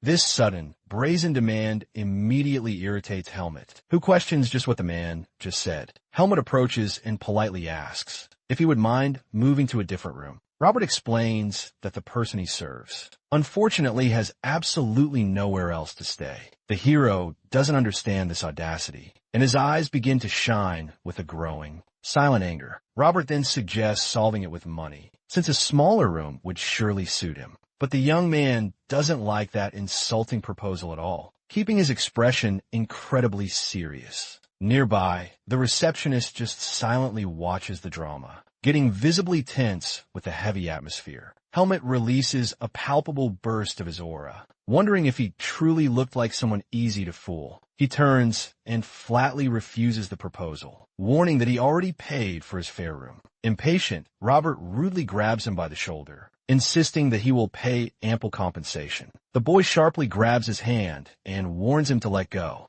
or he'd rip his arm right off. The servant is utterly stunned, paralyzed by that direct, cold threat. But a voice rings out from the top of the stairs, telling Robert to rein it in. It's Michael, a young noble, who's been watching everything with a calm smile. He then apologizes, claiming his night was a bit rude. Robert immediately bows, addressing the boy as Lord Michael. Surprised, Helmet analyzes the young noble, noticing his incredible calm and control in the situation. With that, Michael offers another apology, explaining that his frail health makes finding a room quite difficult. The hero turns to leave, claiming he needs to rest, but the noble urgently asks him to hear him out. He explains this was truly their last option, and for that, he had a bold proposal to make. The idea was simple enough. He'd cover all expenses if they simply shared the room. A desperate Robert shouts that it's unacceptable, but Michael cuts him off with a serious tone. And with a somber look, he asks if the servant will face the consequences.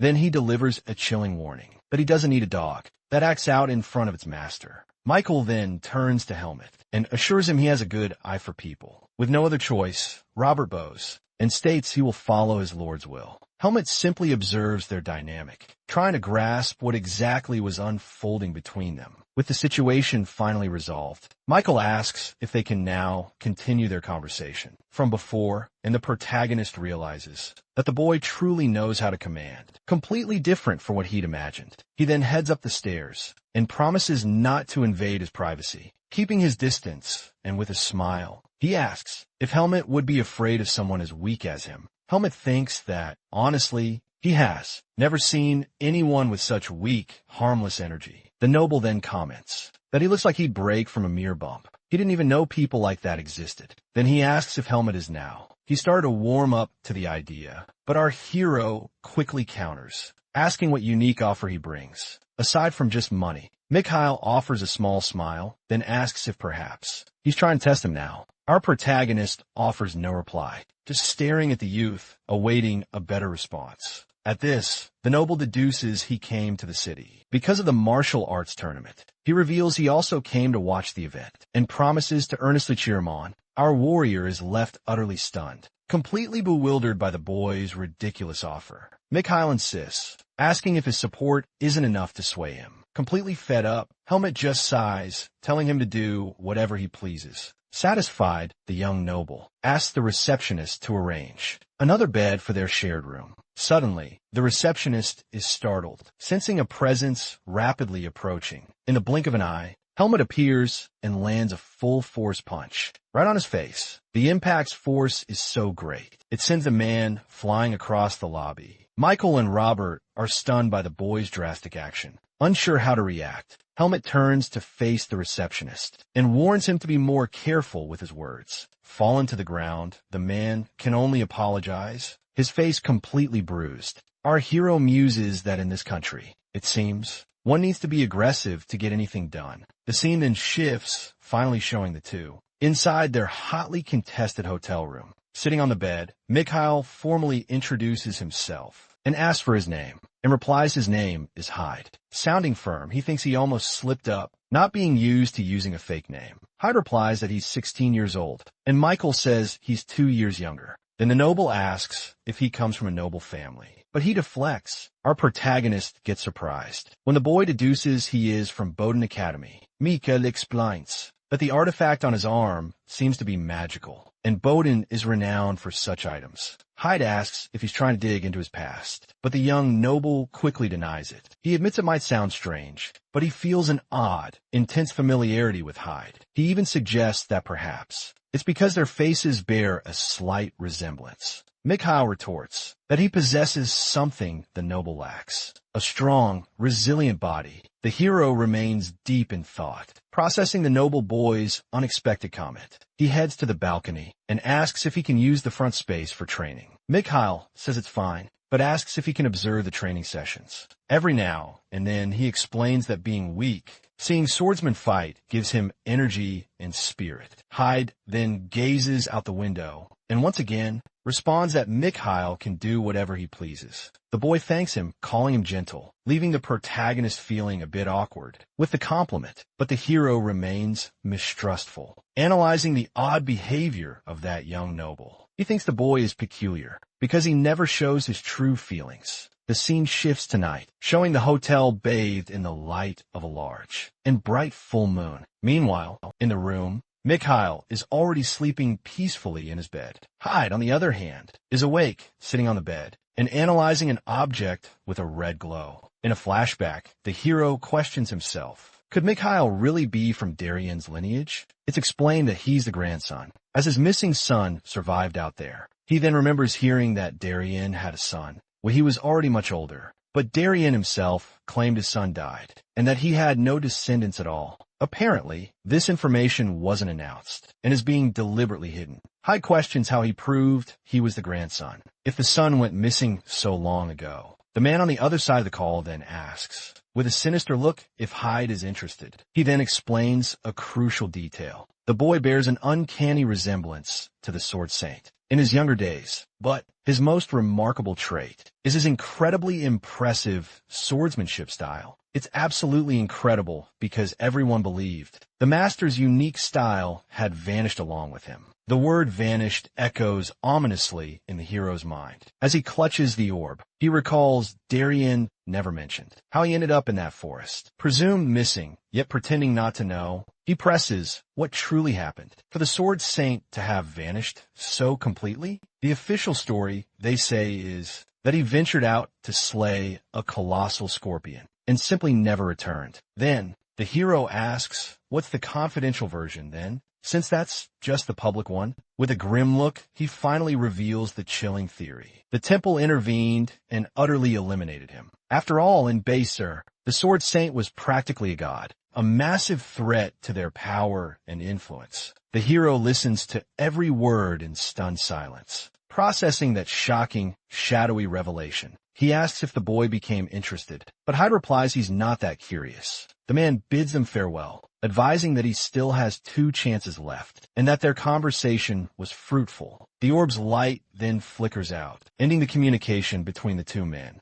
Hyde then recalls a crucial detail. The place Darien went missing was also in Baser. He thinks his master wouldn't have lowered his guard, so there must have been a traitor. Someone from the inside, like the Knights of Palma, the very order Darien himself once led. The mere idea of such a betrayal makes a cold sweat trickle down his face. He clutches his cloak tightly and asks himself, would Darien truly want me to avenge him? A memory of his master then appears, showing him meditating alone in a simple, quiet room. Hyde reflects that he inherited everything from him, so Darien's revenge is now undeniably his own. With a cold, resolute look, he swears that coward will learn just how foolish they were. But leaving that aside, he refocuses on Darien's grandson, believing himself to be the sole heir. As he rests, he assumes the master's son shirked his training, but the swordsmanship passed to the grandson instead. At this, our hero finally admits to himself that he's curious to see how truly skilled he is. By the next day, a crowd already swells at the entrance of the tournament's Grand Coliseum.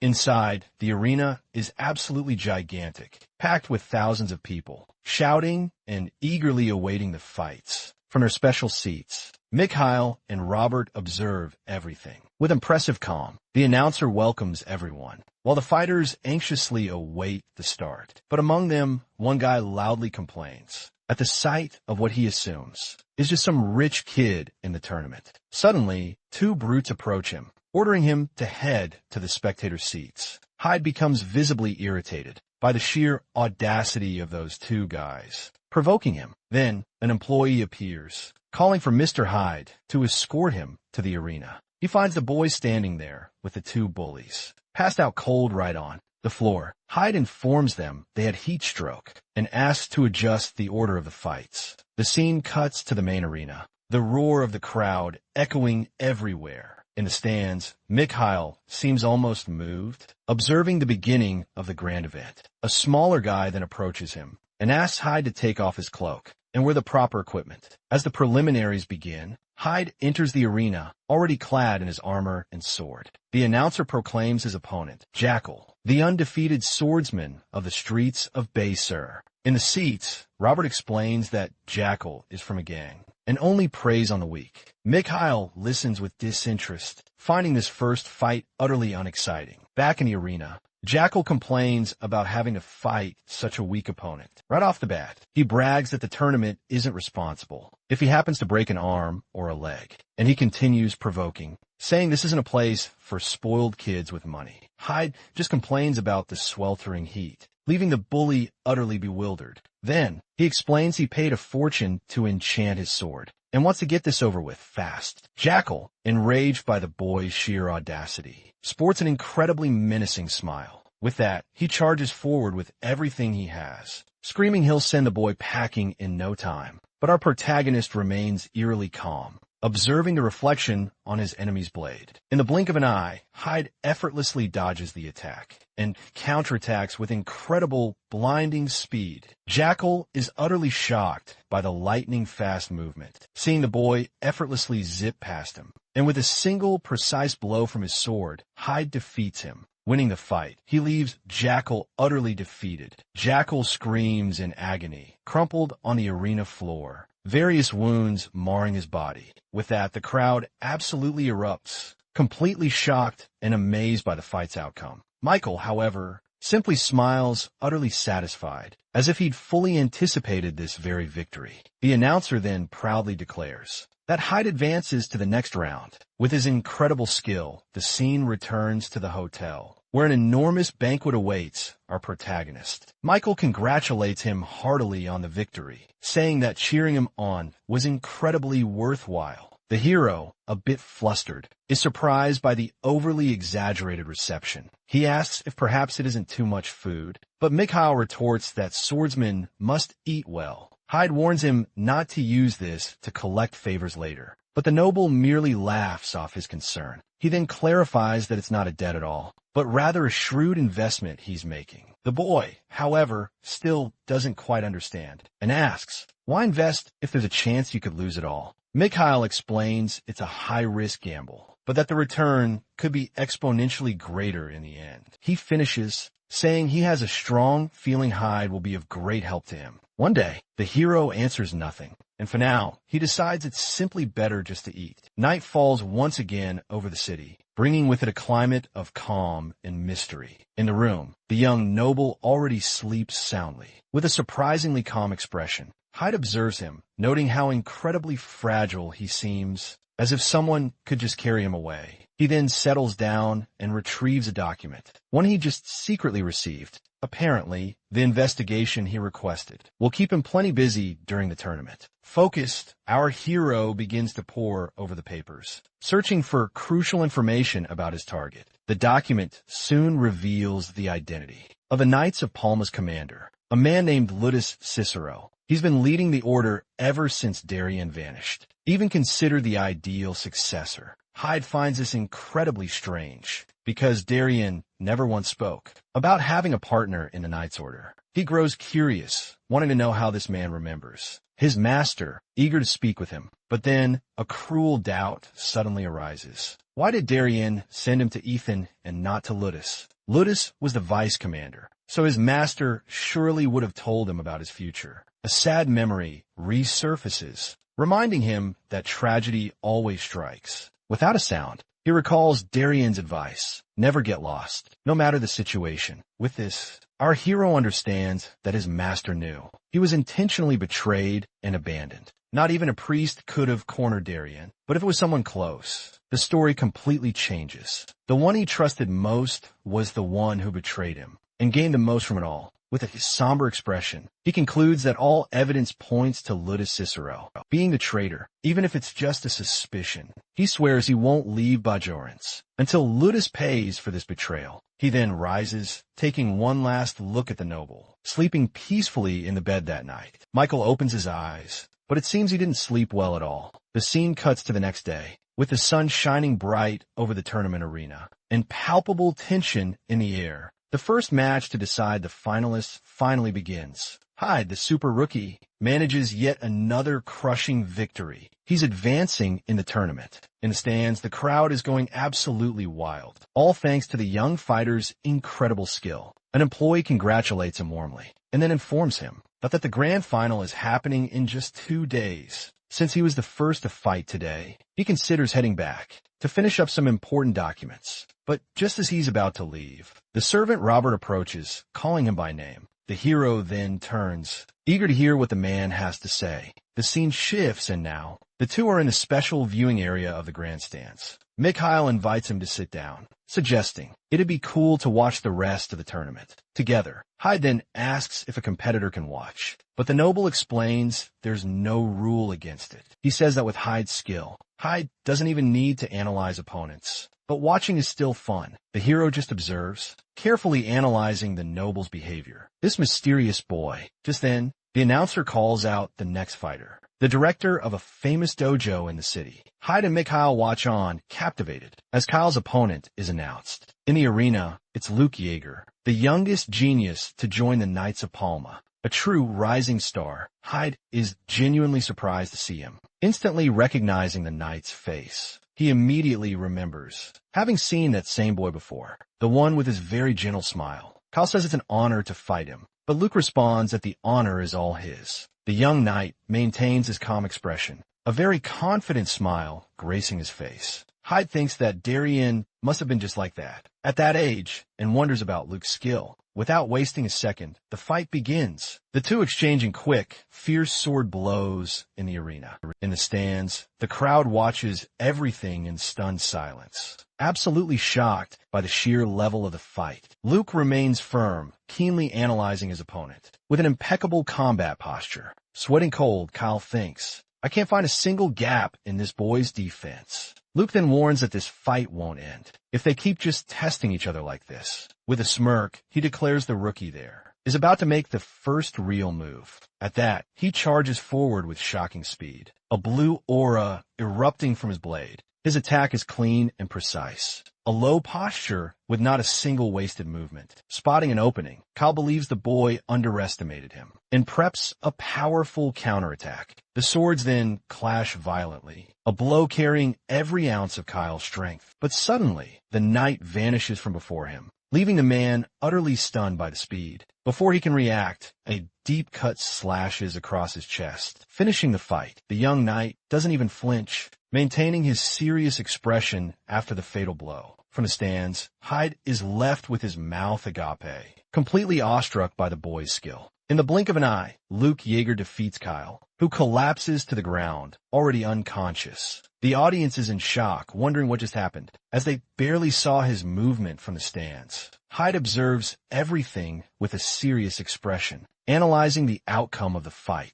Luke then turns and apologizes, saying he really needs to win this tournament. And with that, it's announced that Luke Yeager advances to the finals. With a crushing victory, Hyde continues observing the winner, while Mikhail at his side senses his tension. Mikhail then asks if he doesn't seem happy, and if that fighter bothers him somehow. But Hyde simply replies that he's skilled, a truly very strong competitor. Mikhail gets animated by the response, saying he likes this rivalry and Hyde's attitude. In his thoughts, Hyde admits that Darien's son learned to fight remarkably well. He begins to suspect that perhaps Luke Yeager learned to fight with Darien himself. With this thought, he turns and tells Mikhail to go back to the dormitory. Taken aback, Mikhail is surprised by his coldness, while Robert simply observes the scene in silence. The scene shows us the great Colosseum, packed with people for the martial arts tournament. As he walks, Hyde wonders why his steps are so hurried. Suddenly, Hyde thinks that, even though he's made contacts at the academy, but he and Luke share a common link, Darien. He continues to ponder that Luke possesses a talent much like his own, and that he clearly inherited Darien's swordsmanship. So he decides it costs nothing to discover just what kind of person Luke Yeager truly is. Meanwhile, Luke Yeager is chilling with a friend and commenting that the tournament isn't that exciting. A knight quickly scolds him for his big mouth, giving his cheek a warning pinch. But suddenly, the knight senses something, remarking that they weren't alone after all, and standing right in front of them, Hyde stares them down with a serious face, clearly showing he heard their conversation. He then approaches the two, making the mood in the hallway much heavier. Suddenly, Luke looks at him with curiosity, saying his face seems familiar from somewhere. Luke then remembers and points, speaking his name, Hyde, and that his fight impressed him. With a smile, Luke asks if he came looking for him, to declare war against a favorite. Or what? He gets closer, asking if Hyde's just impressed and wants to become a fan. He jokes that he only accepts girls as fans, but Hyde cuts him off and asks if he is Darien's grandson. In a quick movement, Luke grabs Hyde's face, shocking the boy with his attitude. The scene cuts to an older man, who seems utterly terrified about something. Pressing the boy, Luke demands to know who he is and how he knows that name. The knight approaches, but Luke disguises it, saying the boy just wants to talk to him. He then drags Hyde to a more private place and pins him against the wall. Luke complains about being cornered and demands to know who he is and where he came from, but Hyde ignores him and asks why he doesn't use his family's name. The boy remains calm, staring at Luke with a firm, decided expression. He tells Luke not to worry, for he only got curious upon hearing the story. Hyde then gets straight to the point and demands to know why he's hiding, that he's the grandson of the Sword Saint. Luke explains that his father severed ties with his grandfather, so using the family name would be absurd. But Hyde retorts, pointing out that even so, Luke still inherited the family's unique sword techniques. The young swordsman then reveals that he planned to announce his true origin only after winning the tournament itself. With unwavering conviction, he affirms that he wants recognition for his own skills, not just for his grandfather's legendary name. Hyde is utterly surprised upon hearing this story, perceiving the fierce determination in Luke's eyes. Feeling a bit embarrassed, Luke wonders why he just spilled everything to a stranger, and suddenly asks for secrecy. Suddenly, a thought clicks for Hyde. Why would the traitor's commander accept Darien's grandson into his ranks? Suddenly, the heavy, clanking footsteps of golden armor echo through the hallway, drawing all attention. The two youths spin around simultaneously, trying to identify who was approaching them, and before them stands the imposing figure of the commander of the knights, Ludus Cicero, a smile gracing his face. He comments, "That is a good time to find Luke Yeager here." Luke is utterly taken aback and immediately asks what the commander is doing in this particular spot. In his thoughts, Hyde confirms the man's identity, recognizing the famous Ludus Cicero. The commander truly stands out in his shining golden armor, his presence commanding immense respect. Then, Ludus asks who the boy next to Luke is, and Luke introduces him as Hyde, one of the tournament's finalists. Ludus expresses his surprise at Hyde's youth and apologizes for not recognizing him sooner. but then he approaches closer and asks directly if Hyde is using magic to conceal his identity. The boy is utterly shocked by the question, because he never expected to be found out so easily. Ludus places a hand on his shoulder, calming him, saying that he isn't the only one hiding something here. He then explains, saying he only came to cheer Luke on for the final. He wishes both competitors good luck. The commander then bids them farewell, waving and promising them both that he'll definitely be watching the grand final. After he leaves, Hyde and Luke lock eyes, a thick cloud of tension and mistrust hanging in the air. Hyde shrewdly comments that the commander seems to hold him in high regard, leaving Luke a bit defensive with a wary, distrustful gaze. Hyde wonders if Ludus is trying to redeem himself through Darien's son. Luke brushes off the suspicion and simply asks Hyde not to spread the secret he just shared. The boy then stares back at him, declaring that he'll have to wait until next year. With utter confidence, Hyde retorts that he is the one who will win the tournament. This year, Luke is taken aback, but then a smile spreads across his face, understanding that it was a clear declaration of war. He turns and walks away, waving, saying he'll eagerly await their fight. Hyde simply watches him leave, maintaining his serious expression, completely focused on his objective. In his thoughts, he vows he won't let Luke end up how Ludus Cicero wants. Back in the room, Mikhail asks with a knowing smile, "Was your chat with Luke Yeager good?" Hyde turns to him, maintaining the same serious and unreadable expression as always. He then asks if Mikhail was following him, but the noble claims it was just a guess. The boy gets a little flustered as his silence inadvertently gives away the truth. Mikhail insists on knowing what they discussed, but Hyde refuses to tell him. Then,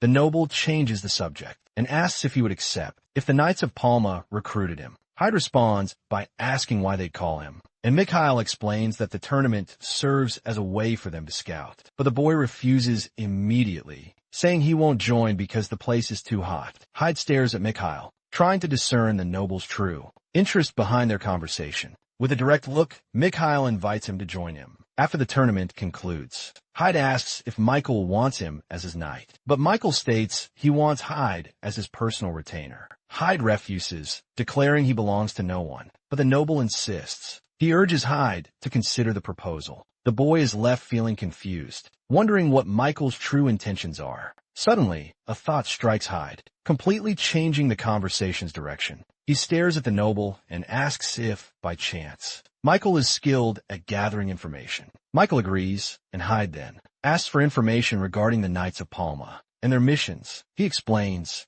that he needs something to compare against the noble's recent proposal. Michael then accepts the request and promises to investigate everything without any partiality in his response. With the agreement sealed, the noble extends his hand and invites Hyde to share a meal. In his thoughts, Hyde hopes that, with luck, he'll uncover Ludus Cicero's plans. The day of the final arrives, and the sun blazes down over the vast Colosseum arena. In the day's first fight, Hyde decisively defeats his opponent, securing his spot in the next phase. He thinks to himself that the nickname, Blonde Hyde, definitely doesn't suit him. Just then, Luke Yeager appears and complains that Hyde is too dull for the crowd. Hyde gives him a side eye, and Luke tells him to relax, because he's the man of the hour. Before leaving, he warns Hyde not to get too tired. Before their final fight, a colleague approaches and comments that he wants to slap Luke's head. But Hyde ignores this, thinking if Michael has already acquired the information he requested. Suddenly, he hears yelling and looks back, perceiving a strange commotion. To his surprise, a crowd of fans appears, desperately calling for Mr. Hyde. Hyde is utterly shocked by the harassment, feeling a dark energy emanating from the crowd. The scene then takes us back to the academy dormitory, a much calmer place, where Michael sips his tea peacefully. Suddenly, he's startled by an unexpected arrival. It's Hyde, looking utterly disheveled. He exclaims that the city's women are hot on his heels. Mikhail finds the whole situation utterly amusing. He then explains that it's quite normal for a tournament finalist to attract so much attention. With a smile, he adds that all this popularity is probably due to Hyde's undeniably handsome face. Hyde is utterly incredulous, knowing full well something incredibly strange is truly happening here. He recalls how differently people treated him just before, and Mikhail realizes he hadn't understood anything about it. Just then, Hyde remembers his real reason for being there and quickly asks about the investigation he'd requested. Mikhail gives a knowing wink, saying he'd already anticipated and prepared everything for him ahead of time. He then hands over a book filled with the information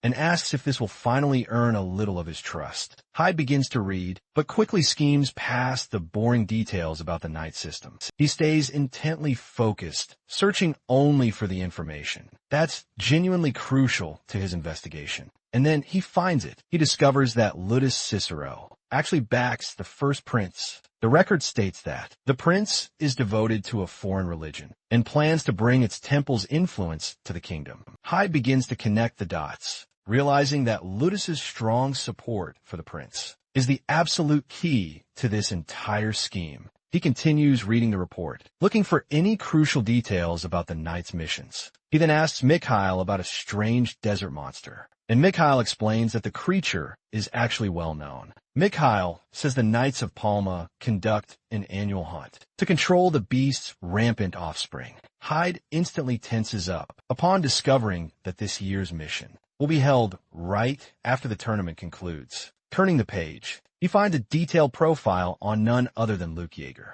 It's in the report that he finally realizes Ludus hadn't accepted Luke into the order to protect him, but solely to use him. The commander wanted to keep a potential obstacle nearby, where he could watch him much more closely. The insidious plan was to use the monster hunt to get rid of Luke, and then craft a heroic narrative. He slams the book shut, realizing his incredible luck upon arriving in Bay Sur, just in time to uncover this critical secret. His face set with fierce determination. He vows to halt Luther's scheme, whatever the cost. But a significant problem quickly emerges. He knows the commander possesses terrifying strength, making victory against him seem nearly impossible. Hyde then considers one last, desperate option, revealing the truth and begging for Luke's assistance. Throughout all this, Michael simply observes in silence, calmly sipping his tea. The noble then offers a subtle smile, as if he already knows exactly how events will unfold. Now, shifting to the arena,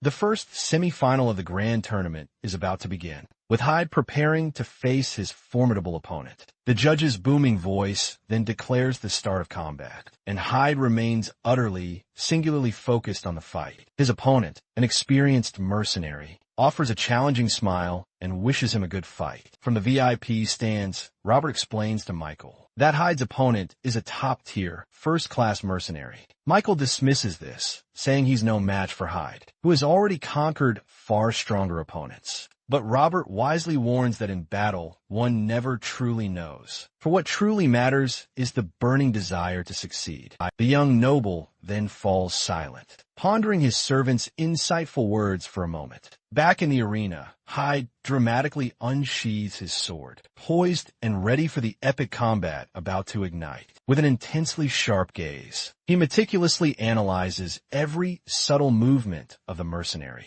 who stands directly before him within the designated fighting box. Meanwhile, from their exclusive box, prominent figures, like the princes and Ludus Cicero, observe the fight. Hyde senses their presence, as thinking that now, in the high-stakes semifinals, everyone important has finally decided to show their faces. Just then, the mercenary casually calls him youngster, clearly attempting to break his concentration. He sharply warns Hyde not to get distracted by the audience, because overconfidence in battle can prove deadly. Hyde offers a quick apology, but swiftly positions himself to fight, clearly indicating he didn't fall for the taunting provocation. Within his mind, he quietly wonders if this so-called first-class mercenary will truly be on the same formidable level as Pasmo. The mercenary then releases his latent energy, but Hyde perceives it as surprisingly underwhelming. So he opts to cautiously test his opponent first, just to observe his movements within the arena. With lightning speed, Hyde lunges forward. The exchange of blows between them begins intensely. Suddenly, the mercenary blocks an attack, surprising Hyde with his lightning-fast reflexes. Seizing the opportunity, he launches a counterattack, rapidly closing the distance between them. The mercenary fixes him with an intense, serious gaze, making it clear he wasn't here to play games. Their swords collide with incredible force, sending sparks flying in the heat of combat. The force of the impact is absolutely immense, violently throwing the mercenary a considerable distance. Without a moment's hesitation, Hyde charges forward again, not giving his opponent any chance to recover. But the mercenary unleashes a powerful wind ability, conjuring a devastating spinning attack. The blow squarely strikes Hyde's armor, causing it to immediately crack from the impact. Suddenly, the opponent materializes right behind his back, preparing to deliver the decisive final blow. The fight grows increasingly fierce and relentless, with both combatants exchanging lightning-fast blows. In the end, Hyde spots a crucial opening and manages to land the match-deciding blow. Both the audience and Michael are left utterly speechless, absolutely stunned by the sheer intensity of the combat. Hyde muses to himself that this guy was far more problematic than he'd imagined. He notices that his opponent subtly delays his attacks, then strikes precisely within that tiny gap. The mercenary takes a deep, ragged breath. He admits the boy isn't just some ordinary fighter. He praises Hyde's reflexes, acknowledging his skill goes beyond mere luck, stating that even he couldn't replicate such speed. But then suddenly, he unleashes his aura, declaring he cannot afford to lose. In a flash, he advances, but Hyde instantly perceives it was merely a bluff, designed purely to distract him. The mercenary activates a hidden mechanism, which subtly extends the reach of his sword. He believes Hyde won't react quickly enough if he simply accelerates his attack. With this, he launches his sword like a deadly projectile, catching Hyde completely by surprise. But the boy retaliates with a blast of dark energy, halting the incoming attack mid-air. The wave of surging purple power surges forward, leaving the mercenary utterly terrified of what's coming. Hyde realizes the extent of his actions and worries, because he has no intention of actually killing his opponent. Thankfully, the blade halts right at the man's throat, who can barely process the fact he's still alive. With his weapon now utterly destroyed, it's announced that the blonde combatant, Hyde, now advances to the grand final. He then shakes his opponent's hand, apologizing for trying to end their match so quickly due to the intense heat of the moment. Hyde explains he was ordered to go all out, as long as he didn't actually kill anyone. The mercenary muses, noting that true geniuses really do exist, and that he might have just fought a future legend. To this, Hyde remarks that if he'd focused more on training, he could have been stronger too. But the man counters, saying that for a mercenary, the more tricks up your sleeve you have, the better your chances for survival. Hyde then replies that against truly overwhelming skill, any and all strategy ultimately crumbles. Far from that intense arena, Mikhail is lost in thought about Hyde's absurd strength, and what Hyde spends so much time doing at night. He wonders what the boy's true objective truly is, because it doesn't seem to be just this tournament. Suddenly, confusion erupts throughout the area, with guards shouting at an old man to stop passing through. Mikhail asks precisely what's happening, and a nearby servant quickly explains that a persistent stranger insists on seeing him. The man then abruptly emerges and asks for Mikhail, claiming he has an urgent matter to address. The servants complain loudly about his utter lack of manners, but Mikhail says it's fine and asks him who he is. He introduces himself as the legendary blacksmith of Bezer, the very artisan responsible for forging the swords of the valiant knights of Palma. The man then states he heard that a boy named Hyde was closely associated with someone named Mikhail. He urgently asks to speak with Hyde directly, because he needs to confirm a very specific suspicion he has regarding the young man. The blacksmith then reveals that his suspicion is all about the true origin of the sword Hyde is wielding. With an intensely interested look,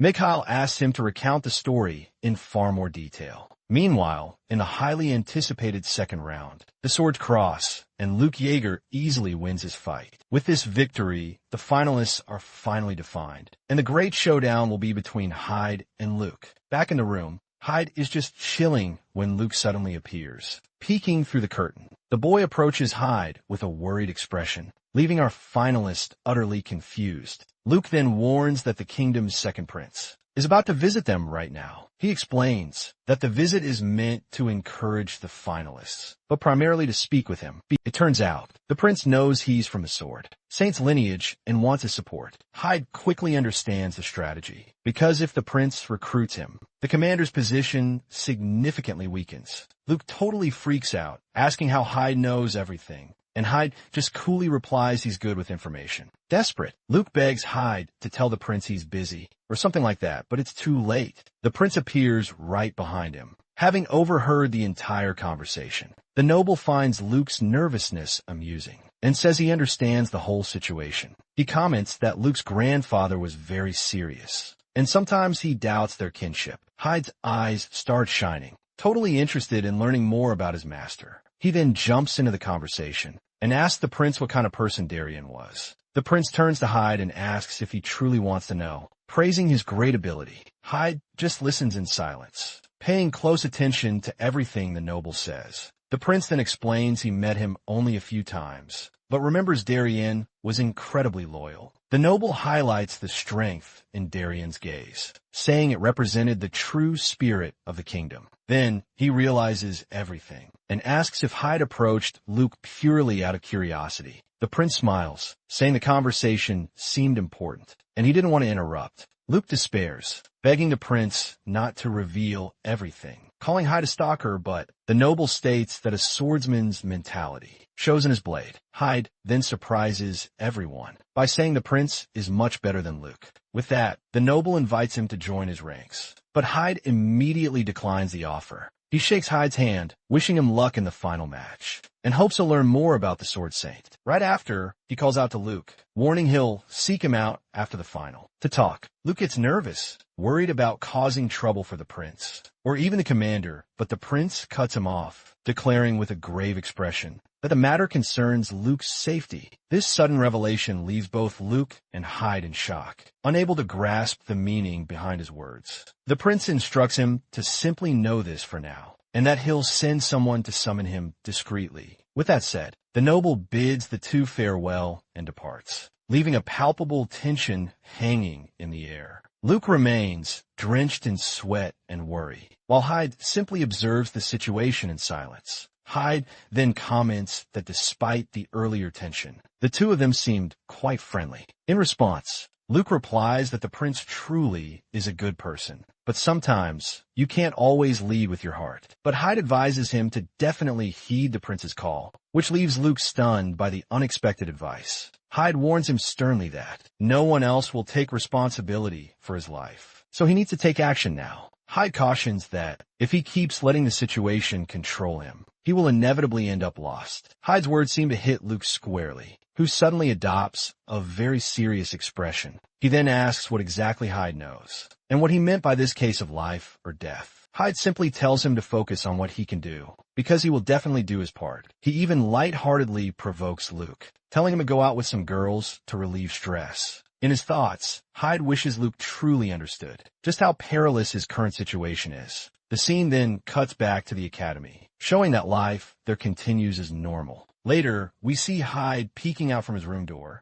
seemingly waiting for something specific. Michael greets Hyde, asking if he enjoyed his conversation with the second prince. Hyde looks utterly confused. He's baffled how he found out about that visit so fast. He simply says he's not even surprised anymore. Michael begins to explain that he always knows the prince's every move. Hyde then sheds his cloak, preparing to finally rest after a hectic day. Just then, Michael reveals something interesting happened and asks if Hyde wants to hear the story. Michael then questions him if he's heard of a man named Leighton. We learn that he was Basor's finest blacksmith, but he only forged swords for those he recognized. Hyde muses to himself that he certainly seemed like a peculiar man, a man of strong personality. Michael adds, saying he found his apprentice, who told him about his 3 masterpieces. All 3 swords were gifted to the royal family, yet only one was a permanent gift to an individual. Then, with a serious look, he reveals Hyde's sword is eerily similar to that masterpiece.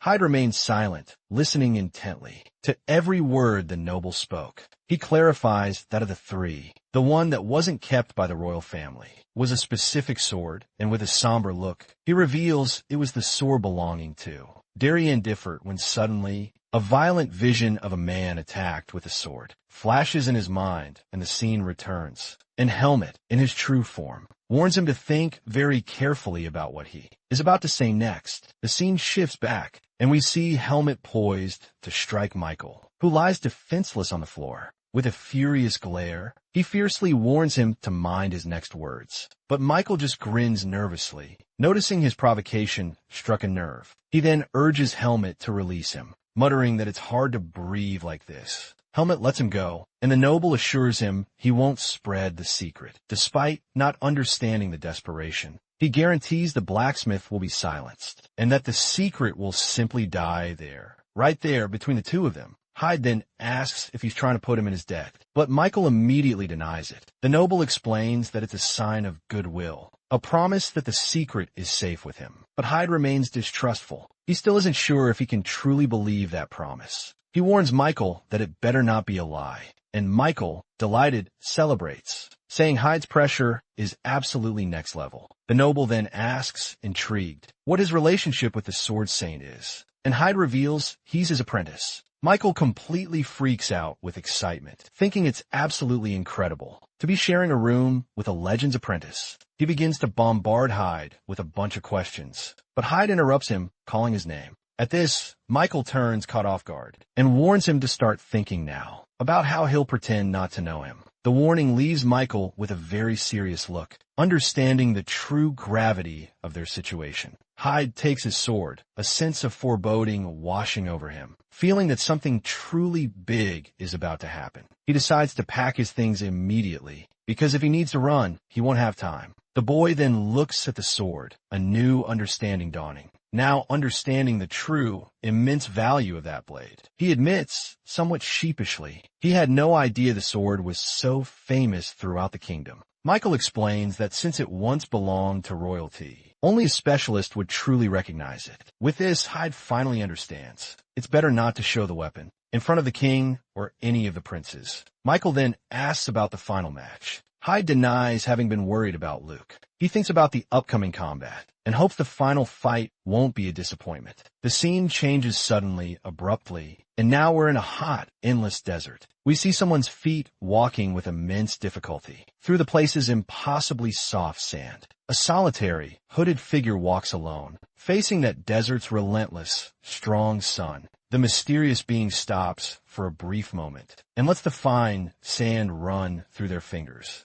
Suddenly, the very ground begins to shake violently, and deep cracks form all around the figure. An explosion of sand erupts, kicking up a dark and incredibly dense dust cloud. In the middle of it all, the silhouette of another shadowy figure appears. Slowly from the desert sands, a giant scorpion emerges, staring intently at the hooded figure before it. The mysterious being then withdraws a shining orb from his vestments, revealing a powerful magic item. With this, he touches the object to the creature's head, who accepts it without any resistance. He calls it good boy, saying it's smart for remembering its true master. With a sinister smile, the hooded figure warns that now is the time to finally awaken. The scene then takes us back to the great Colosseum, with the magnificent city of Bajorans in the background. In the stands, the crowd goes absolutely crazy, shouting and cheering for this grand event. Then, the glorious grand final is announced, a confrontation no one could have ever imagined. On one side, the young genius of the knights,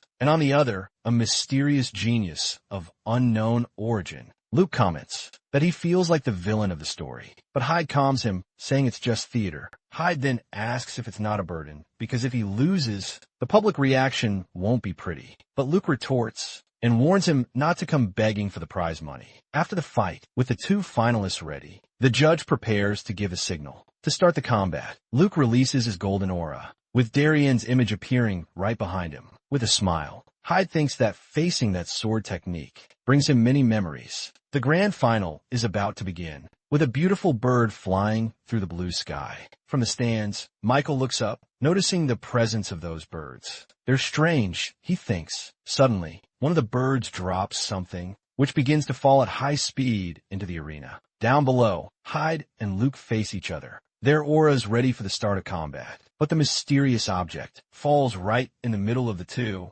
interrupting the beginning of the fight. The two finalists turn at the same time, completely stunned by the sudden turn of events. It crashes to the ground with a heavy thud, sending blood and dirt spraying everywhere. The audience and nobles erupt into a panic, desperate to know what had plummeted from above. Getting closer, Hyde sees it's a shadow creature, writhing in agony on the arena floor. He then looks up and, to his horror, perceives more and more birds are circling above the Colosseum. In the stands, a man frantically points skyward, stuttering in pure terror at the sight. And then a monstrous flying beast is revealed, striking terror into the hearts of all in the arena. Knight Luke is gripped by fear, questioning why a monster would ever appear in such a place at such a crucial time. Suddenly, a desperate scream calls for Luke, making the situation even more fraught for the knight. He spins around, confronting Hyde, who's rapidly closing in on him.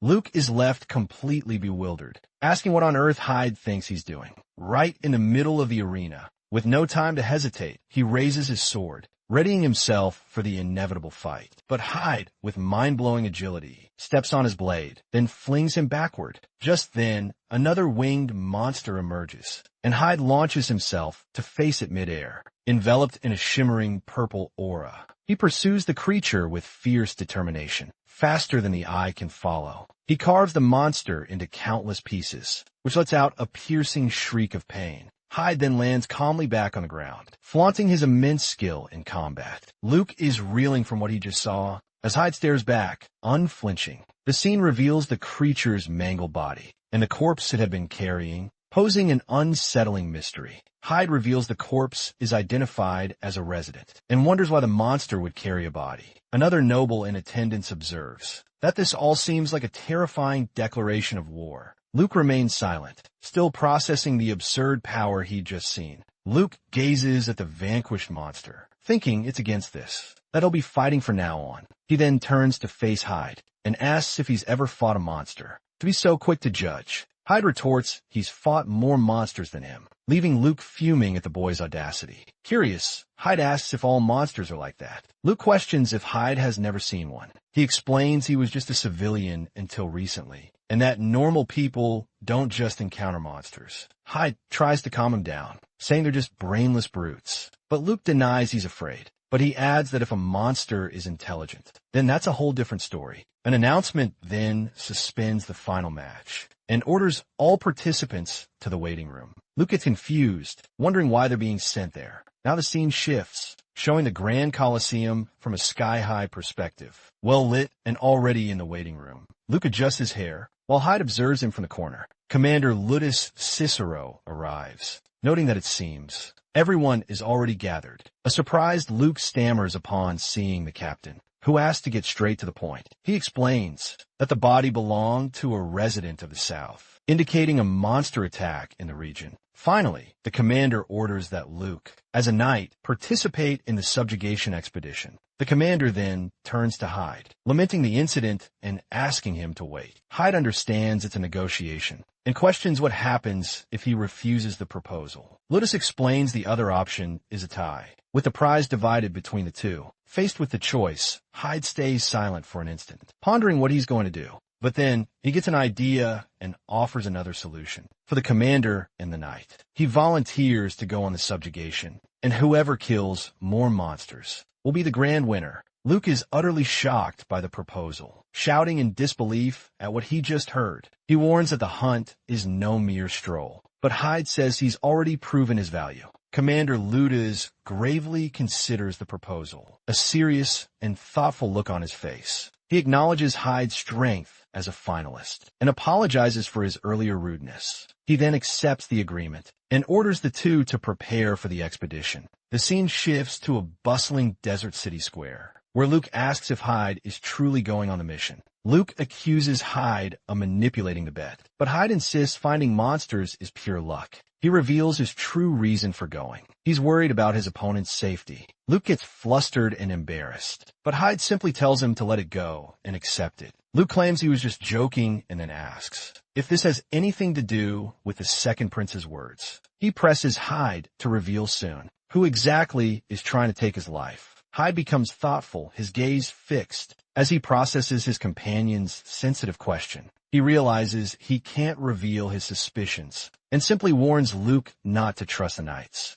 To emphasize the warning, he stresses not to trust even the captain himself. Luke visibly tenses at this information, breaking into a cold sweat without understanding why. Suddenly, a voice calls out for Hyde, and both turn simultaneously to see who it is. The young noble Michael approaches, accompanied by his servant, Robert, who holds a parasol. Michael greets them warmly, commenting it's their first time meeting outside the academy. Luke asks if Michael is Hyde's brother, but Hyde responds he's just an acquaintance. The noble then asks for permission to borrow Hyde, and Hyde tells Luke not to mind. Luke warns Hyde to meet him in the square with the equipment, and Hyde agrees before departing. Now alone with Hyde, Michael comments that Hyde seems to have gotten very close to the knight. Hyde ignores him and asks what he meant, and Michael reveals he's leaving tonight, but he corrects himself with a sly smile, saying they'll see each other again. So it isn't a goodbye. Michael then comments that Hyde is going with Luke on the subjugation. Since Michael was paying so much attention to him, he even provokes him further. He presses, asking if Luke was his real reason for coming to Bezer. But Hyde remains completely unfazed as the scene shifts. It now focuses intensely on the noble's eyes, signaling their conversation has grown far more serious. He then reveals to Hyde that a supposed Lumen priest was spotted in the desert just 2 days prior, sporting an intense gaze. He concludes his warning, saying he simply thought Hyde should be aware. Hyde processes this new information and swiftly realizes the noble wasn't just here for the tournament either. As he turns to leave, he guarantees Mikkel he will remember well every word she spoke. The scene then shifts, revealing an army of knights marching out of the city, mounted on their horses and heading into the desert. Hyde and Luke prepare for the arduous journey ahead. Luke takes a deep breath, thinking he didn't expect his first expedition to begin so suddenly and so abruptly. He feels a hand poke his shoulder, startling him completely. A fully hooded figure stops him, and he nervously asks who that mysterious person could be. The mysterious figure then moves away, observing the rest of the passing troops. He shows Luke a cross symbol etched onto his palm, as if it's some sort of secret sign. Hyde notices this strange interaction, keeping a watchful eye on his partner's situation. At this, Commander Ludes shouts out loudly, ordering all troops to advance. And so, under the relentless desert sun, the expedition that would change everything begins. The landscape unfolds, immense and vast, with sand dunes stretching endlessly to the horizon. The troop then sets up camp, and the knights gather to discuss their strategy. A finger points on the map to the village of Older,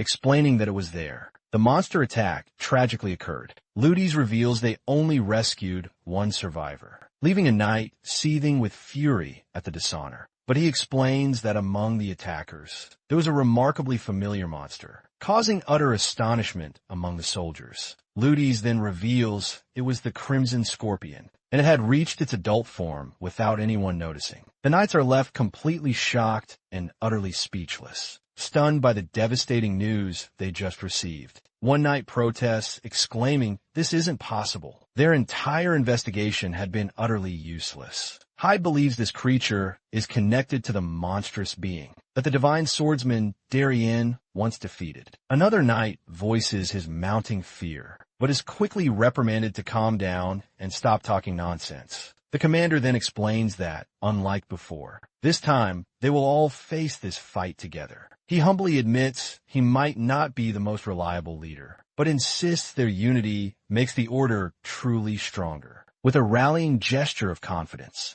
Ludes urges them to be courageous and wield their swords with pride. The knights exchange quiet, hopeful glances, their morale now slightly higher after his powerful speech. The commander then points to a map, explaining their plan to rendezvous with the Knights of Desire. The main unit will proceed to Older, while other teams will meticulously explore the southern regions. In desperate search of monsters, he then begins to announce the members who will form the mission's crucial main squad. While the names are solemnly called out, the camera shifts, showing the bustling camp outside the tent. And to everyone's absolute surprise, the very last name called is Luke Yeager's. But just as the commander was about to dismiss them, a hand rises and a voice boldly objects. To everyone's utter astonishment, Hyde raises his hand and demands to be included in the main unit. Commander Ludus and Captain Horton stare at him intensely, with clearly unfriendly expressions plastered on their faces.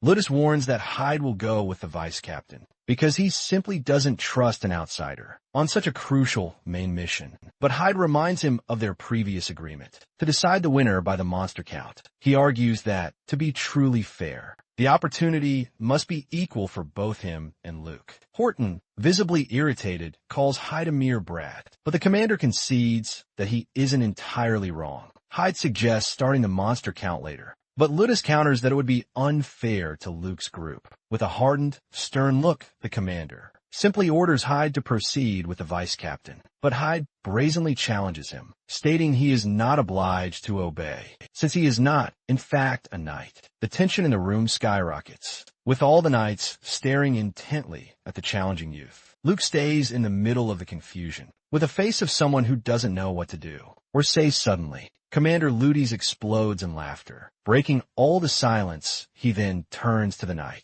and asks what Luke thinks of all this situation. Taken by surprise, Luke stammers a little, but affirms he also believes in a fair dispute. Then Ludus decides that Hyde goes to the main unit, leaving Horton revolted with the decision. Ludus warns Horton that Hyde is a finalist, and that one more person won't get in the way. But he explains that the formation gets unbalanced, and that Hyde will have to stay in the rear guard. Hyde responds that it's fine, because he knows how to take care of himself, without needing help with this. The commander ends the meeting, and orders everyone to rest for the imminent departure. The knights then begin to leave the tent, preparing for the expedition. In the desert, Hyde reflects that Ludus didn't oppose so much, perhaps for thinking he can control him easily. He perceives that the knight's loyalty is gigantic, and that a conflict can be dangerous. Therefore, he decides he needs to keep his head in place and act with much care. The troop finally departs, with Luke looking at the horizon, a little tense with the mission. They arrive at Daysar, an outpost, in the middle of the desert's immensity of sand. Their Ludus gets off his horse, being received by other knights who already awaited him. The commanders gather once again, analyzing the map to plan the next steps. The scene focuses on the outpost Great Gate, which opens for the passage of troops. The unified troops then march out, venturing into the depths of the desert. Upon sighting Older from afar, Ludus finds the landscape strange, but confirms that is the village. A knight notes there are only ruins, and Ludus wonders if the monsters went elsewhere. He explains that monsters don't abandon their homes, but that in this case, it is a possibility. The knight then remembers that the scorpion might be hidden beneath the desert sand. Ludus agrees and orders his troops to hold formation. They must enter Older with extreme caution. The cavalry slowly advances, making their way through the village's ravaged streets. A tense silence hangs heavy in the air. They pass by debris and walls, all stained with blood, grim reminders of the fierce battle fought here. One knight observes the widespread destruction, sensing that something is terribly wrong. He comments that the place is far too quiet, with no sign of monsters or residents anywhere. Worried, a soldier pleads with the captain to leave this place, but Ludus remains deep in thought. Suddenly, something strikes a knight's helmet, producing a sharp, metallic clang. Annoyed, he argues with his companion,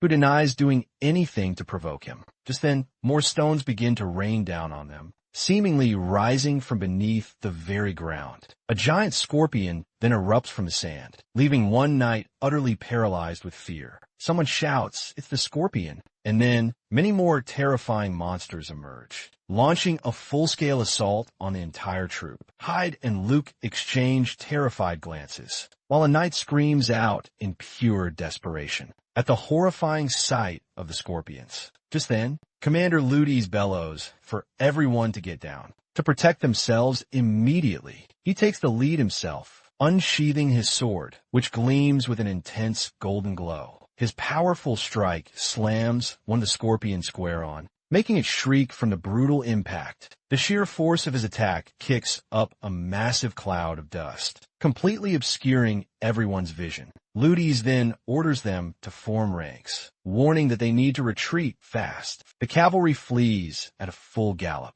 as the monsters relentlessly chase them close behind. But suddenly, the sand beneath them gives way, and one of the knights tumbles right into a trap. Captain Horton is violently thrown to the ground by the fall, screaming in agonizing pain and despair. To make matters worse, a giant scorpion looms over him, preparing to strike. Ludes looks back in utter desperation, yelling Horton's name at the horrifying scene. Hyde thinks fast, realizing he needs to jump down to have any shot at saving him now. With a steely, resolute gaze, he locks in his decision, readying for a perilous rescue. He blazes past Luke in a flash, leaving the knight stunned by his abrupt action. Then he vaults from his horse and charges solo toward the monstrous foe, all to save the captain. Luke desperately bellows for the captain to get down, as his own sword gleams with brilliant light. With a precise, powerful blow, he strikes the scorpion head-on, and it screeches in agony from the brutal attack. But the monstrous beast doesn't fall.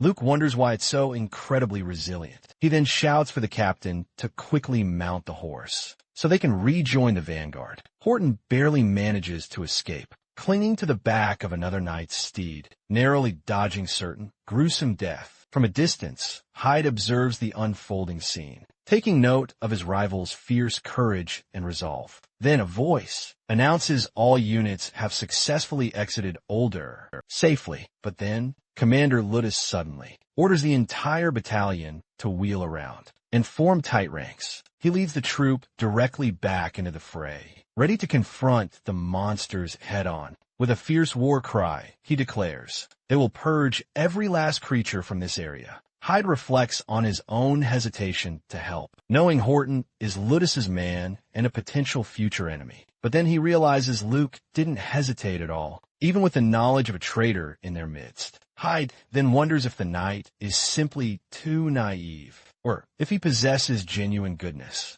The battlefield, ultimately, is littered with monster corpses, the knights emerging victorious. Ludus states the situation is resolved, but finds the ambush by so many scorpions highly peculiar. With that, Luke and Hyde finally rest, realizing the problem runs far deeper than they'd imagined. The knight takes a deep, ragged breath, visibly exhausted after the brutal, intense battle they just faced. Noticing his condition, Hyde steps closer and offers his water bottle for him to recover. He accepts, but vehemently denies any suffering, claiming the fight was actually quite easy. Hyde then questions him with a serious tone, asking why he risked himself to save these people. He reminds him that Horton and the others might, in the future, end up pointing their swords at him. Luke calmly faces this possibility, and even admits that it could very well happen. But he explains that he didn't become a knight to just stand by, watching others in danger.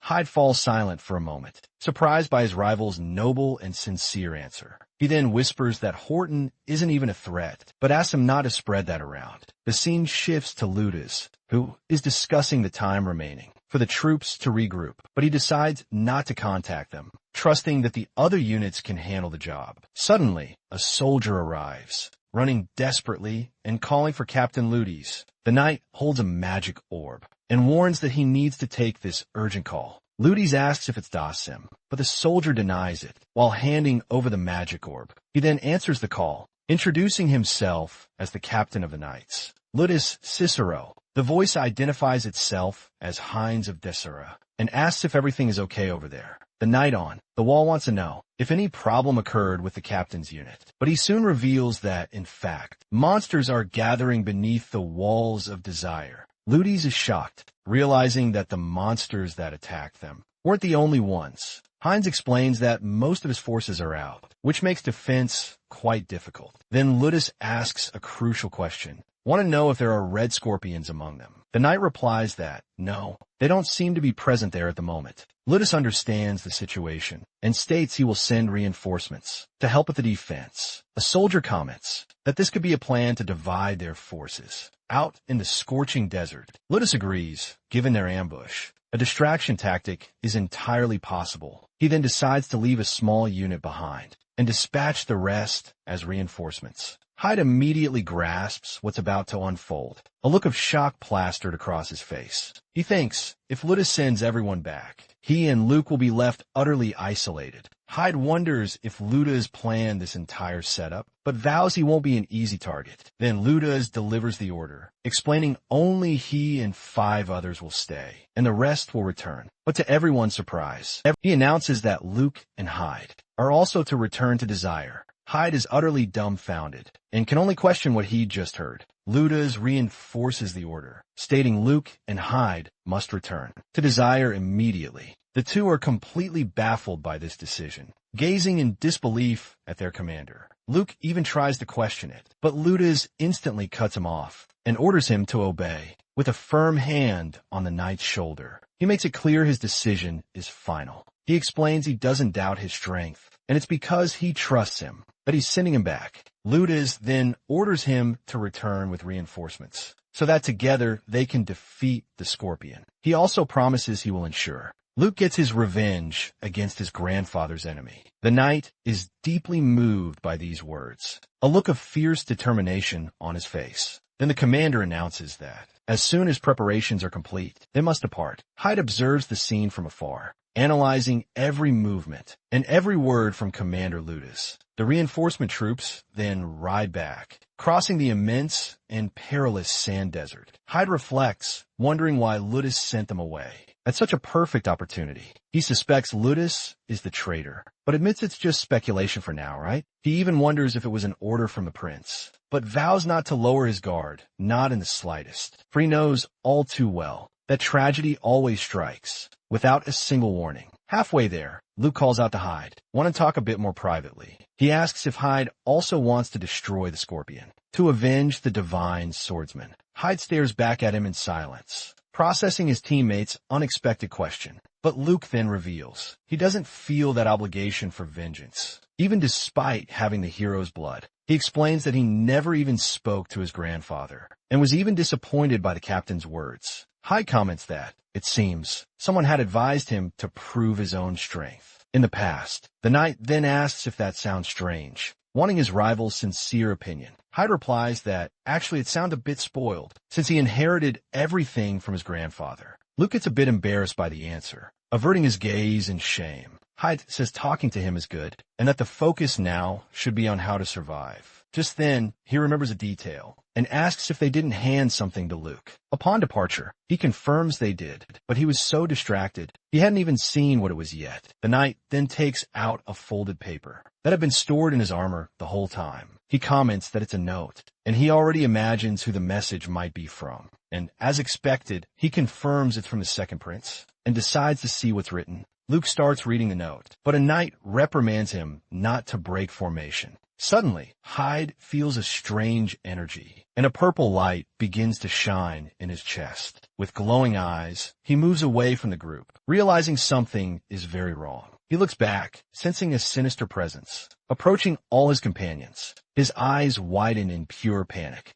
as he realizes the trap they've fallen into. Desperate, he screams with all his might, ordering everyone to stop their horses right now. Here, he turns his horse sharply, leaving the other knights completely clueless about the situation. Suddenly, the ground shakes violently, and one of the horses spooks, flinging a knight to the ground. A soldier spots the sudden movement and desperately screams, "It's an ambush!" Then, out of nowhere, colossal snakes and scorpions erupt from the sand, completely encircling the entire troop. Luke immediately steps up and takes charge, and orders everyone to brace for the imminent battle. But as he takes in the sight, the knight is utterly terrified by the sheer scale of the danger surrounding them. And to make matters exponentially worse, the gigantic red scorpion makes its grand appearance, bursting from the sand with furious intent. Luke stands in utter shock, recognizing the creature as the dreaded red scorpion. Now, they're completely surrounded on all sides by horrifying monsters poised to strike. A knight screams out in agony, while another frantically orders contact with the captain. But the signal completely fails. Just then, Hyde and Luke spring into action, leaving one of the soldiers stunned by their boldness. Hyde attacks, wreathed in his purple aura, while Luke's sword gleams with a radiant golden light. He then proudly announces he landed the first blow. So the point is his, much to Luke's irritation. But Hyde retorts that he's counting it for himself too. While, unseen, a giant snake prepares to strike. Suddenly, the snake lunges and barely misses, swallowing Hyde whole with its enormous, terrifying maw. A knight manages to deflect the creature's strike, saving the boy's life in the nick of time. Seeing the horrifying scene, Luke screams Hyde's name, fearing the absolute worst has happened. But then, the snake's massive head becomes trapped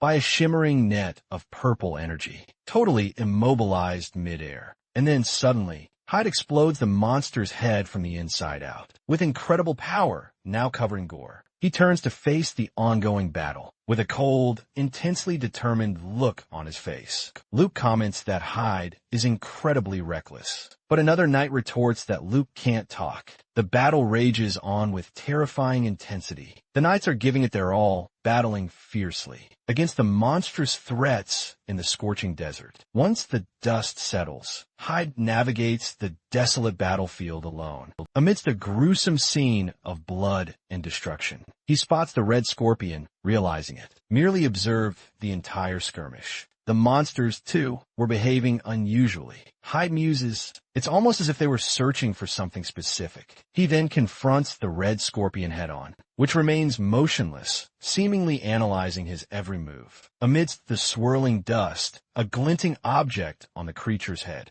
suddenly snags his attention. Upon realizing what it is, he's utterly stunned, his eyes widening in pure shock and disbelief. He recalls Michael's urgent warning about a Lumen priest who ventured into this very desert. In that instant, a chilling realization hits him. The gleaming object embedded in the monster's forehead is undeniably the priest's pendant. Gordrick approaches the captain, asking if he hasn't forgotten something important. Ludus, with a grave expression, replies no, leaving the knight somewhat bewildered. Ludus then clarifies, explaining he was merely contemplating. That was about time for them to finally reach their destination. The scene abruptly shifts, revealing knights locked in combat against colossal monsters in a chaotic desert landscape. Amidst the fierce battle, Helmet glances skyward, covered in blood but with a steely, determined gaze. Suddenly, Luke Yeager lets out a despairing scream as something terrifying rapidly closes in. A colossal serpent bursts from the sands, towering imposingly right before him. With no time to react, Luke can only watch as the monster descends to strike. But at the very last second, Helmet rockets forward with incredible speed, determined to save his comrade. He arrives just in time, throwing himself directly into the path of the attack to intercept the gargantuan creature. With a mighty blow, he deflects the serpent, creating a massive impact crater in the earth. Though fallen, Helmet confronts the situation with pure fury, ready to continue the brutal fight at all costs. Meanwhile, far away, a mysterious man. The announcement rings out. The target has been caught. He then orders the rest eliminated. Immediately, the giant scorpion's eyes begin to glow. It's clearly preparing for a new attack. But Helmet, against all odds, rises. He wields his sword, facing down two massive serpents. He's ready for combat as night falls under a blood-red sky. A full moon ominously watches over everything. Just then, a hooded figure appears, asking mockingly, "Is our hero truly the only one left?" He cruelly labels Helmet an unlucky little lamb, who somehow miraculously survived. Thought the massacre. The young warrior confronts the enemy. His face is streaked with blood, a fierce hatred in his eyes. Helmet then comes face to face with the mysterious man, and his menacing giant scorpion. He senses a strange energy. His first thought, demonic power. He reacts, prepared for the worst. But the glowing crystal on the monster's forehead, and the man's aura felt unlike anything he'd encountered. Suddenly, the hooded man unleashes his immense pressure. It's divine power, not demonic. The villain, surprised, praises Helmet's strength, noting that even at such a young age, he managed to wipe out almost all the monsters. He questions what this boy truly is, as he senses a sinister energy emanating from Helmet too.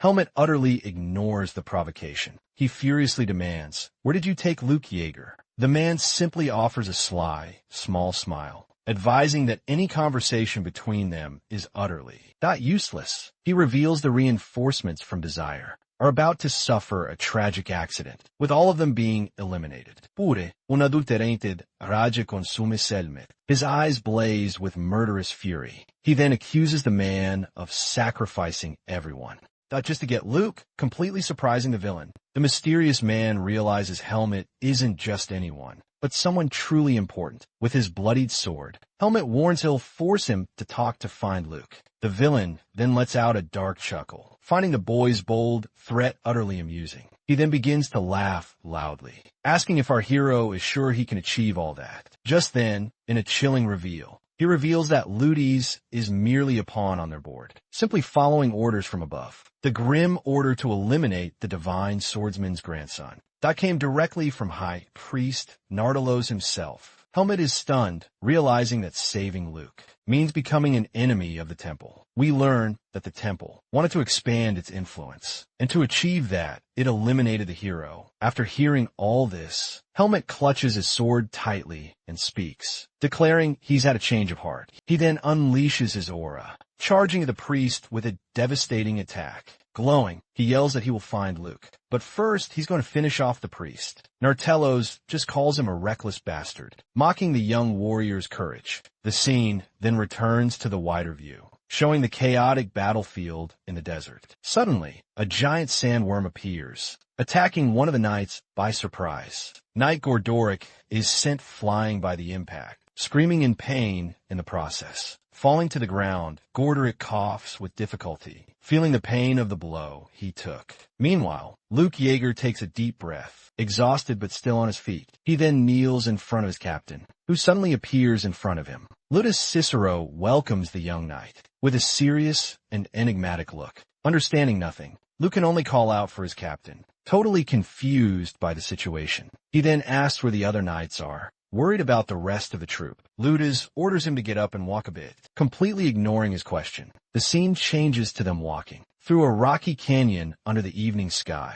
The two walk in silence side by side, with a very heavy atmosphere in the air. Ludus then breaks the silence, starting to talk about Luke Yeager's grandfather. He recounts that he respected him greatly and trained for 10 years just to gain his recognition. Here, the captain reminds Luke that he already sent him to gain recognition, imbecile alone, but he completes this by saying that only brats believe they can achieve everything through their own effort. Luke is shocked by the captain's words, completely unable to process what he's hearing. He then pleads for forgiveness, but insists he just needs to ask his superior one crucial question. Luke suddenly recalls receiving a dire warning, but he stubbornly refused to believe it was true. The letter had warned him never to be alone with the very captain of the knights. Desperate, he asks if Lucius's trust in him was nothing but a lie. The captain simply utters Luke's name with a terrifyingly calm demeanor. He then reveals this very spot was the last place Luke's grandfather was ever seen.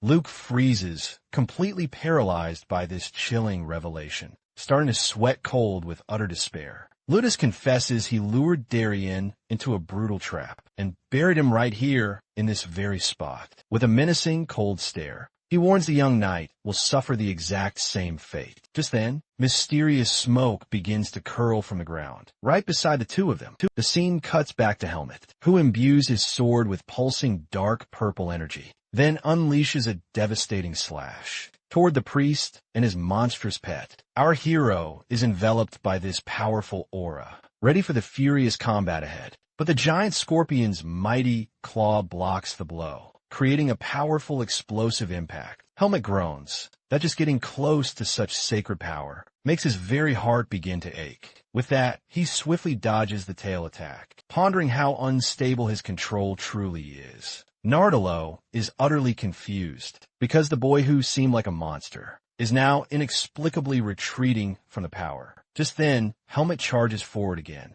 but dark energy visibly begins to leak from his body. We're shown that deep within his chest, there pulses a sinister seed of darkness, shining intensely. The priest's eyes widen, finally comprehending what's truly unfolding before him. He then unleashes a powerful barrier of light, throwing Helmet far away with his potent divine power. Retreating, Helmet realizes there are indeed those who can escape. The temple's watchful eyes as Nardolo grins and shouts that destiny itself guided him to eradicate this monster and restore true justice. Suddenly, the scene shifts completely, transporting us to a luxurious castle perched atop a towering mountain. Inside, a lone figure is engrossed in a book, her gaze fixating on a gleaming silver bracelet. She's in the library, trying to calm her nerves, hoping no news truly means good news. The scene snaps back to the intense battle, as Priest Nardolos unleashes the full might of his light power.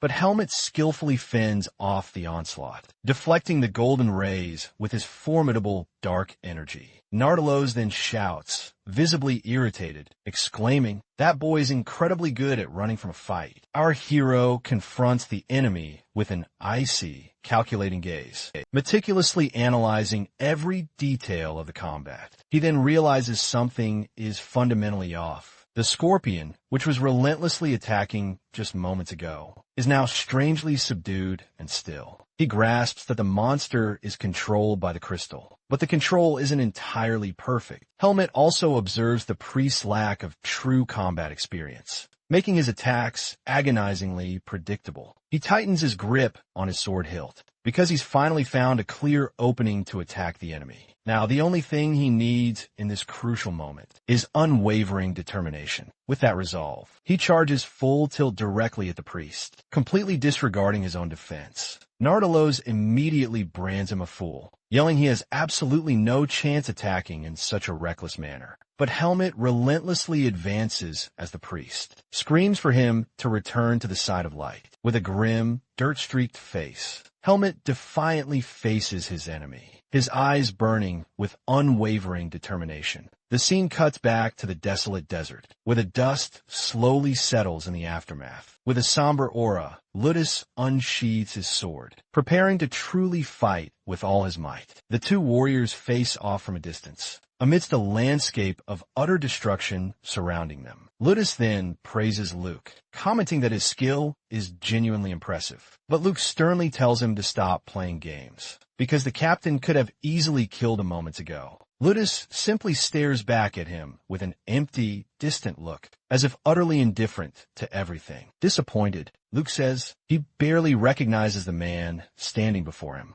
Without a word, the captain lunges at Luke, poised to deliver the final attack. But the young knight barely manages to block the blow. At the last second, creating a shower of sparks, Ludus commends the boy, declaring he's inherited everything, and looks just like his grandfather did when he was young. But then he roars that even so, it's not enough to escape this place alive. The sheer force of the blow is so immense, it makes Luke's entire sword tremble violently. Ludus then taunts him, saying a true swordsman would have dodged that attack. He screams that his grandfather would counterattack, and charges at Luke with everything he's got. He continues to bellow that a divine swordsman wouldn't get hurt by such a weak attack. Here, Ludus seizes the moment to deliver a horizontal cut. With every ounce of his strength, the blow strikes Luke's chest directly, and he can't even react in time. Ludus screams in furious disappointment at the weakness of the divine swordsman's air. He then halts his attack, holding his sword hilt firm, his gaze chilling. Fallen to the ground, Luke coughs up gouts of blood, completely defeated and utterly drained of strength. The captain gazes at him with utter disgust, asking, "What pathetic sight is this before me?" He warns that Besorii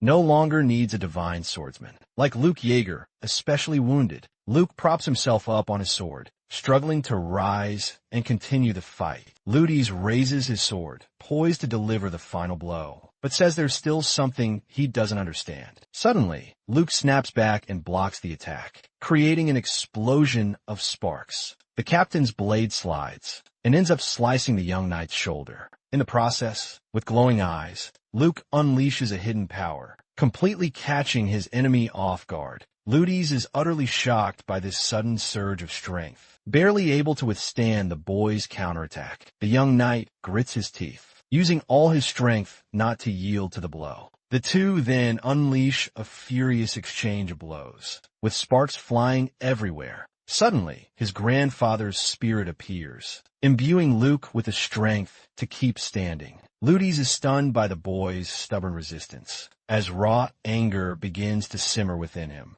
He then raises his sword, poised to strike, funneling all his immense strength into one decisive blow. The attack erupts in a blinding explosion of golden energy, obliterating everything in its immediate vicinity. As the dust slowly begins to settle, we witness the immense crater their fierce battle just forged. Utterly defeated, Luke, gasping, asks what fuels the captain's deep hatred. Ludes only stares back, his gaze cold and unwavering, a fresh wound bleeding on his cheek. He warns that Luke's demise will be etched in memory as the tragic end of a hero of the people. Raising his blade, he proclaims that with this very sword he once pierced, and now he will slay the final successor. Luke, on his knees, solemnly accepts his fate, awaiting the inevitable final blow from his former captain. But suddenly, a booming voice questions who said Luke was the last successor. Ludes spins around, utterly bewildered, unable to grasp the origin of this unexpected assault. A vibrant blade of purple energy cleaves through the air, splitting the ground itself with terrifying, raw power. And just like that, Helmet steps out from the shadows, cloaked in a dark aura and an undeniably murderous gaze. Luke is frozen solid, completely speechless, absolutely stunned to witness his unexpected savior. Suddenly, Helmet manifests, engulfed in a menacing dark aura, leaving Luke Yeager utterly frozen in disbelief. He then utters Ludes Cicero's name, his voice seething with pure, unfiltered hatred. His very form begins to shift, transforming completely, unveiling his terrifying, true form. As he grasps his sword with fierce determination, his gaze now burning with furious resolve, he declares that the time has come to finally end this. Ludes stares back, his eyes blazing with pure hatred. Amidst a crackling dark aura, Helmet materializes before Luke, who, utterly terrified, comprehends absolutely nothing. Luke then questions how Hyde, the boy he once knew so well, managed to get here, but Helmet immediately unveils his true form, confronting the knight with a chillingly cold and utterly serious gaze. Suddenly, a man's voice bellows, demanding he return to Lumen's side. Unleashing a blinding golden light, Helmet charges forward, unafraid, his sword now cloaked in utter darkness, to clash head-on with that divine power. The man then unleashes a colossal explosion of light, desperate to stop our protagonist in his tracks. He even flashes a sly, sideways smile, convinced his attack would absolutely succeed. Dust billows up everywhere, obscuring the result of that powerful energy strike. But to the man's utter surprise, Helmet simply flies out of the smoke, completely unharmed. The enemy's confidence shatters instantly, and he's shocked by the sight that just sped by at full speed. Helmet streaks right past him, without even giving him a chance to react. The man screams that this is utterly ridiculous, for he used his power to burn the seed of darkness. It's explained to us that Helmet only survived because he concentrated all his power into his sword. To achieve this, he had to use the very seed he was trying to suppress this whole time, but he warns that this brief moment is enough, ready to end the fight once and for all. The scene changes, showing Helmet falling to the ground, violently thrown far away. The blow strikes the giant scorpion's head, which clearly feels the impact of the attack. Helmet thinks the priest manipulated the monster, preventing them from having a good relationship.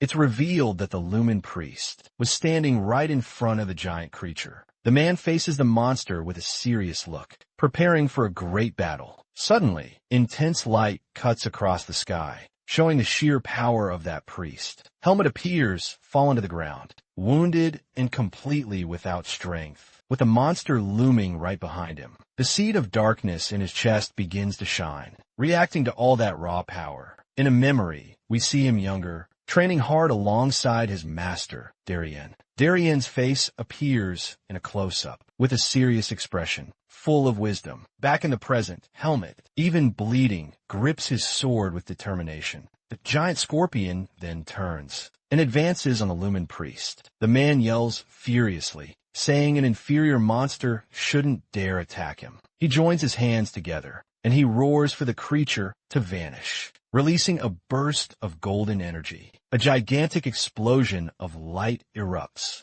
showcasing the priest's devastating power. As the smoke begins to clear, that it reveals the giant scorpion has survived, and now someone is standing right on top of it. The priest smirks with utter contempt, calling the creature an ignorant, lowly beast. He thinks he's won, but suddenly, Helmet emerges from the shadows, right behind him. With a terrifying look in the blink of an eye, he plunges his sword right through the priest's chest. The priest screams out in agony. Helmet steps back as the man collapses bleeding, and the giant scorpion simply watches the scene unfold. The priest staggers backward, reeling, unable to believe he was wounded so gravely. With a final, brutal blow, the scorpion uses its claw to mercilessly crush the man against the ground. Hyde observes everything, watching closely, his eyes shining with a dark, sinister purple aura. The priest curses them both, his voice raspy, spitting blood, calling them inferior beings. Then Hyde approaches the man and asks, stone cold, demanding to know, where is Luke? The priest defiantly refuses to answer and yells not to be underestimated by a cursed one. Without an ounce of patience, Hyde stomps on the man's mouth, silencing him with a brutal, crushing blow. He explains he's used to stabbing and cutting until he gets the answers he craves. With a dark, menacing face, he threatens to start cutting the parts that bleed the least. The priest's eye widens in sheer, unadulterated terror upon understanding the horrifying fate awaiting him. The scene abruptly shifts to a dark, ominous cave, where Helmet faces a new, incredibly powerful enemy. With his long hair flowing back, he grips his sword, and his dark aura intensifies. We're told that during the last lesson, the seed of darkness grew alongside his power, and now the situation is eerily similar. Only his power has regenerated so immensely that it's almost impossible to contain. He knows this is a powerful, yet temporary, effect. But in this state, he can finally face the man. And that man is none other than Ludus Cicero, who appears imposingly, clad in armor and a golden aura. Ludus is completely shocked and asks, how did this kid even survive that infernal place? Helmet quickly retorts that Ludus never expected to lose to someone like him. At that moment, the commander's face contorts in fury, unable to comprehend our protagonist's sheer audacity. In a flash, Ludus unleashes a devastating golden energy slash straight at him. The attack slams into the ground with overwhelming force, sending dust flying and shattering the surrounding rocks. But Ludus is stunned to see that his powerful blow had no effect whatsoever. As Helmet strides calmly through the smoke, the two warriors now stand ready, blades drawn. Ludus screams, fueled by pure hatred, declaring that no matter who he is, he won't be leaving this place alive. With that, the brutal battle commences, and the overwhelming auras of both warriors erupt. Ludus boasts that it doesn't matter who he is. Once he's dealt with, there will be no further issues. But Helmet, with a defiant smirk, replies, that's if you can manage it. Their blades collide once more, and Helmet's overwhelming strength begins to push the commander back. Ludus is utterly shocked, wondering what kind of power this boy possesses to be so incredibly strong. He barely manages to block one of the attacks, but Helmet's shadow blade relentlessly presses forward. With a blinding spin, our hero lunges again, displaying his formidable skill for all to witness. Luke Yeager intently watches the brutal fight and is utterly shocked by a move he instantly recognizes. Helmet unleashes a sword technique so impossibly fast, it leaves multiple shimmering purple energy trails in the air. He confronts his opponent with an intensely serious gaze, making it clear he isn't here to play games. A stunned Ludus demands to know who taught him that distinctive sword-fighting style. Helmet slowly raises his weapon, declaring his sword would be the only answer he'd provide. Ludus's eye suddenly widens, as if he just recognized that exact technique. For a brief instant, the ghostly image of a legendary master swordsman flickers into existence behind Helmet. Ludus is left in utter shock, muttering to himself, "No, that simply can't be true." Helmet then chillingly warns that Darien may not have cared, but that he has absolutely no intention of letting him live. Burning with hatred, Ludus grips the hilt tightly. His golden aura flares to life, shining intensely. His energy then explodes, engulfing the entire cave. He prepares to unleash his full power. He roars, "This is impossible." After all, he ambushed Darien himself, and delivered him to the temple. But Helmet simply replies, "If a demonstration won't convince you, then there's nothing more to be done." The fight reignites as the two warriors advance, their swords clashing violently. With an agile blur, Helmet dodges the golden attack, barely grazing the immense energy. Ludus then unleashes two enormous light slashes. They hurtle at high speed towards our hero. From a distance, Luke Yeager watches it all unfold, stunned by the sheer intensity of this surreal battle. Our hero skillfully defends himself, and the clash of blades creates sparks everywhere. In an instant, he ducks and sweeps under a blow. Showing incredible speed, he then blocks the commander's sword, and the two lock into a brutal test of strength. Seizing the opportunity, Helmet stomps on Ludus's foot, unbalancing his opponent. He dodges again, stretching out his left hand, as if preparing to unleash some magic. Ludus retaliates with a gigantic energy slash. This forces Helmet to retreat immediately. Helmet throws himself to the ground and slides with incredible agility, dodging the blow by a hair. The clash of their immense powers causes a gigantic explosion, illuminating the entire dark cave in a blinding flash. The energy wave is so strong, it blasts Luke far away. Even despite his distance,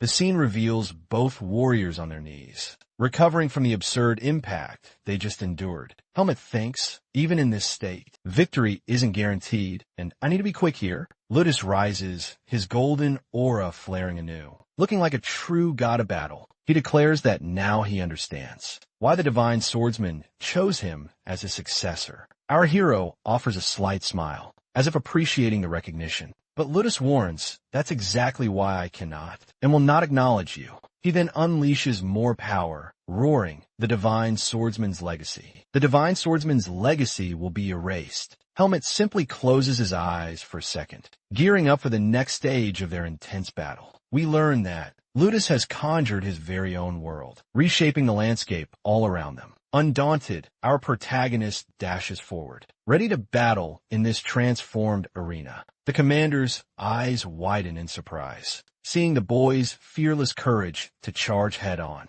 With a powerful leap, Helmet soars over him, préparant à surprise aérienne l'assaut. The battle rages on intensely, their swords clashing with unbelievable force. Ludi strikes with a grim expression, leaving no room for our hero to breathe. But Helmet expertly blocks the blow, as the two lock blades in a test of strength. He whips out a smaller blade to defend, utterly surprising the commander with his technique. With a swift move, our hero shoves Ludi's backward, unveiling a completely new fighting style. The commander attempts a side strike, but Helmet evades with lightning agility. Ludus finds himself slightly breathless, feeling the immense pressure of this unpredictable battle. Confused, he demands to know what the boy is doing, since that isn't Darien's style. Helmet explains that since he already knows that style, he's incorporated techniques no one has ever seen. Infuriated, Ludis yells that he inherited the best technique, but is using pathetic blows. Our hero simply replies calmly, unmoved by his enemy's rage. He then declares that the true owners of those styles were swordsmen far more worthy than Ludis. Ludis pauses thoughtfully at the provocation and asks if he truly believes that. Then he calls him a fake, declaring that unfortunately, Hyde is a fraud too. He yells that a true, divine swordsman would never depend on the power of another coward. Our hero's purple aura erupts as he prepares to unleash his true power. With a chilling gaze, he regrets disappointing him, but warns Ludis that he is not Darien. He then advances through the air, creating multiple afterimages of himself to confuse his opponent. Ludis yells furiously, saying trying to fool him with illusions won't work. The commander stands completely still. He stares at the images, a look of pure mockery on his face. With glowing eyes, he charges forward with full force, ready to finally end the boy's farce. His powerful blow lands squarely on the boot, but he quickly realizes it was all just a distraction. Suddenly, Helmet materializes right behind him. Ludi spins around, his eyes wide in utter fright. It's revealed to us that strategy is a powerful weapon against stronger enemies, and the strategy works. He lands a fatal blow, piercing clean through Ludus's armor. The scene then shifts to a flashback in a desert city. From a time long ago there, we see three boys running and playfully clashing wooden swords, dreaming of becoming heroes from a rooftop. Two of them observed something vital happening in the city. It was a knight ceremony with various soldiers lined up in a vast courtyard. One of these knights was Darien, a man who truly stood out with his white hair and gentle look. The boy smiles with pure admiration, inspired by the image of that great divine swordsman. Time passes, and that boy is now a knight. Wearing his own armor, he becomes Darien's companion, fighting and riding alongside his great idol. In a battle, Darien faced several monsters simultaneously. With absurd courage, his sword in hand, he fought fiercely, protecting everyone with his power. The younger knight looked on, utterly shocked, unable to believe the sheer intensity of that combat. In another scene, a person receives a mysterious black sword from a noble. We see Darien and Heinz at a ceremony, receiving recognition for their great deeds. Knight Heinz, with his beard and serious look, showed all his determination, and it's revealed that the young man was Ludus, asking for the honor to learn from the great Darien. We see Knight Heinz with a determined look, ready to make an oath. Darien questions him, saying it's not like him to act in such a strange way. But Heinz insists, begging for Darien's permission for very rigorous training. The divine swordsman looks at him sideways, with a cold and very suspicious expression. With a resounding no, he refuses the request, leaving Heinz shocked by the direct answer. Darien admits Ludus possesses certain qualities, but his unique technique is reserved only for his son. An indignant Ludus suddenly yells that his own son couldn't even handle the grueling training and simply quit. Darien shoots a death glare, warning him not to dare cross the line. An embarrassed Ludus quickly apologizes and is sternly told to just focus on his normal duties. He hangs his head, a bead of sweat trickling down, brimming with utter frustration. The scene then shifts to a peaceful castle courtyard, a serene place with a stunning garden. Another knight approaches, calling out to Sir Ludus, who sits alone there. The man asks for a moment of his attention, and Ludus turns to see what he wants. Sword in hand, the knight prepares himself, his expression fiercely determined. He then begins to train, showcasing his precise movements and incredible swordsmanship. Darien's gaze locks onto the knight, meticulously analyzing every single move. The knight trains with all his might, démonstrating en impressive sorte technique. He explains he learned everything simply by watching, and perfected the rest on his own.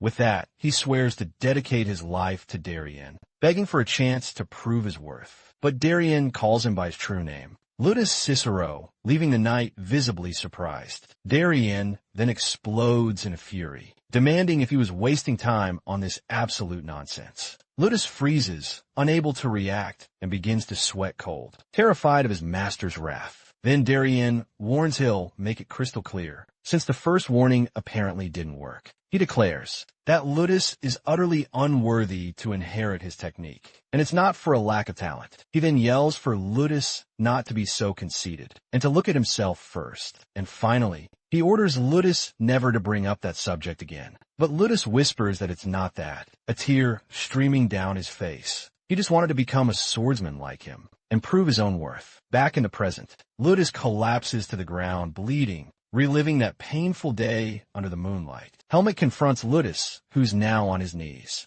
defeated, bleeding, with a mouth full of blood. Ludus confesses that Lord Darien was an arrogant, selfish man. Our hero takes a moment to think, and agrees he can't exactly deny that fact. Ludus explains he betrayed Darien out of resentment, because Darien completely rejected him. Alone in the night, Helmet begins to understand that what made his master change his mind. He then glances at the commander and asks if Ludus ever regretted his betrayal. With a weak laugh, Ludus says that he became obsessed with erasing all traces of Darien. But in the end, with a bloodied hand, he admits that he couldn't overcome his attachment. He deduces that Darien is no longer in this world, and the boy confirms his suspicion. Almost without strength, Ludus asks if his master ever felt resentment towards him. Our hero's purple eye glows. As he considers his answer, Helmet simply repeats that Darien never seemed to care about what happened to him. With a sad look, the commander just whispers that he finally understood the truth. Ludus asks his real name. He replies that his name is Helmet. Finally, he says he'll watch on the other side, to see Helmet's future choices. Without hesitation, Helmet delivers the final blow, and the commander's head flies, sent soaring by the powerful strike. His face streaked with blood, he observes the scene with a cold gaze. Nori grits as the head flies against the moon. He simply thinks, now I'll do whatever I want. The commander of the knights falls from the skies, utterly defeated after the brutal battle. On the ground, Luke faces Hyde, who asks if Hyde was the master's last disciple. Luke then recognizes him as Helmet, but the boy says to just call him Hyde. He feels ridiculous for bragging the whole time, about being the divine swordsman's grandson. With the fight resolved, Luke asks what Hyde plans to do now. Hyde says the captain betrayed his master, but who would ever believe the truth? The boy falls deep into thought, desperate to untangle this complicated mess. Then, a brilliant idea strikes him. He turns to Luke, ready to unveil his new plan. But suddenly, the unmistakable sound of hoofbeats shatters their quiet conversation. They both whip their heads towards the noise, pondering who could possibly be approaching. Hyde has a strange premonition, believing things might just turn out all right. Just then, an important man, astride his horse, emerges directly before the pair. The man reveals he knew the captain arrived alone, and demands to know what transpired. A fierce gust of wind sweeps through the canyon, heightening the already tense atmosphere. After absorbing their shocking story, the man, finally, seems to grasp the full gravity of the situation. The noble gazes at the shattered armor on the ground, lamenting how things ever came to this. Luke then asks how long he'd known of this betrayal, and the noble explains it was merely a suspicion. He apologizes to Luke for not speaking up earlier, but the knight retorts it's all useless now. With a mournful gaze, Luke confesses he truly saw the captain as a father figure.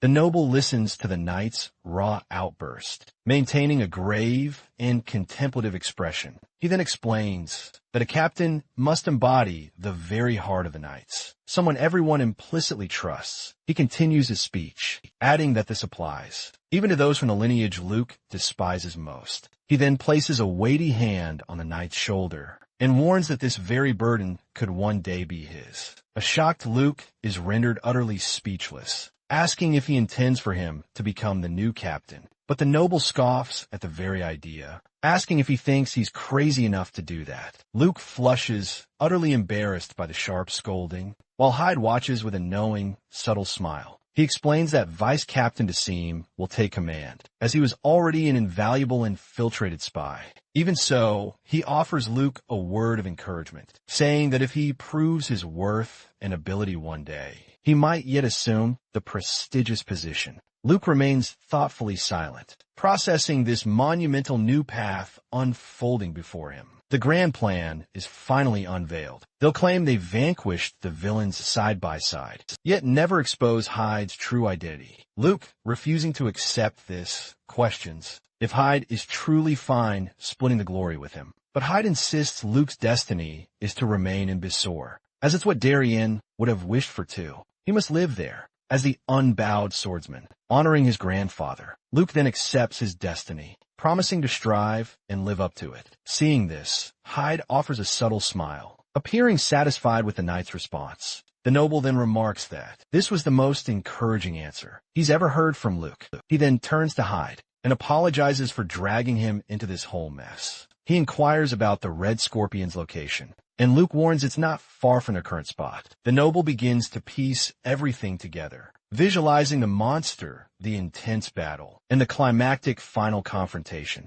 Hyde silently ponders if anyone will truly believe such a full of holes story. But the noble grasps the original scheme, to use a rescue to lure Luke to his demise. If he miraculously survived, Lucius would finish him off, and they'd emerge as heroes. Then they'd reveal Luke's true identity to rally popular support for the knights. Luke is genuinely impressed by this deduction, and Hyde is relieved that he bought the story. The noble then proposes his ingenious idea, suggesting they simply reuse that very same plan. Hyde and Luke listen to the proposal, appearing quite uncertain about their next move. The narrative will be that the knights fought, but only Luke, the true hero, slew the beast and saved the kingdom. The noble then asks, with a touch of irony, if that doesn't sound like a fantastic story for all. Luke finds it a bit cruel to the deceased, but comprehends it's the sole path to resolution. He agrees to follow the plan, and the noble asks Hyde to lead them to the monster's corpse. But before they can, Luke interjects, suggesting they bury the captain's body right then and there. The noble demands to know his reasoning. Since mere words won't convince anyone of this lie, the knight holds up 2 fingers, declaring he has 2 solid reasons for his actions. First, the body bears sword wounds, which would undoubtedly spark intense suspicion. Second, even without concrete proof, this would provide the knight with a firm belief to uphold. He firmly guarantees that he himself will personally ensure everyone believes him. Impressed, the noble carefully observes the young knight's newfound resolve, noticing a different spark. He even questions if Luke truly is the divine swordsman's grandson, which utterly confuses the boy. But the noble quickly shrugs it off, claiming it's nothing, and agrees to follow Luke's suggestion. Now, Knight Luke Yeager is reborn, with a fresh purpose and a bright future awaiting him. Hyde watches Luke from afar, as the first rays of sun peek over the horizon. With this new dawn, a new phase truly begins, for everyone entangled in this grand deception. He then apologizes to Darien, for he no longer sees his grandfather's shadow in Luke. The scene then shifts to the desolate heart of the desert, where the group finally arrives to execute the final crucial part of their plan. They stumble upon the colossal carcass of the red scorpion, sprawled across the desert sands. The noble then confronts the massive creature, confirming it's indeed the monster that was defeated. He promptly asks where the priest's body is, and they inform him it's buried nearby. The noble queries the condition of the priest's face, but Hyde explains he had some questions for the deceased. His original plan was to use the body as leverage, but now the temple will have a convenient excuse to refuse. He then shifts the subject and asks if they're going to split the hunting prize money. Luke says no because Hyde helped him, and he admits he wasn't the one who single-handedly felled the beast. Besides, he explains, there's something far more important than money at stake now.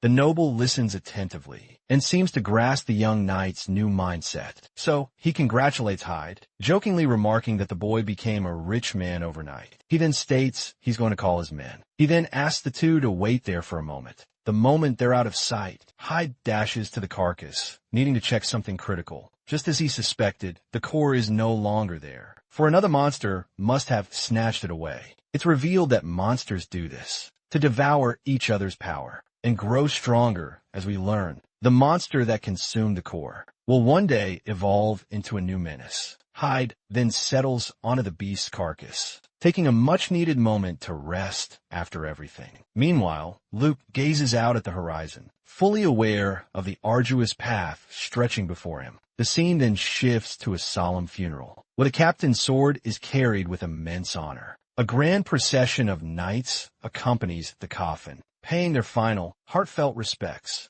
A public ceremony unfolds in the town square, with a vast crowd gathered to witness it. The noble begins his powerful speech, lamenting they were saved but tragically lost Commander Ludes. He solemnly recalls that they also bid farewell to the divine swordsman, leaving the people visibly moved. The noble declares it a profound tragedy, but they must carry on the will of those who have passed. That sacred will now passes on to Dasim Alvis, who is declared the new captain of the knights. And then, to everyone's utter surprise, the noble loudly calls out the name of Luke Yeager. From amidst the assembled troops, the young man turns to face the stage. With a grave and fiercely determined expression, he begins to stride forward, passing by all the perfectly lined-up knights. The crowd starts to murmur amongst themselves, curious about this mysterious young man. But Luke remains completely unshaken, continuing his walk with an aura of unwavering confidence. He takes a deep, steady breath, gripping his sword hilt very firmly. The crowd is utterly stunned, unable to comprehend what's unfolding on stage. Eyes closed, Luke concentrates, summoning all his inner strength. He recalls how he once denied his grandfather, but that helmet forced him to confront the truth. Now, he finally understands that the two parts of him. He reveals his true identity at that very moment. An immense golden aura erupts from his body. With newfound power, the knight emerges completely renewed. He showcases his true, immense strength for all to see. The people are utterly stunned, left completely speechless, as they feel that overwhelming golden energy. The noble then dramatically reveals the name he was meant to bear. Luke Depert, the son of Darien, one of the nobles in the audience, is absolutely shocked and demands to know what he just proclaimed. The man explains that Luke has, in fact, returned and saved everyone from the Red Scorpion crisis. The people grow emotional as they hear the incredible story, gazing at their hero with immense admiration. His fist clenched tight. He yells that the hero is what was passed on to protect. The crowd erupts into a frenzy, yelling the new hero of Bazora's name. Amidst the euphoric chaos of the crowd, Hyde watches everything unfold, a small, victorious smile playing on his lips. But the noble from earlier stands up, absolutely furious, pointing an indignant finger directly at the stage. The noble warns that Luke's troubles have only just begun, and the boy already feels his brother's piercing gaze. But Luke remains completely unshaken by the pressure, replying that he will handle whatever lies ahead. The scene then shifts to the bustling city square. Sometime after the entire ceremony has concluded, we see Hyde meticulously preparing for his departure, carefully arranging luggage onto his horse. Luke asks him to please stay just a little longer, but Hyde explains he has other urgent matters to resolve. The knight's expression turns slightly wistful, but he seems to understand his friend's decision. Hyde then declares he considers Luke a true brother, since they shared the same master. With a smile, Luke promises that if Hyde ever needs him, he'll drop everything to rush to his aid. But Hyde jokingly hopes that won't ever be necessary, leaving Luke playfully irritated by the teasing. Just then, the noble approaches them once more and asks if Hyde has received the prize money. He then invites the young man to return one day and enjoy a reception truly worthy of a champion. Hyde replies that he will certainly consider it, but complains that Bazora is far too hot and tiring for him. And so, the young man departs on his journey, riding solo out through the city gates. A final glance as he departs. The noble comments that Luke will be left all alone, and with a heavy heart, he reluctantly agrees. Now, our young hero faces an uncertain future as he reflects on his new role within Basara. Luke is shocked, and the noble lets out a hearty laugh, remarking that his innocent face suits him perfectly. He then reveals he recognized his master's swordsmanship because, unlike his own brother, he always idolized the hero. The knight is left utterly speechless, stunned to realize his greatest secret has been exposed. But the noble quickly calms his fears, promising he won't spread any rumors, so as not to jeopardize their burgeoning friendship. Looking toward the horizon, he hopes that next time, Hyde will finally reveal his real name. The scene then abruptly shifts, transporting us to the grand buildings of a luxurious academy. In a quick flashback sequence, Robert is stunned to see Helmet departing home with a bag. We're shown that the servant only gave him a small gold coin before his departure. The incidents in Basara finally come to an end, and the academy's reopening day finally arrives. Inside, sunlight bathes the corridors in a golden glow, creating an atmosphere brimming with anticipation. We see young Alea gracefully walking through the hall, a slight smile gracing his lips. As he walks, he suddenly stops dead in his tracks upon spotting a purple-haired boy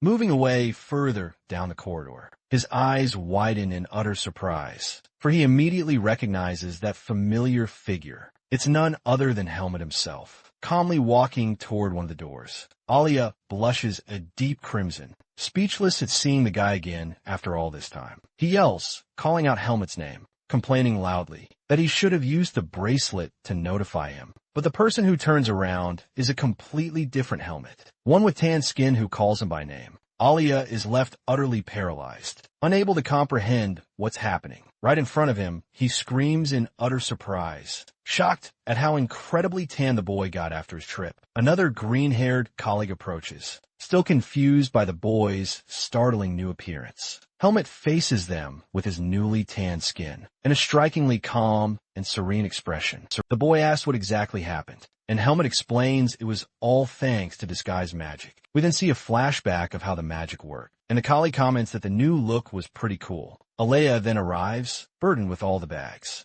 and the boy grumbles that Helmet somehow got even taller. He then inquires about Oscar, and Helmet warns that he's been training nonstop ever since his recent return. In fact, Alea hands over the mountain of items and gripes that he had to pack absolutely everything for him. The colleague shares some exciting good news, that Helmet will finally have his very own room, but Alea immediately tells him to mind his own business, and the boy asks if his conscience is bothering him. Alea releases a dark aura, making the colleague apologize, clearly terrified of being attacked. He then says goodbye to the two and quickly departs, waving goodbye as he exits the corridor. Now alone, they remain in a tense silence, staring intensely at each other for a brief moment. Helmet then breaks the awkward silence and asks Alea how he feels about this new development. He wants to know if Alea is feeling relieved, now that he'll have his own private room. But Helmet states he's anything but relieved, since the new room is located right across from his. Helmet finds the question rather strange,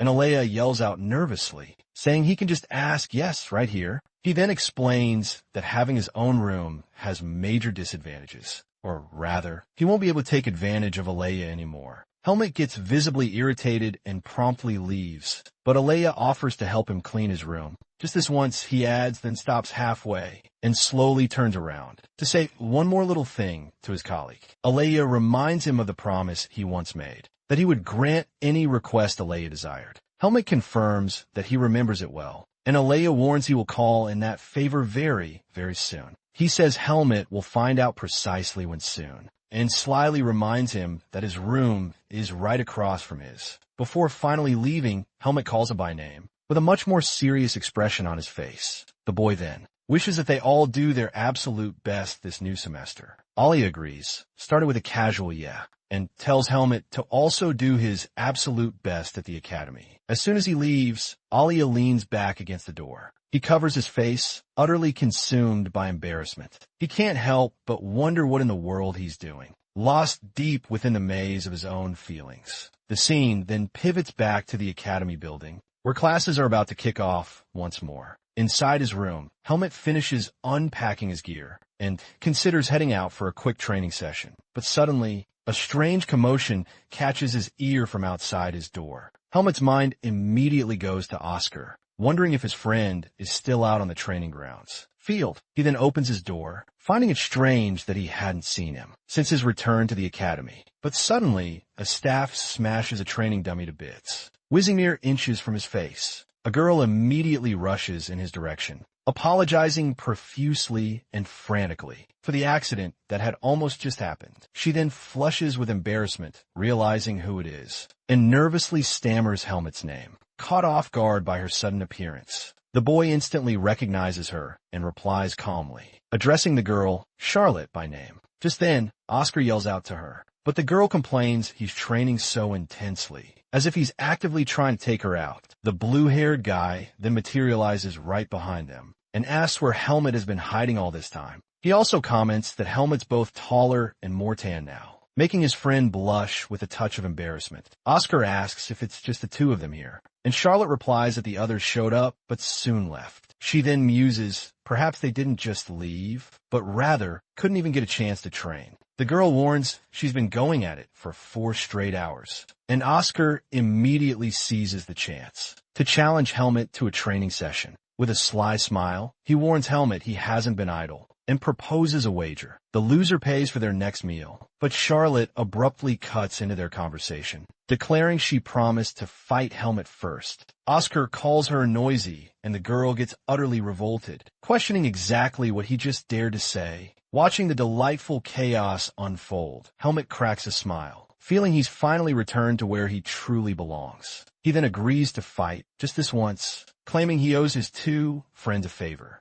Actually, he grips his weapon a little more firmly, as he also yearned to test his newfound strength. With that, he unleashes his formidable dark aura and proposes a 2-on-1 fight to end things swiftly. The pair is absolutely stunned by this absurd energy and wonders just what in the world he did on vacation. Helmet stands before the two, a distance away, completely primed for the intense combat about to erupt. The scene then cuts, revealing the majestic academy building. After the grand fight, night finally descends, bringing with it a radiant full moon, which brightly illuminates the sky above the academic city. Inside one of the academy structures, the corridors lie empty and silent under the soft moonlight. And there, in the middle of the corridor, Alea waits, concealed within the deep shadows, sporting a serious and incredibly determined expression. Then, Helmet finally makes his appearance, and the two meet in the academy's hushed, silent corridor.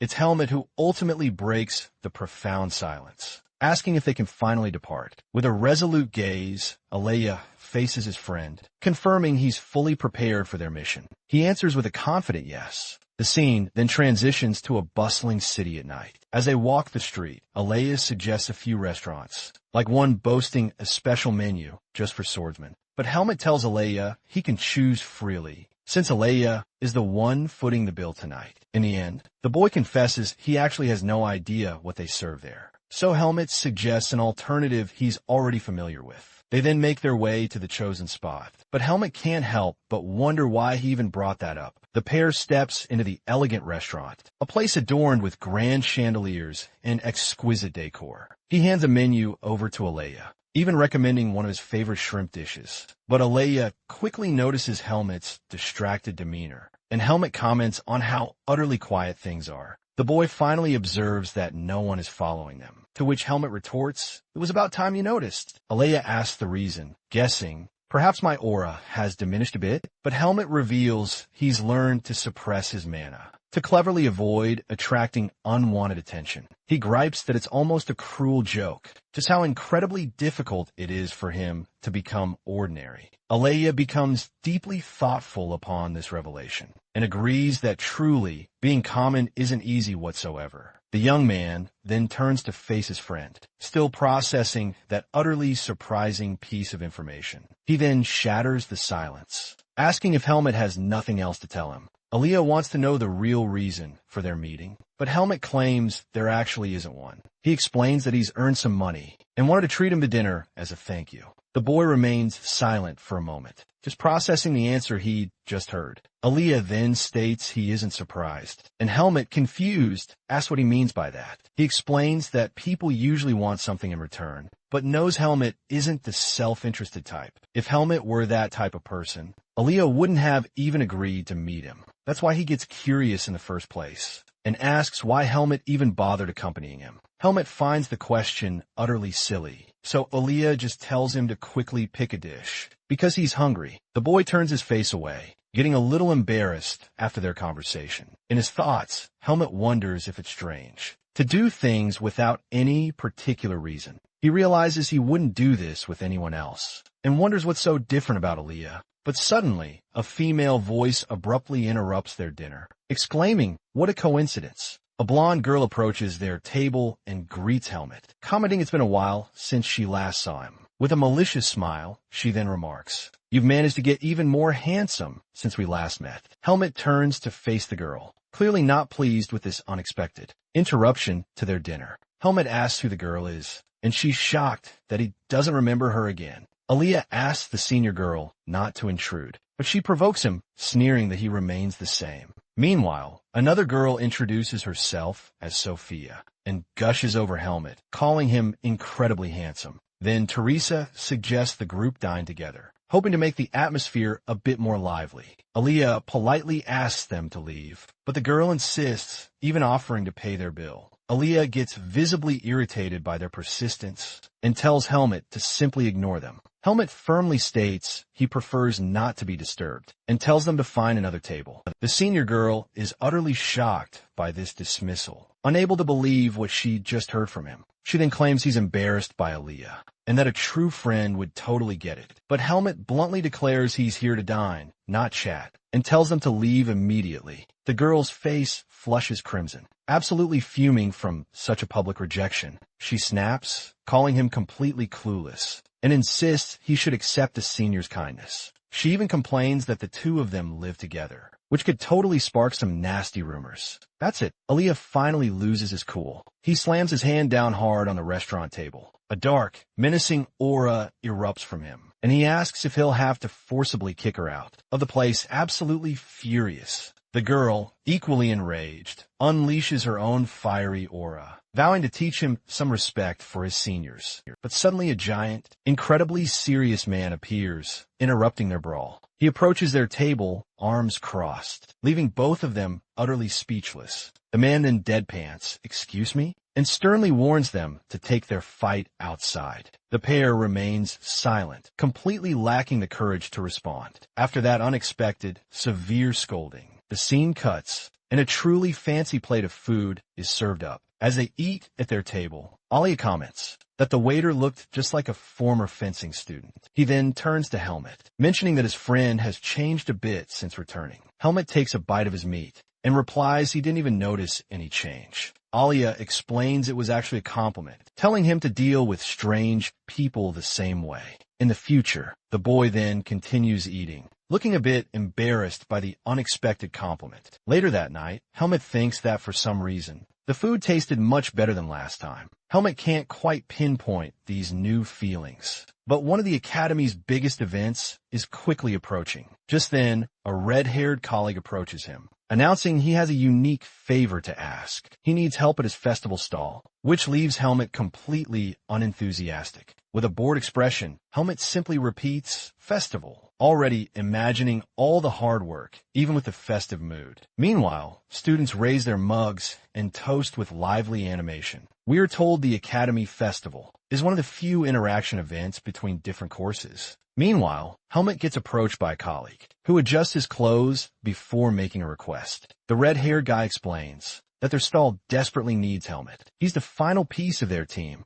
He bows deeply, practically begging. He insists the team will only be complete once Helmet joins. The colleague then shouts that Helmet's sole function will be not to be the pretty face of their stall, obviously. He continues his pitch, adding that he heard rumors Helmet dismissed senior Teresa. Teresa happens to be the most popular girl around, so rejecting her made him an instant celebrity. With him on their team, their stall will surely be the most popular, attracting tons of people. But suddenly, Oscar approaches from behind, demanding to know what's happening. The red-haired guy immediately apologizes to Oscar for giving his spot to Helmet. Oscar gets a dark look and grabs the colleague.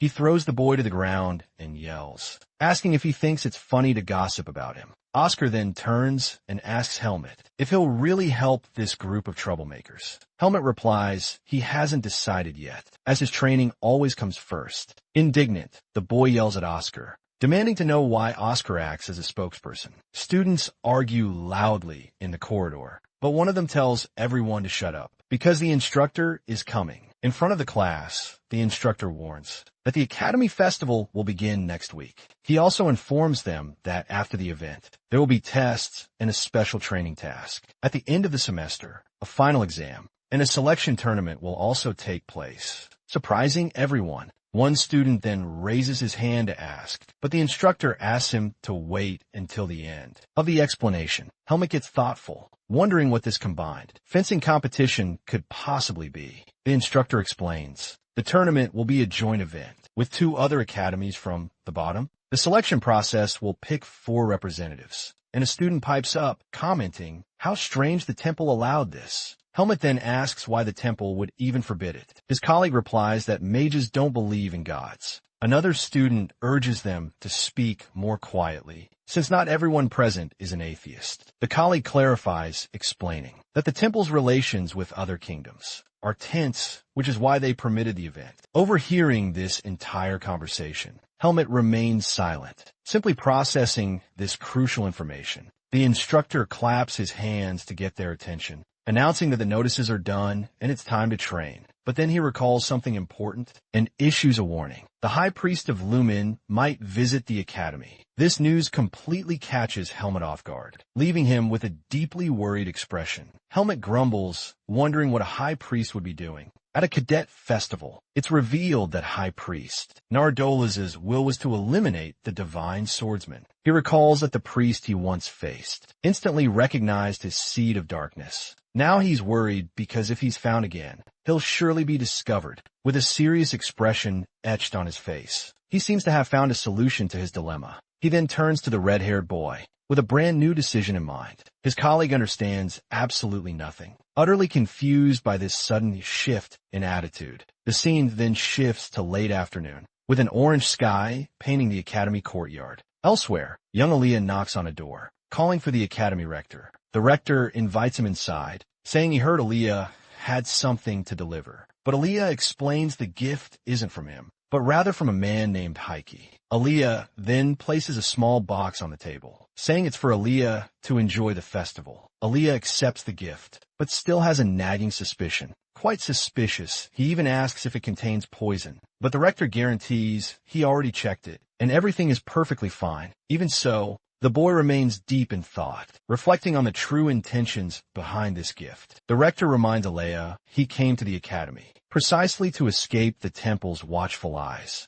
Upon opening the box, he finds a golden bracelet and a handwritten note. Alongside the gift, the note reveals Heike praises his grades, saying he crafted this item just for him. To enjoy the festival, the letter explains, it's a magic bracelet that grants temporary and undetectable transformations. Aaliyah then sighs, relieved, as it seems he now has a chance to survive. He prepares to leave, stating he already got what he needed, and walks away. But the rector calls out to him with a serious expression, asking the boy to be careful. With a firm look, Aaliyah listens to the warning, but shows no trace of fear. The rector tries to disguise his worry, but his tense face gives him away. Just then, the boy turns and affirms, with conviction, that the temple will never take anything from him again. The rector then agrees in thought, wishing this never happens again in his life. The academy festival finally begins, with huge crowds bustling among the stalls.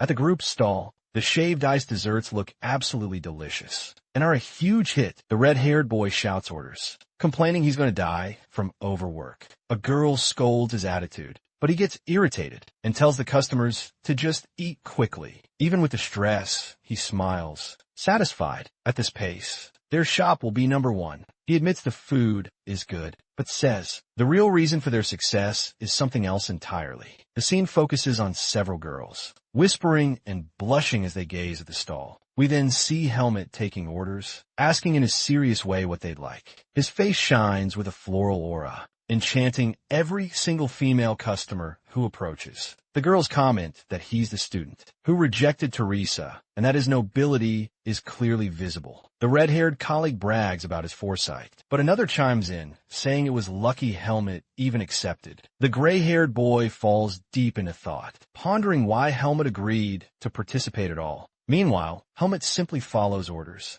laser-focused on the task at hand. He observes the bustling crowd, thinking that with so many people around, his presence surely won't be noticed. With so many mixed auras, he believes not even the High Priest could ever find him here. Even with everything meticulously planned, Helmet still thinks there's no guarantee things will work out. Finally, the shift ends, and a colleague thanks everyone for their hard work, letting the group go for the day. Just then, Oscar appears, asking if his shift is finally over, and complaining about the shop. The red-haired boy offers him some free food, explaining they gave it to the whole department, but Oscar refuses, saying he doesn't like cold food, and urges Helmet to go somewhere with him. With a grin, he declares that at a festival, they absolutely can't miss the men's games. He points enthusiastically to a shooting gallery stall, showing them an example of fun. Without a shred of difficulty, Helmet hits the dart right in the center of the target, with absolute precision. Afterward, he easily wins at a dice game,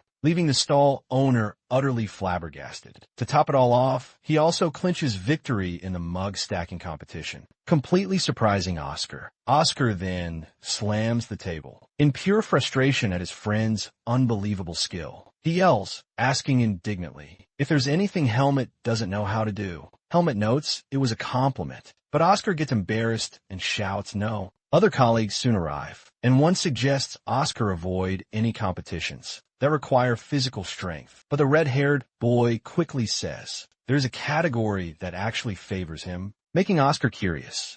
A girl then announces the Academy Miss Contest, explaining that only men dressed as women can participate. The red-haired colleague points to her, indicating this is the perfect competition for Oscar. But Oscar immediately gets irritated by the joke and grabs his friend, making it clear he didn't like the idea at all. He roughly shoves the boy to the floor. He screams that they forced him to work and now want him to dress as a woman. A friend attempts to sway his decision, mentioning the prize is a hefty 3,000 marks and that he'd win it with ease. The sheer amount of money leaves Oscar utterly stunned, making him instantly reconsider the proposal. He falls silent for a brief moment, seriously weighing the chance to grab that cash. Decided, he slams his hand onto the table, ready to sign up for the outrageous contest. He warns that if he doesn't take the win, his friend dies, but it was already too late. He had already signed. Helmet watches Oscar stride away, still clutching the teddy bear he won earlier. He realizes he still hasn't spotted the priest, but knows he absolutely can't lower his guard. Oscar spins around and shouts to Helmet, declaring it's now his turn to sign up. He holds out the registration form toward Helmet, waiting for him to grab the paper. But when he glances back, Helmet has simply vanished into the crowd, without a trace. The whole group is left open-mouthed, unable to believe he vanished so quickly. Asuka despairs, yelling, "It's not fair," and desperately tries to cancel his registration. But it's too late. The scene shifts, showing the late afternoon sky, spread over the Academy buildings, far from all the chaos. Helmet thinks it's best to lay low, and easily blends into the crowd. He continues strolling through the festival grounds, still carrying the teddy bear he won. Passing a building, he notices the lights are off, concluding Aaliyah must be in the library. He glances down at the teddy bear, wondering what to do with the prize he just won. He then decides to give the bear to Aaliyah, since the boy's pajamas have a bear print. But suddenly, hurried footsteps come pounding in his direction, down the dark corridor, unable to evade. He ends up crashing right into the person, who instantly loses their balance. On reflex, he quickly covers the person's mouth to prevent them from screaming out. He holds them steady so they don't fall, and tells them to be careful, but the person just asks to be let go. Then he looks closer at the person's face, and his eyes widen in surprise. The person was actually Aaliyah, whose magical disguise was undone by the collision. Helmet is completely stunned, staring at that familiar face in total confusion. Back at the dormitory, Aaliyah is in pajamas, reading a book peacefully in his room. He hears the noise outside and realizes the Academy Festival started today. Then he looks at the gift he received, thinking about what he should do next. He didn't want to go, but meeting the priest on the way to the library would be a problem, so he decides to put on the bracelet, preparing to use the magical disguise. But he finds it strange as he looks at his body, and it seems nothing happened to him. Suddenly, a very strong purple light explodes from the bracelet, enveloping his entire body. He gets totally scared, not understanding what is happening with that magic. The glow is so intense, it can be seen even from outside the building. When the light disappears, dense smoke takes over the room. Hiding the result, he curses Haika, knowing people don't change, and trusting him was a mistake. The bracelet wasn't a disguise, but a complete gender transformation. He looks in the mirror and is shocked, seeing he now has the appearance of a girl, with his face entirely red. He screams in his thoughts, calling Heike crazy to make matters worse. The bracelet breaks and falls to the floor, making the magic permanent. She looks in the mirror, seeing the magic wasn't undone, even with the broken bracelet. At least her mana control is normal, but she knows she can't go out like this. Revolted, she wonders when the spell will end, and curses Heike for not warning her. A sigh of pure frustration escapes, showing her patience is at its limit. She then decides to go to the library right now, to figure out how to reverse her predicament. But first, she decides to change her outfit, remembering she accidentally grabbed women's clothes.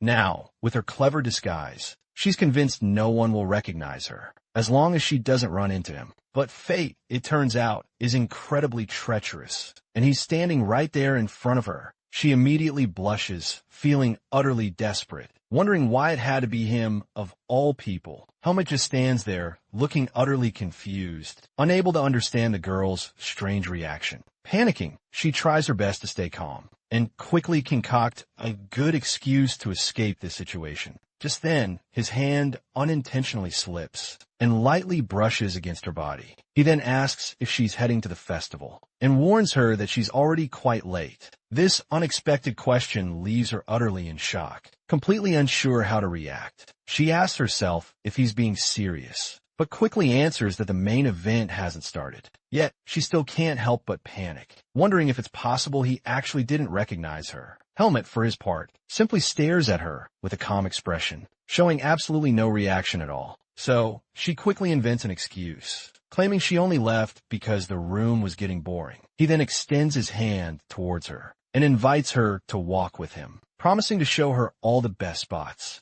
The girl immediately feels completely awkward and flushed, stammering as she asks if it's really with him. His extended hand makes her heart race wildly, completely unsure how to respond to the invitation. With a great deal of shame, she ends up stammering out that she accepts his offer. He then takes her hand, pulling her gently, to begin their walk through the bustling festival. In her thoughts, she realizes that beside him, the burden of her true identity simply disappears, and she can't help but wonder what exactly it is about him that makes her feel so different and so much lighter. The two walk together through the night, enjoying the beautifully illuminated atmosphere of the event. They soon stop at a shooting stall, where she decides to test her aim once more. But while Helmet perfectly hits the target, she completely misses everything, and absolutely furious with the outcome. To cool off, she grabs a sweet skewer and takes a bite, her face still flustered, and so the two continue their stroll together through the night, savoring all the festival treats. Helmet glances to the side with his usual serious demeanor,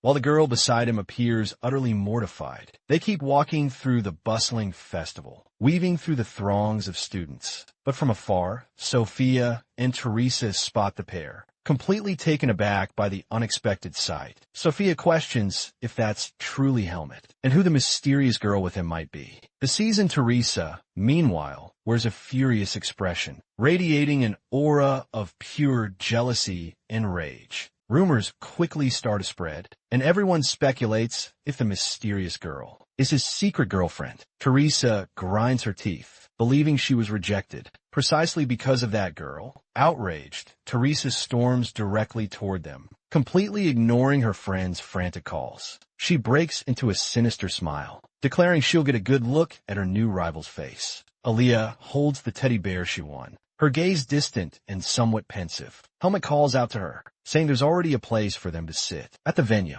He offers to hold the bear if it's heavy, but she refuses, saying it's fine as a disguise. She asks why he was walking by himself and where his friends are. He explains they're still getting ready and invites her to wait for the contest with him there. She's desperate. She followed him without a second thought and now has no idea how to make her escape. Luckily, he doesn't seem to have noticed anything, but she fears someone might recognize them. In the worst-case scenario, she imagines even the high priest could find her. But suddenly, a hand slams hard onto the table, shattering the peaceful mood between them. It's Teresa appearing out of nowhere and stopping directly in front of the two. Jealous, she demands to know who the girl is, acting hurt because he isn't paying attention to her. Helmet just stares at the scene with his usual bewildered expression. The tension at the table quickly escalates. The veteran leans in, aiming to intimidate the newcomer, but Alea remains completely unfazed. She boldly accuses the veteran of being incredibly rude and cheeky. Teresa is left with a look of pure fury after that response.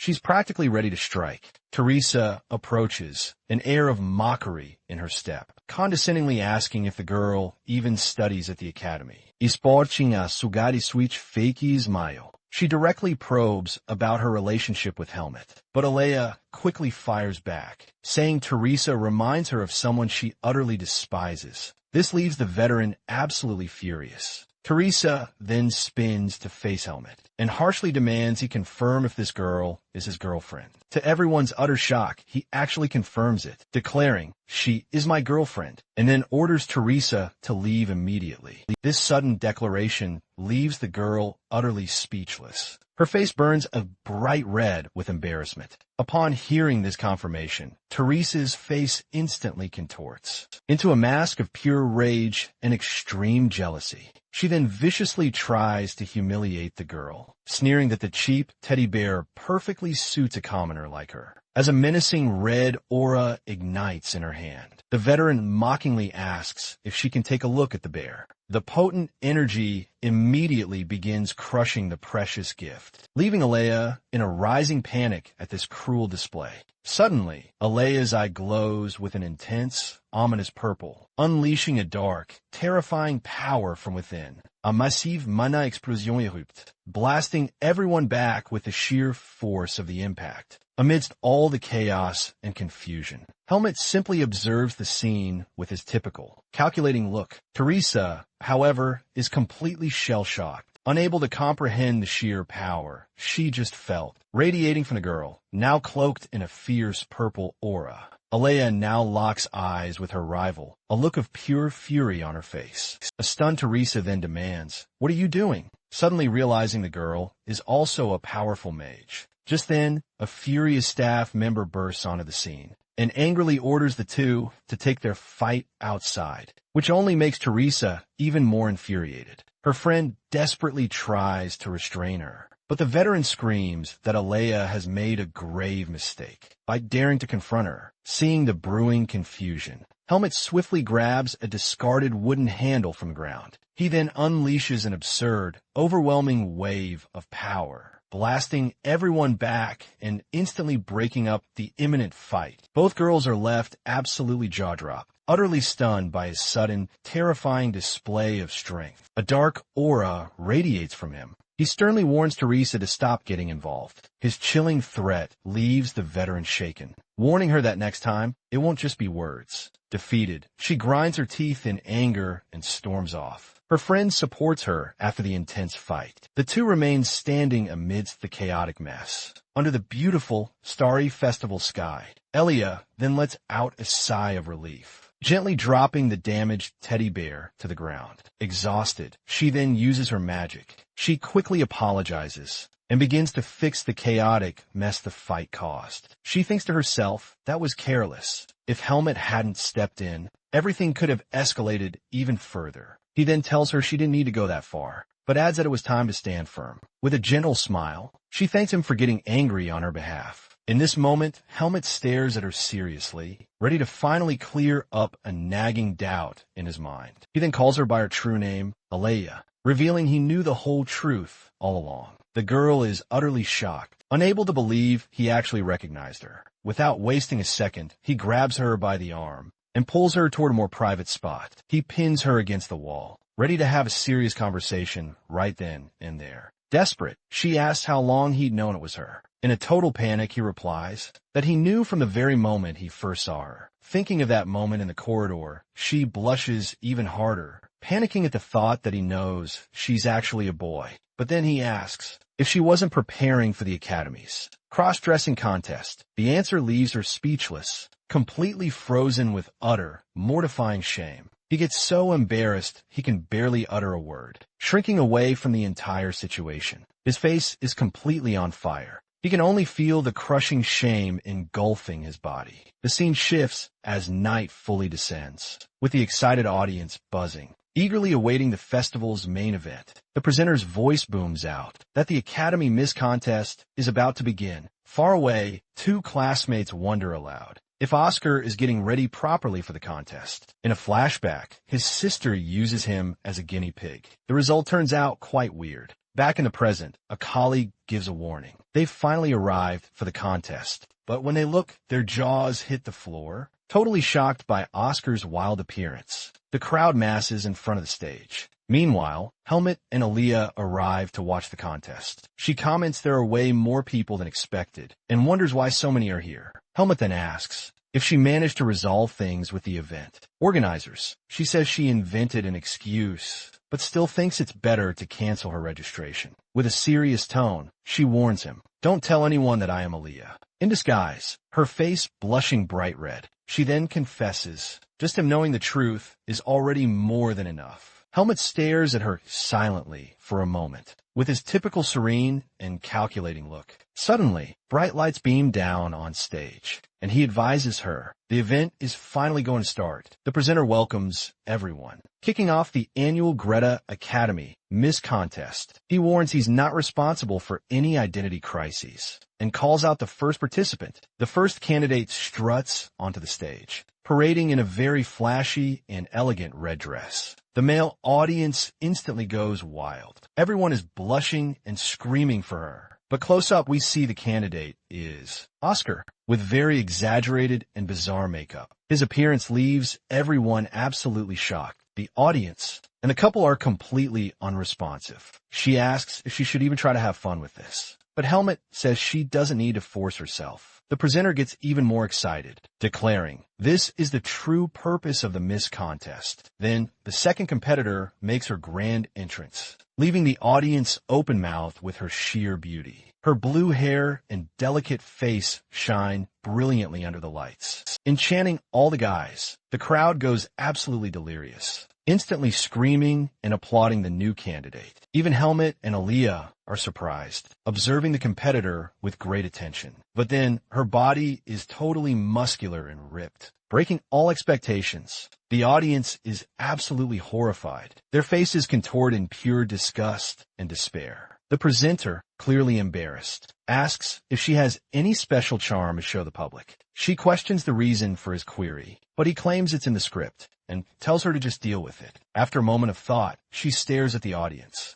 with a serious, determined expression. She then pulls out a sword, revealing her talent is truly one of a kind. The crowd panics, everyone covering their eyes, terrified of what's about to happen. With a swift strike, she slashes Oscar's dress, which tears into countless pieces. The clothing falls apart on stage, revealing Oscar's muscular physique for all to see. With a smirk, she turns and asks if that was charming enough for them. The audience revolts at the sheer chaos and starts throwing things onto the stage nonstop. Alia looks disgusted by the commotion, wondering why people are throwing things. Helmet comments it would have been unfair if she had competed against those guys. The unexpected comment catches her by surprise, leaving the girl a bit embarrassed. She gets all flustered and jumps a little, making him ask what happened. Face red, she complains, saying he speaks things with too much naturalness. But Helmet continues with his calm demeanor, not understanding the reason for so much nervousness. Meanwhile, back on stage, the competition devolves into a generalized brawl between the candidates. It is revealed that in the end, the unexpected winner was adorable Cyan. The scene changes to night, showing the festival has finally reached its end. After all the confusion, Alia waits alone on a street, looking thoughtful. Then Helmet approaches and asks her how Oscar is now. She responds that he was twisting Dino's head, acting quite normally. He says he enjoyed the festival, and now he's going to the library to study a bit. So he says goodbye, stating their paths separate right here. She stares at him with a blushing face, while he observes her with his typical serene look. A little abashed, she calls him over, hoping to start a crucial conversation. But Helmet abruptly interrupts her, looking startled and more than a little scared. His eye gleams intensely as he senses a formidable presence rapidly approaching. Without a second thought, he snatches her arm and bolts away. He pulls her along, the girl completely unresponsive, not understanding the reason for such sudden haste. He then ducks into a dark alley, so no one can discover them. From their hiding spot, it's revealed the high priest and his followers were passing right by them. The priest's sudden appearance makes it clear the situation has become incredibly dangerous. Helmet finds this peculiar, wondering if his divine power has diminished so much. Outside of battle, the group of priests continues on their way, completely unaware of the two hidden. The two remain utterly silent, waiting for the danger to finally pass completely. He then apologizes for dragging her along, explaining he absolutely didn't want to meet the priests. She agrees, saying she also had no desire to see them, sharing the same sentiment. Then she remembers she had a favor to ask, just as she'd told him before. Her face flushing, she asked him to accompany her to a very special place. Night falls over Greta Academy, its lights now glowing, and peaceful movement in the courtyard. Firm footsteps echo through the corridor, announcing the arrival of important and unexpected visitors. Then the door opens, and High Priest McKin arrives with his guards, asking for permission to enter. The academy director receives him and invites the priest to sit down for tea. Already seated, McKin thanks them for the reception, but says he feels like an unwelcome guest. He comments that he walked through the festival streets and noticed many individuals of faith gathered there. With that, the director explains that mages study nature and therefore often become theists. The priest cracks a subtle smile, observing that some things never truly change. The director then speaks up, mentioning he heard the temple is in a difficult position. He immediately tenses up from the conversation and asks directly if the priest is referring to the academy. The priest states the academy is vast, a perfect place to hide a few little things. Irritated by the insinuation, the director demands to know exactly what he means by that. McKin remains calm and advises that he has no intention of snooping on the academy's secrets. The director faces the situation, realizing this is clear blackmail veiled by the priest. He replies with irony, saying that this is the temple's way of making friends nowadays. The director gets suspicious and asks what kind of favor he came to ask right now. With a smirk, the priest prepares to reveal his true intentions. At the academy, the night descends, starring, yet a silent tension hangs in the air. After that unexpected visit, already leaving, McKin thinks about how proud mages are, barely knowing what awaits them. He reflects that he didn't leave empty-handed, because he has information he didn't tell the director. Passing through the streets, he felt demonic energy, but decided to keep this card up his sleeve. This is the piece he needed to keep Greta Academy right in the palm of his hand. The scene switches to students training, with the sound of wooden swords hitting.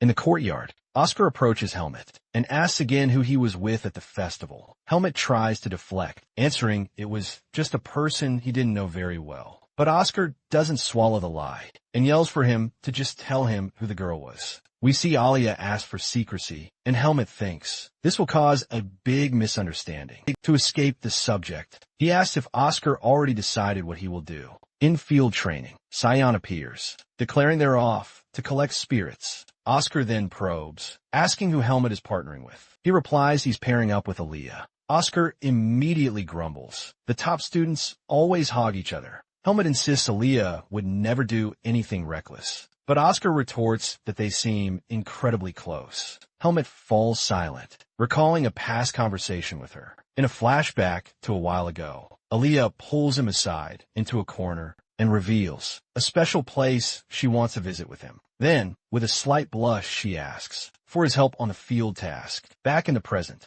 Alia explains the destination they're heading to is none other than Great Mage Lawphone's dungeon. Helmet is utterly bewildered by this news, asking what exactly a dungeon entails. As they trek through the forest, she clarifies it's a mage's peculiar hobby to conceal their research. With an ambitious glint in her eye, she declares Lawphone's research hold a value that simply cannot be measured. Helmet asks if they're planning to steal the results, but she corrects him. It's a qualification test. He then questions his role in all this, given his limited understanding of magic. Alia states she'll handle traps, but warns that these places are designed for large groups. Usually dozens, even hundreds, of mages gather to conquer a single dungeon. She challenges him. Can he handle the work of 100 people? Adding that each of them will cover 50. With a nod, she praises him, saying it's better to trust him than risk leaking the secret. Alia concludes, stating she prefers to wrap this up discreetly, without anyone else knowing. Helmet grasps the situation,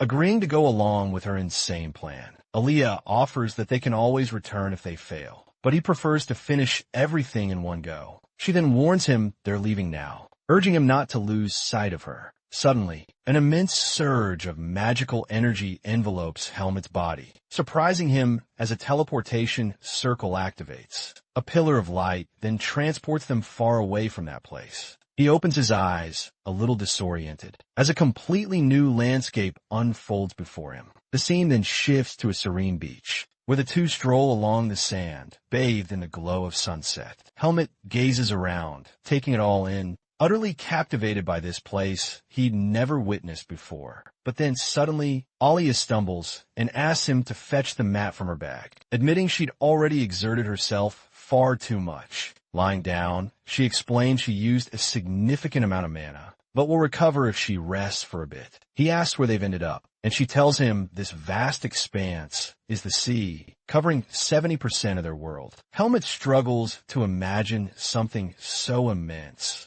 having never left his home region before. Alia explains that the Kingdom of Bottom is merely a tiny fraction of a much vaster world. He remains silent, slowly processing the sheer scale of this new information. Exhausted from her magic use, Alia eventually falls asleep right there on the sand. Helmet then stays by her side, watching over her as she rests and regains her strength. The scene shifts again, now bathed in the soft glow of night, with Alia finally stirring awake after a long rest. She sits up on the beach sand, observing the starry sky and the luminous full moon. Still a bit sleepy, she thinks she slept until sunset, which was expected, but then she glances to the side and wonders where Helmet could have gone. Just then, Helmet approaches and Alia warns him. Her mana recovered and they need to eat. She then gets a huge surprise seeing Helmet shirtless, holding a giant creature he'd fished from the sea. The swordsman explains he brought a stone to break its tough shell, leaving Alia a bit embarrassed. Her face flushes red, remembering she only packed sandwiches in the bag for their meal.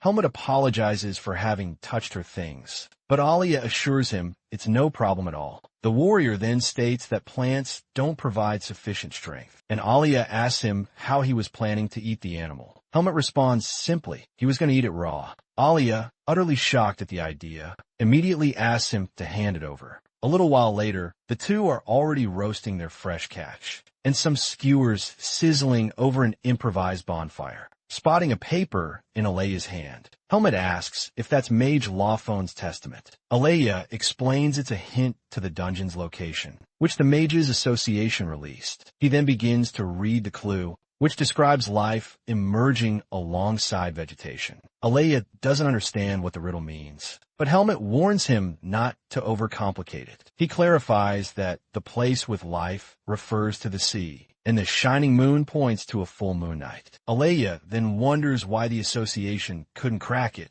Helmet, however, states they knew. Alea quickly grasps the issue. There are countless locations by the sea. Under the full moon, Helmet explains, that's why they kept searching for a hidden meaning and never found it, but he reveals this very spot was where Lawphone found his greatest magical inspirations. Surprised, Alea asks how he knows about the mage's personal life, when even the association was unaware. Helmet averts his gaze and says he strove diligently to research all that on his own. He then changes the subject and highlights that the real puzzle is the 6 stars line. Helmet explains that on a full moon night, its intense glow obscures almost all stars. With this, Helmet realizes the riddle isn't talking about stars in the sky. Alea recalls a phrase from the mage, stating that human existence resides on Earth. He continues, explaining Lawphone truly valued the Earth, where humanity built its life. At last, Helmet understands and concludes they must search for clues directly on the ground. Alea wonders how to spot starlight on the ground, and Helmet replies they simply need to wait for the moon. The full moon ascends to its zenith in the sky, signaling that the time has finally arrived. Alea declares it's the moment and asks Helmet to hold his hand, to witness it with their own eyes. Suddenly, a surge of purple energy envelopes them, and the two begin to float into the air. They soar over the landscape, which now radiates with a mysterious light, emanating from the ground, seen from up high. Alea points to a specific spot, asking Helmet to pay close attention. Suddenly, he spots 6 points of light gleaming on the mountain, like stars fallen to earth. Helmet is captivated by the sight, and finally grasps the riddle's true meaning. Alea explains these are crystal reflections that only appear for a brief moment under the full moon. Helmet feels a little useless, but Alea reminds him he already found the entrance when he came here on his own. Helmet gets a little confused by Alia's excitement, as Alia then asks if they're ready. The two trek through the forest, heading towards the location Alia previously discovered. Upon arrival, he places his hand over a hidden magical circle. On the ground, with a flash, a secret passage opens up, revealing a staircase leading deep underground. Facing the entrance, Alia turns to his friend and asks if they can begin. They descend the stairs, finding a giant stone door with a glowing orb. Alia warns that from this point onward, it's uncharted territory, as he's never entered the dungeon before. Alia explains it would be a shame if the dungeon only allowed one entry per person. Suddenly, the orb on the door begins to shine, with an incredibly intense and powerful light. Then the massive door swings open, revealing a portal of shimmering golden energy right behind it. The portal spins like a whirlpool, beckoning the two into a completely unknown challenge. Alia comments that the mage doesn't seem like the type to create complex enigmas, and urges Helmet to enter. With that, the two prepare to cross the portal and officially begin their dungeon exploration. They take their first step entering the portal together, completely unaware of what awaits them on the other side. Crossing through, they notice the environment has changed, now cast in a distinct greenish hue. Suddenly, a strange symbol appears before them, floating in the air with an eerie green light. The light flies directly towards them, marking both their wrists with an identical hourglass symbol. It looks like a timer, and Alia confirms they have roughly 2 hours. He warns that the first problem seems easy, but tells Helmet to keep an eye on the right side. The two journey down a narrow passage. Water laps against their knees. At the end of the corridor, they glimpse two glowing silhouettes, resembling warrior statues. But then, they notice something strange and are left, utterly baffled by what's happening. Alia gets confused by the silhouettes and asks,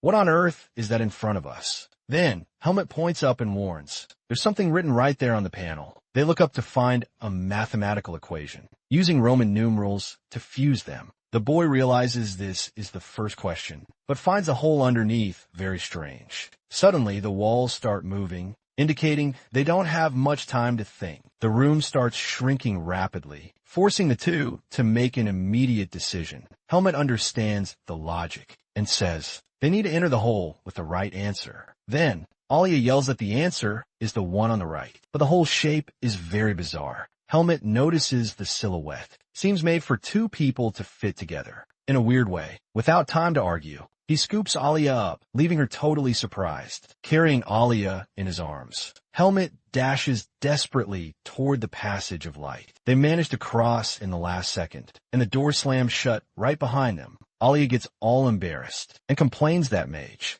Lawphone prepared a ridiculous test. He thinks I was a joke, and how lucky that humiliating position was the one on the right. Now recovered from the scare, the two face the next challenge. The dungeon has prepared. Helmet looks around the new room and comments, "There doesn't seem to be anything here." Alia says it must be a puzzle, and warns him to be sharp for what may come. Then, Helmet points to a different colored brick, and Alia praises his eagle eyes. The boy explains its secret writing, and thinks the mage has a very childish side. He uses a magic light and reveals the message, about to reveal how the next test will appear. A blinding light illuminates the wall, and a secret inscription begins to glow, displaying the challenge instructions. The drawing depicts they must replicate a pose of someone, carrying another. Alia is shocked, unable to believe what the mage was demanding. And now, the scene repeats, and Helmet must carry Alia again, much to the boy's utter embarrassment, his face burning bright red. He shouts he'll never forgive Law. Phone for this humiliation.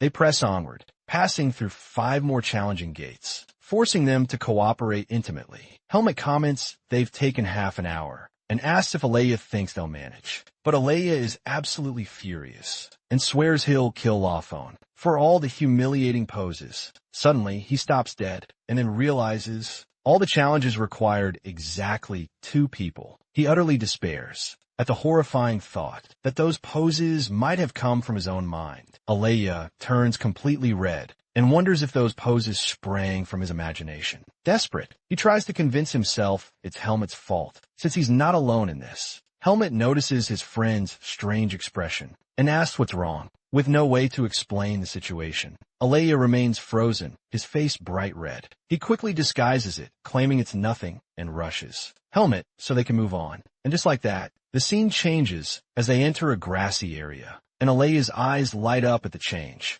Suddenly, they're no longer in the dungeon, but in a sunny, absolutely beautiful forest. Alea looks around and realizes Helmet has vanished, leaving him completely alone. He starts screaming for his friend, but gets no answer amidst the vast forest. Then the boy realizes he's fallen into an illusion spell and didn't even feel it activate. He quickly understands this is an individual trial, and Helmet must be in an entirely different dimension now. Alia feels relieved he doesn't have to strike any more poses. But still, a slight worry lingers as he steps forward, when suddenly, a colossal shadow engulfs his entire body. His gaze shoots upward, and he comes face to face with a massive, blue-eyed snow leopard. The creature bears its razor-sharp fangs, fixing the boy with an incredibly menacing stare. Alia freezes, utterly paralyzed by terror, his gaze fixed on the gargantuan creature that had just materialized right before him. Meanwhile, the scene shifts to Helmet, who now finds himself in an entirely white, ethereal space, resembling a boundless sea of clouds. He's completely bewildered, utterly clueless about what's going on, since Alia has vanished without a trace, and the landscape around him shifted so abruptly. Helmet quickly deduces this must be a separate test, but he trusts Alia will manage perfectly fine on her own. But then, a new question gnaws at him. What exactly he's even supposed to do in this bizarre, empty void? Suddenly, he senses a distinct presence and spots a mysterious silhouette approaching cautiously through the swirling fog. He calls out, demanding who's there, trying to identify the figure with long, flowing hair. The figure slowly turns to face him, and Helmet is utterly stunned by the sight before him. It's a woman with vibrant purple hair and striking eyes, her appearance leaving him profoundly shaken. Without a moment's hesitation, he draws his sword, bracing himself for immediate combat. He yells that she bears an uncanny resemblance to Alia, and fiercely demands to know who she truly is, with tears welling in her eyes. The woman softly replies she cannot change what she's done, even if he hates her for it. Helmet remains poised, sword still gripped tightly in hand, unable to fathom her connection to his friend, Alia. He's incensed by her cryptic answer, and furiously demands she repeat what she just said. Back to Alia's test, he remains utterly paralyzed, his gaze fixed on the giant creature, still gripped by profound fear. But the majestic snow leopard simply stands there, its gaze calmly fixed on the distant horizon. Alia wonders if this majestic creature is truly a monster, and he's torn, debating if he should attack first. But then, he steels himself, deciding he cannot hesitate, not as he gathers dark energy in his hand. But then, the beast calls him Helmet, leaving the boy utterly bewildered. The creature then asks, "Won't you find the human waiting for you today?" Alia is utterly stunned by the question, unable to process what he just heard. He panics. A monster spoke, and on top of that, it called him Helmet. The beast then asks why he's making that face, and if the human mistreats him. Alia's mouth moves on its own, and answers that the training is just difficult. He despairs upon realizing he has no control over his own body or speech. The leopard stares at the boy with a look that seems to understand the whole bizarre situation. Then, the creature questions him. Do you truly want to leave the forest so badly to become stronger? Alia remains unresponsive, suffering through this bizarre situation with absolutely no control. But the leopard apologizes and tells him to forget it, as it already knows his decision. Alia tries to calm down and realizes this monster knows him, as if he truly were Helmet. He keeps thinking about what this test means and what the beast meant by leaving the forest. Then the leopard warns that the human is arriving and says goodbye, wishing him good luck. The boy is utterly confused by the warning and wonders which human the beast was talking about. He watches the creature walk away, left alone once more in the middle of the forest. Suddenly, a strong, white-haired man appears, carrying a wooden bucket. The man calls him Helmet and orders him to follow, because we have much to do. Without body control, Alea's mouth moves, and he says the man's name, Darien. He despairs, realizing if this truly is Darien, The situation is far stranger than he thought. We learn that Darien is none other than the divine swordsman, commander of the Knights of Bisori. Alia then notices his sword and realizes it's the exact same one Helmet always uses. He starts connecting the dots, remembering crucial details about his swordsman friend, the unique sword fighting style, and Helmet's intense reaction to the monsters. Now, everything finally makes sense. He then realizes this isn't a mere dungeon, but rather Helmet's fragmented memories. The scene abruptly cuts back to the real Helmet, who remains fixated on the mysterious woman. Shedding copious tears, the mysterious woman apologizes to Alea, her voice thick with profound regret. Helmet instinctively understands she's from Alea's family, due to their resemblance and her knowledge of his name. He attempts to ask her identity, but the surrounding scenario begins to unravel. A strange, unseen force shoves him backward, as the illusion quickly distorts and shatters. Everything dissolves into a blinding white, and he's thrust into a memory that isn't his own. The scene shifts with jarring suddenness, and he now stands before a massive house engulfed in flames. He gazes around, bewildered by the utter destruction and chaos. Then, in the flickering light, he spots Lumen priests, watching the horrific scene with chilling coldness. He assumes it's merely a magical illusion, as he senses no divine power emanating from them. But then, a jolt of shock runs through him,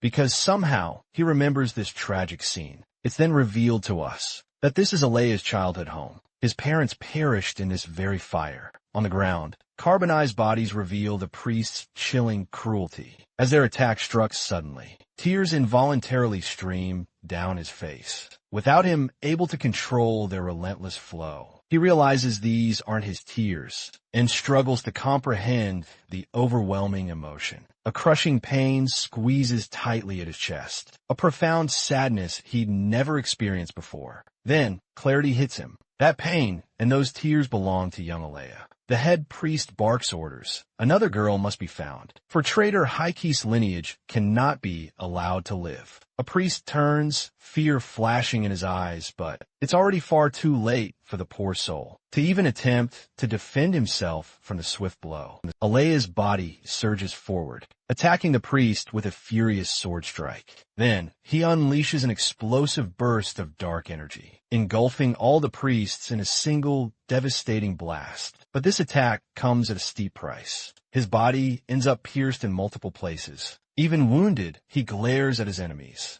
with a look of pure hatred and fierce determination. Suddenly, a blonde woman unleashes a magical attack, sending him flying with the powerful impact. He stares down at his burned hand, feeling the searing pain of that magic spell. With his face streaked with blood, he prepares himself to continue fighting, refusing to show any weakness. Then he sees Alea's grandmother hugging the young boy, and realizes she was his master. Helmet then understands that she was the only family left for his friend that day. He's certain this is Alea's real memory, and wonders how the dungeon manages to do this. But then it all clicks. He realizes if he can see Alia's memories, the reverse must also be true. He remembers his friend seeing his past, and despairs at the terrifying possibility of this swap. The full reality then sinks in, and Helmet wonders if Alia is seeing his past right now. The scene shifts to a mysterious forest, where Alia walks with a deeply worried expression.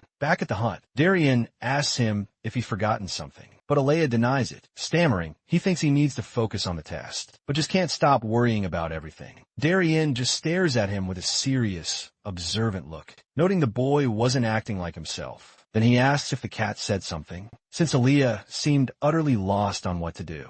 But Alea corrects himself in his thoughts, telling himself, "I'm not Helmet." Getting no response, Darien sits and picks up his sword, going back to calmly polishing it. Alea walks away, and Darien notices his unusual lack of reaction, suspecting he only responds when Helmet is around. Already outside, the boy asks himself if he really needs to leave this forest. Inside, the old swordsman continues his work, but never taking his eyes off the boy. Alia becomes thoughtful, because he'd avoided asking where the forest was located, wanting not to be too direct. Then he begins putting clues together, remembering the first beast knew Helmet well. This unveiled Helmet's battle-hardened past, yet he still yearned to leave this place. Alea then understood he wasn't there by choice. He wondered why, as the strangest fact of all was that the divine swordsman was present and had even been Helmet's master. Darien slowly approaches Alea, stopping directly before him. He then offers his sword to the young boy, holding it by the blade, utterly fearless. With a grave expression, Darien challenges him, daring him to lift it. Alea grasps the massive sword's hilt, feeling the immense weight of the steel in his hands. He manages to lift it, albeit with some effort, and is visibly impressed by its scale. Darien remarks he's still quite small, and that he should grow quickly. Despite the subtle provocation, he gives a slight smirk, looking a bit proud. Alea flushes slightly, embarrassed by the remark, and his face blushes a faint red. He realizes that, even with beasts lurking, this place still conveyed a strange sense of comfort. He then understands that this location was incredibly precious to the true Helmet. Darien states he survived in the forest, and with luck, he could escape the barrier. But upon hearing the name Forest of Roots, Alea's expression completely changes. The sword clangs to the ground with a deafening crash, and the boy becomes utterly panic-stricken. He realizes that deep down, he already knew the truth, but had desperately refused to believe it, because a human abandoned there meant he was born with the seed of darkness itself. In utter shock, Alea demands to know if that place really was the feared Forest of Roots. Suddenly, dark energy explodes from Darien, violently throwing the boy far away.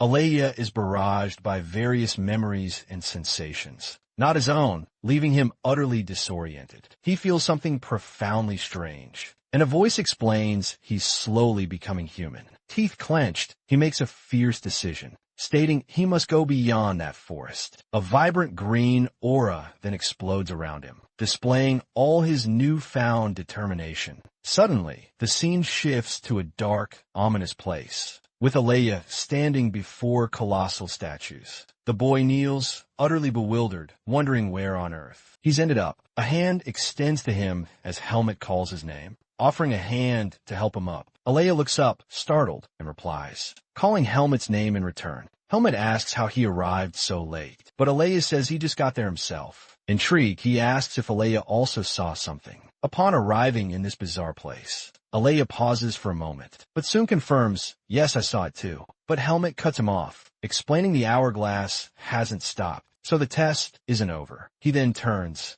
looking towards the back of the hall with a serious, focused look. Alea asks how Helmet wasn't shaken. Even after seeing each other's past, they glance around the chamber, noting there are only two massive statues and nothing else. The pair then finds a kind of altar. Helmet speculates it must be for offerings. Alea finds that odd, since he expected a coffin, given its Lampione's tomb. Without thinking, he touches the altar's surface, which suddenly begins to glow intensely. The two are startled by the blinding light, completely baffled by what's happening. A massive wave of energy explodes from the altar, forcefully throwing them both backward. From amidst the brilliant light, the spirit of an old, bearded man appears, looking rather weary. The ghost then asks if Alea is the mage, who managed to pass his test. He comments he lived a long life, but is still surprised such a beautiful mage passed. Alea is left speechless, stammering to ask if he's really the legendary Lampione. The spirit confirms it, and advises he came personally to guide him in his final test. Helmet complains about being ignored,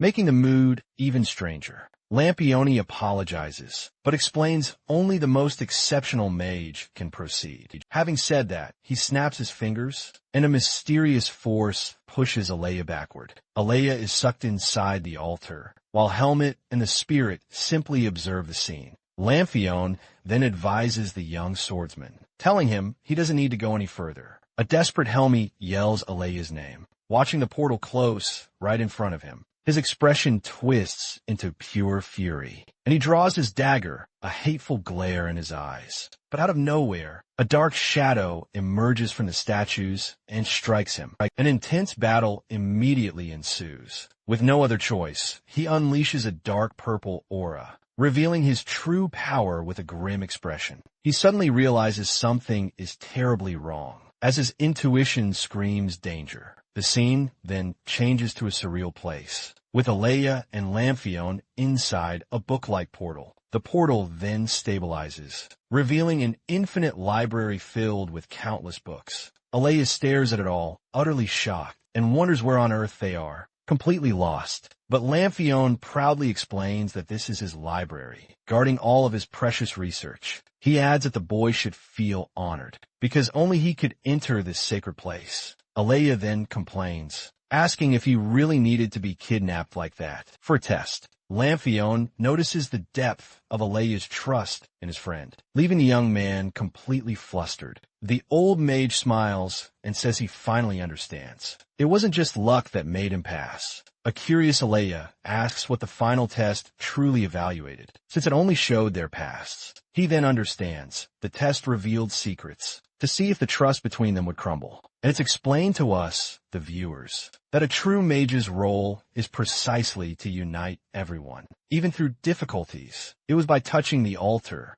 without losing faith in his friend, that he was able to enter. Lamphion then smiles and admits the result was a little different than he expected. Alea confirms if the objective was truly not losing faith, and the old mage affirms that was exactly it. With a relieved smile, the boy exclaims that he finally understood the purpose of everything. Lamphion's expression then shifts completely, becoming much more serious, even a little dark. He says his grand idea wasn't in vain, because he got to meet a beautiful mage like Alea. The boy eagerly asks if he'll win anything, but Lampione warns him not to get ahead of himself. Then he reveals they'll merge into a single body, to continue their research as one. Alea's face freezes solid for a second. The phrase "one single body" echoes chillingly in his mind. But the initial shock quickly fades, replaced by a cold gaze. He instantly understands the sinister trap. He immediately confronts the old mage, demanding to know what the hell he meant. Lampione merely stares back from a distance, his posture now far more sinister than ever. Without a moment's hesitation, Alea tries to use his magic, but the spirit effortlessly blocks it with a simple gesture. Chains of blinding light erupt from the ground, firmly trapping the boy's body with immense strength. He panics as he suddenly realizes he can no longer activate any of his magic. The mage explains his lifelong regret. Human life is simply too short for true learning. Therefore, he required a younger body, so he wouldn't die before finishing his research. Alea is absolutely horrified. He accuses him of trying to steal his body. He claims it's black magic, but Lampione denies it, saying it's merely a soul transfer technique, one he personally created. He approaches, saying it will be an honor for Alea, and that he won't feel any pain. Suddenly, a brilliant light barrier explodes from Alea, forcefully blasting the old mage far away. Lampione is utterly dumbfounded by the scene. He demands to know how the boy managed that, even with just a bit of effort. Alea remains standing, shielded by a powerful energy. A smirk plays on his lips. He comments it's a shame things didn't go as planned. The mage then questions, desperate to know, how he managed to repel his powerful magic. But Alea responds that he did nothing at all. Perhaps his magic simply wasn't complete. Lampione is enraged by the boy's sheer audacity, calling him an insolent, arrogant brat. He attempts to attack once more, but the light barrier blasts him back again. The old man is confused. His spell was supposedly perfect. He can't comprehend the failure. Suddenly a thought clicks. He snaps his fingers, asking if Alea isn't, by chance, a man. Alea just stares back with a look of pure disdain. He doesn't even bother to answer. He then mocks him, claiming the mage didn't know that, even after seeing all his memories. Then he explains, soul transfer can't just ignore a body's biology. Enraged, the old man lunges forward, grabbing Alea's face. With overwhelming anger and violence, he bellows that within this very space, he'd have all the time in the world to make all the necessary adjustments. Alea smiles mockingly and declares the mage doesn't have all that time. He thinks he does. The old man snaps at him to stop talking nonsense. His patience already completely gone. But looking at the altar, he sees the portal opening once more, leaving him utterly shocked. Back in the hall, the stone golem is destroyed by a dark, powerful attack. Purple energy blasts through the portal, heading straight toward the mage's power core. It was Helmet who advances with full force, using dark energy to obliterate the enemy's defenses. Lampione is utterly terrified because it was impossible for a golem with a magic core to be destroyed like that. His expression fills with fear, as he couldn't understand what was happening. It is explained to us that Alea used tracking magic on Helmet before being taken. With this, Helmet manages to pinpoint the core and attacks without thinking twice. The blow is so strong that it begins to break the entire library dimension from the inside. The whole space shatters like glass, and the mage's spell is finally broken. Alea then screams desperately, ordering Helmet to cut the old mage right now. Without time to think, Lampione tries to use his magic to defend himself from the attack, but it was too late, and Helmet's attack pierces right through him, hitting his spirit directly. In despair, Lampione yells that it couldn't be, because everything he did was in vain. Amidst the chaos, Helmet remains firm, his dark energy sword in hand. The library dimension vanishes, and Alea falls to the ground, completely exhausted by the situation. Helmet rushes over, asking if he's alright. Alea confirms he's okay, but quickly urges him to hurry. He warns that without the master here, the entire dungeon will start collapsing any second. Wasting no time, Helmet rushes towards Alea, so they can flee from there as fast as possible. The ground beneath them starts crumbling, and the two desperately run to avoid being swallowed. Helmet frantically asks what will happen, and Alea warns they'll both be erased, along with everything else. He then gathers his remaining mana, doubting it would even be enough. But with no other choice, he slams his hand onto the ground, activating a massive magic circle. Purple energy violently explodes, and the space around them shatters. The entire dimension splits into 1,000 pieces, as if it were a giant mirror. Alea's magic then reaches its peak, releasing a blindingly intense flash. Gradually, the dungeon shards start reconnecting, stopping the crumbling. The spell works, and Alea collapses to the ground, while Helmet observes everything around them. Seeing the collapse has ceased, he asks if Alea is okay and can get up, but the boy uses his remaining strength, creating a small energy sphere. The sphere then floats towards Helmet, a clear sign this isn't over yet. Alea explains that this was an exit, but he had no idea where it led. Almost fainting, he begs Helmet to take him because his mana is completely spent. And with that, Alea's body completely gives out, and he faints, leaving Helmet in a state of desperate panic. Helmet yells Alea's name, seeing his friend faint right in front of him. He's panicked for a second, not knowing what to do with the unconscious boy. The scene then takes us to a dense forest, with towering mountains and heavy fog all around. It's revealed Helmet carried Alea out of the cave, finally seeing sunlight. He thinks that even Alea didn't know where they would exit, and he doesn't recognize this forest either. With the boy still on his back, Helmet adjusts him, appearing quite worried. He then decides to wait for Alea to wake up and starts looking for a safe place to stay. Carefully, he lays his friend on the ground. He shifts his head, settling in for a moment. Helmet stands guard, watching over the sleeping Alea. Alea still seemed utterly exhausted. He recalls seeing Alea's past, exposed during their time in the dungeon. And without a doubt, Alea had seen his own. So, he knew ignoring it now would be utterly pointless. Alea wouldn't be fooled by such a flimsy attempt. A dark thought then surfaces in his mind. He wonders if he should simply eliminate this problem, right here, right now. Meanwhile, Alea continued to sleep completely at peace, utterly unaware of the danger swirling around her. But as he gazed at his friend's serene face, Helmet's expression shifts, a flicker of hesitation crossing his features. Suddenly, Alea's stomach lets out an embarrassingly loud growl, completely shattering the heavy mood of the moment. Hearing his friend's rumbling stomach, Helmet remembers he already ate before they arrived. He decides to hunt, but then quickly reconsiders. He concludes it wouldn't be right to leave Alea here alone. He stands there, deep in thought, surrounded by the mountains. But then, a strange presence makes him stiffen, his face hardening. Without a moment's hesitation, he snatches his sword. He stands at the ready, poised for whatever is approaching.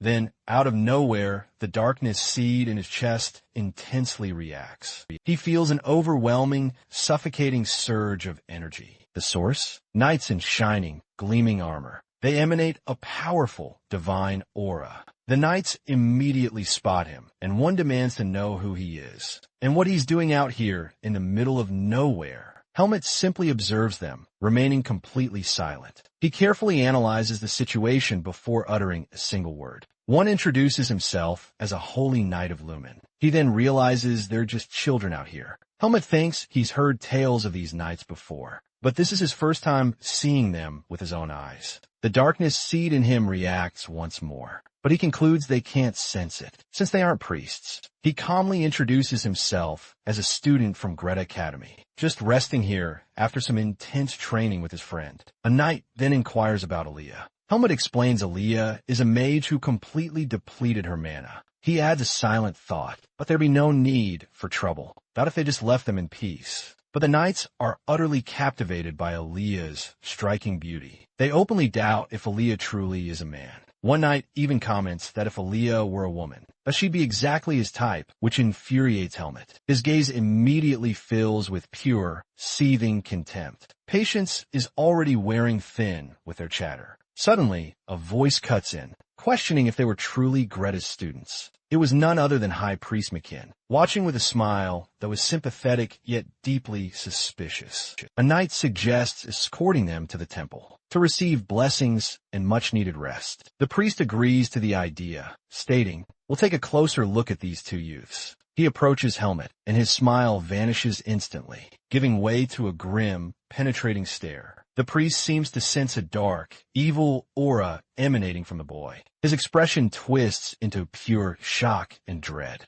as if he's staring down a demon. Impure despair, he screams for all knights to get away from Helmet. Immediately, the knight is utterly confused, asking for the reason, utterly oblivious to the danger. But without a shred of warning, Helmet thrusts his sword through the knight's chest. The knight doesn't react. His face fills with shadows, and his gaze becomes that of a relentless predator. The scene shifts to an office, where the academy director observes everything from his window. He seems utterly lost in thought, his expression a mix of profound weariness and deep worry. A flashback begins. We see him talking to McKin, who'd requested a simple permission. The priest explains himself. He merely wished to examine the academy's forest. Back in the present, the director remains seated, with a strong light beating down upon his face. He recalls granting permission, but a terrible feeling washes over him about all this. And his ominous premonition was correct, because in the forest, the situation had already devolved into chaos. It's explained that McKin outwardly is sane, but inside was utterly depraved. He was there to investigate the academy. Finding the boys was merely a coincidence. And when the priest first saw Alia lying there, the first thing that stirred within him was desire. A dark, consuming desire took over, and he longed to claim the beautiful boy for himself. But that feeling was instantly cast aside for a much more ominous reason, because he had discovered something that simply shouldn't exist, emanating right there from Helmet. The boy was covered in blood and a menacing purple aura, with a terrifying expression. In a panic, McKin yells he possesses a darkness seed, ordering his immediate arrest without a moment's hesitation. Helmet charges forward, targeting the knight, his every move, his sword brimming with pure hate. He then unleashes his rage, attacking others with uncontrolled fury, primed and ready for a full-scale slaughter. The knights and priest brace themselves for the coming attack. They watch as the boy leaps directly into their path, but one quickly conjures a protective light shield, and Helmet's attack collides, exploding into pure energy. Spotting an opening, the priest gathers his divine power. He prepares to unleash a devastating counterattack. With a fierce yell, he unleashes a wave of golden light. It hurtles with full force straight towards our protagonist. The boy is thrown back, but quickly recovers midair. Readying his next strike, he then dives downwards. His sword ready, he furiously attacks another knight. But Helmet realizes this scattered fighting is inefficient. He decides he needs to eliminate the priest first. With absurd speed, he deftly dodges their attacks. He sprints, weaving through the forest trees. The knights are shocked by his incredible speed. One yells, "Treat him like a wild beast." Helmet ignores them all, continuing his focused advance. He's heading straight for his primary target. The priest and a knight quickly join forces. They create a powerful light barrier for protection. But the boy attacks with a devastating energy punch. On impact, the barrier immediately starts cracking. McQueen is utterly shocked by this sight, because the darkness seed should have weakened him,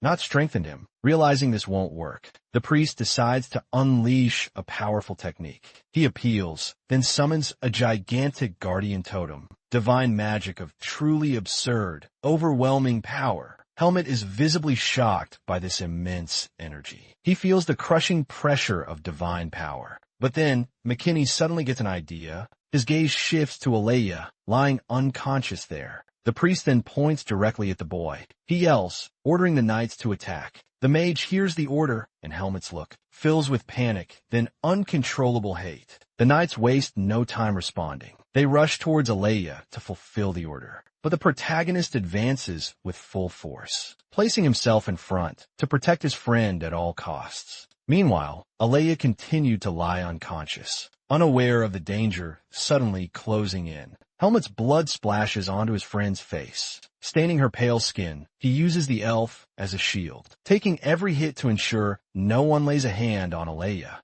Even with a wounded chest, he refuses to back down. He locks eyes with his foes, a deadly glare, as his sword spins rapidly. He lunges, engaging several knights in combat simultaneously. The battle escalates, becoming incredibly fierce. You can feel the sounds of battle echoing through the surrounding forest. He then unleashes a powerful, spinning circular attack, deflecting every sword with sheer, unparalleled skill. Even surrounded by a blinding divine light, he persists. Helmet pushes on, relentless in his fight. He grinds his teeth, pushing with all his might. His look of pain and fury intensifies with every passing second. With a lightning-fast move, the boy blocks a knight's sword strike. Then, a memory of Alea's past flashes through his mind. The dungeon forced him to witness a boy crying in despair. He understood then why Alea harbored such intense hatred for the temple. Helmet then ponders why Alea felt so uniquely special to him, so different from everyone else he'd met. But the dungeon's past revelation answered that doubt once and for all. It sparked a hope that maybe Alea could accept his dark past. He questioned if Alea would truly understand him,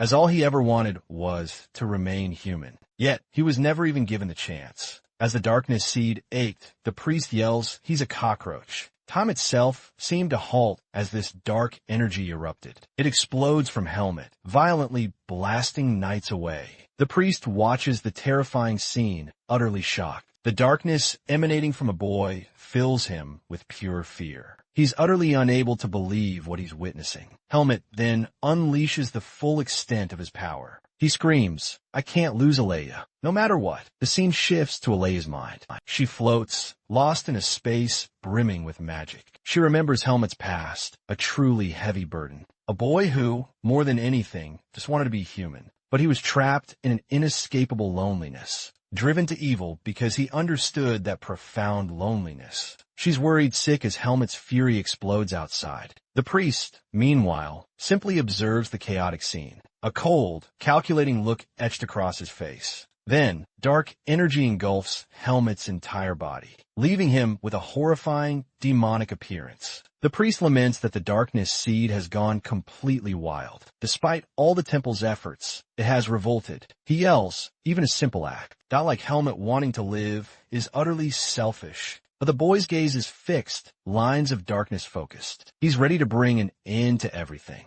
The priest stares closely at the creature before him. The knight is still, bodies on the ground, dark energy calm for a second, revealing the destruction he had caused. Wasting no more time, Helmet charges forward with full force. The priest, determined to finish his attack, clashes with a divine totem, generating a massive energy wave. With this surge of dark power, the divine light explodes. The entire forest trembles, McKinn panicking, seeing the dark energy tearing up the ground. He launches a light attack in a desperate last effort, but Helmet was standing right in front, even covered in pure divine light. Helmet firmly endures the darkness, Tears stream down his face. The priest is utterly shocked. He doesn't understand why his heart hasn't burned out yet. But looking closer, he perceives a crucial detail. With a sudden change in perspective, suddenly, light chains appear out of nowhere. They strongly trap Helmet's wrists in mere seconds.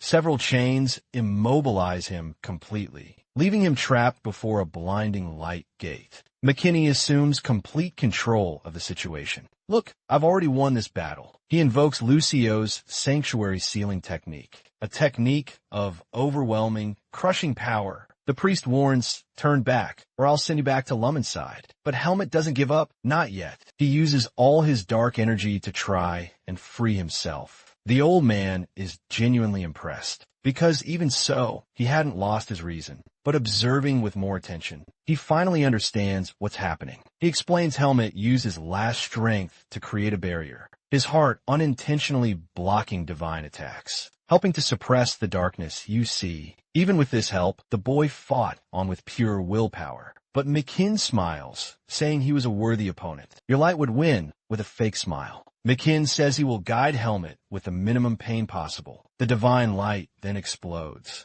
trapping the boy in chains of pure golden energy. The priest then prays to Lumen, asking him to accept the lost sheep back. But suddenly, a wave of blood-red darkness, a terrifying presence forms, interrupting the ritual. It was Alia, even from far away. She points a finger, launching a spell in his direction. The magic shoots out like an energy ray and hits the priest's arm squarely. He screams in pain, his arm gushing blood. He wonders who the hell did that. Alia stares intently, warning them of truly formidable opponents. McKinn's face contorts upon seeing Alia's expression. McKinn panics, recognizing Highkey's descendant. But Alia just offers a chilling smirk, telling them they won't have time to worry about such trivialities. That's when Helmet seizes his chance. He shatters his icy chains with a furious roar. The young warrior advances without hesitation. His dark sword shatters the priest's divine shield in one swift blow. McKinn is absolutely terrified. He feels his defenses crumble, overwhelmed by the attack's sheer power. Left with no choice, he invokes the sacred spear rain, his strongest magic, unleashed in a moment of grave peril. Alia yells Helmet's name, her eyes wide with a warning. Helmet glances at the empty sky, not a hint of hesitation in his gaze. He stares down the incoming spear rain, bracing himself for the imminent, devastating impact. Spears of divine light descend with their full, devastating force. Une truly gigantique explosion. Smoke billows from the blasted forest. The sky itself testifies to the attack's devastating power. Priest McKinn observes the aftermath, a tired look on his face, certain of his victory. But suddenly, Alia conjures a magic portal on the ground, taking everyone present completely by surprise. He's utterly astonished, perceiving what it is. She's created a subspace gate, a private dungeon. McKinn's shock intensifies even further. A cold sweat breaks out as he finally understands what's happening. Out of nowhere, Helmet materializes inside the dungeon. Darksword in hand, it's quickly explained. Alia used a coordinate substitution, trading places with Helmet at the last possible second. She then unleashes a powerful purple energy blast, directing its full fury against the old man. He frantically tries to defend himself, but his divine power is already pushed to its absolute limits. But the attack is halted by a magic chain coiling with dark energy. It was Alia creating a shield to deflect the attack, saving the priest's life with a tired, knowing smile. She tells the old man he would have died if not for that last-second deflection. The Silent King becomes utterly possessed. He yells in a furious rage, "You're unforgivable traitors." A crushing wave of purple energy surges forward with full force, sweeping across the entire scenario. The attack's frightening power carves a path through the entire forest, leaving nothing but desolation as far as the eye can see. The explosion's aftermath rises to the skies, leaving a monstrous smoke trail. A scene of pure destruction, shrouded in dust. Alia collapses to her knees, utterly exhausted and panting heavily. She then looks forward, calling out Helmet's name.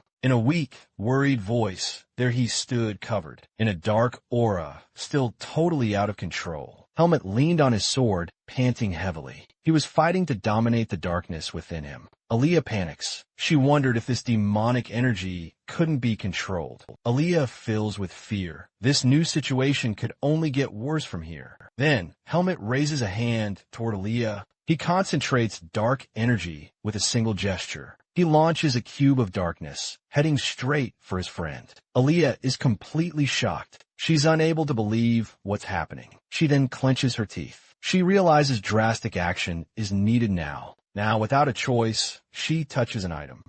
And her chest begins shining with a golden light. Colorful energy explodes outwards. Her body's appearance changes completely. Now in her new appearance, Aaliyah stares with a serious look. A little blushed, she warns this is an enemy that can finally be laid to rest. Helmet's gaze, still dark, seems to process her words with intense attention. With a gentle smile, Aaliyah says, "I'm going to be able to help him now." She had already thought about this for a long time, preparing for the worst. She wondered what he had committed. Thought the same mistake as his ancestor Heiko, with an energy dagger in hand. She questions who will stop him if he's lost control. But she extends her hand, understanding their promise. She had also steeled herself without hesitating. Aaliyah approaches and hugs him from behind, with much strength and affection. Then whispers this debt, "One day I will repay." Helmet's expression changes. The darkness on his face begins disappearing. Gradually, his eyes return to normal. He finally seems to have recovered consciousness, now calmer. She holds him in her arms, a look of relief and weariness on her face. She tells him it doesn't matter what happens. It was a promise between the two, and the scene then changes.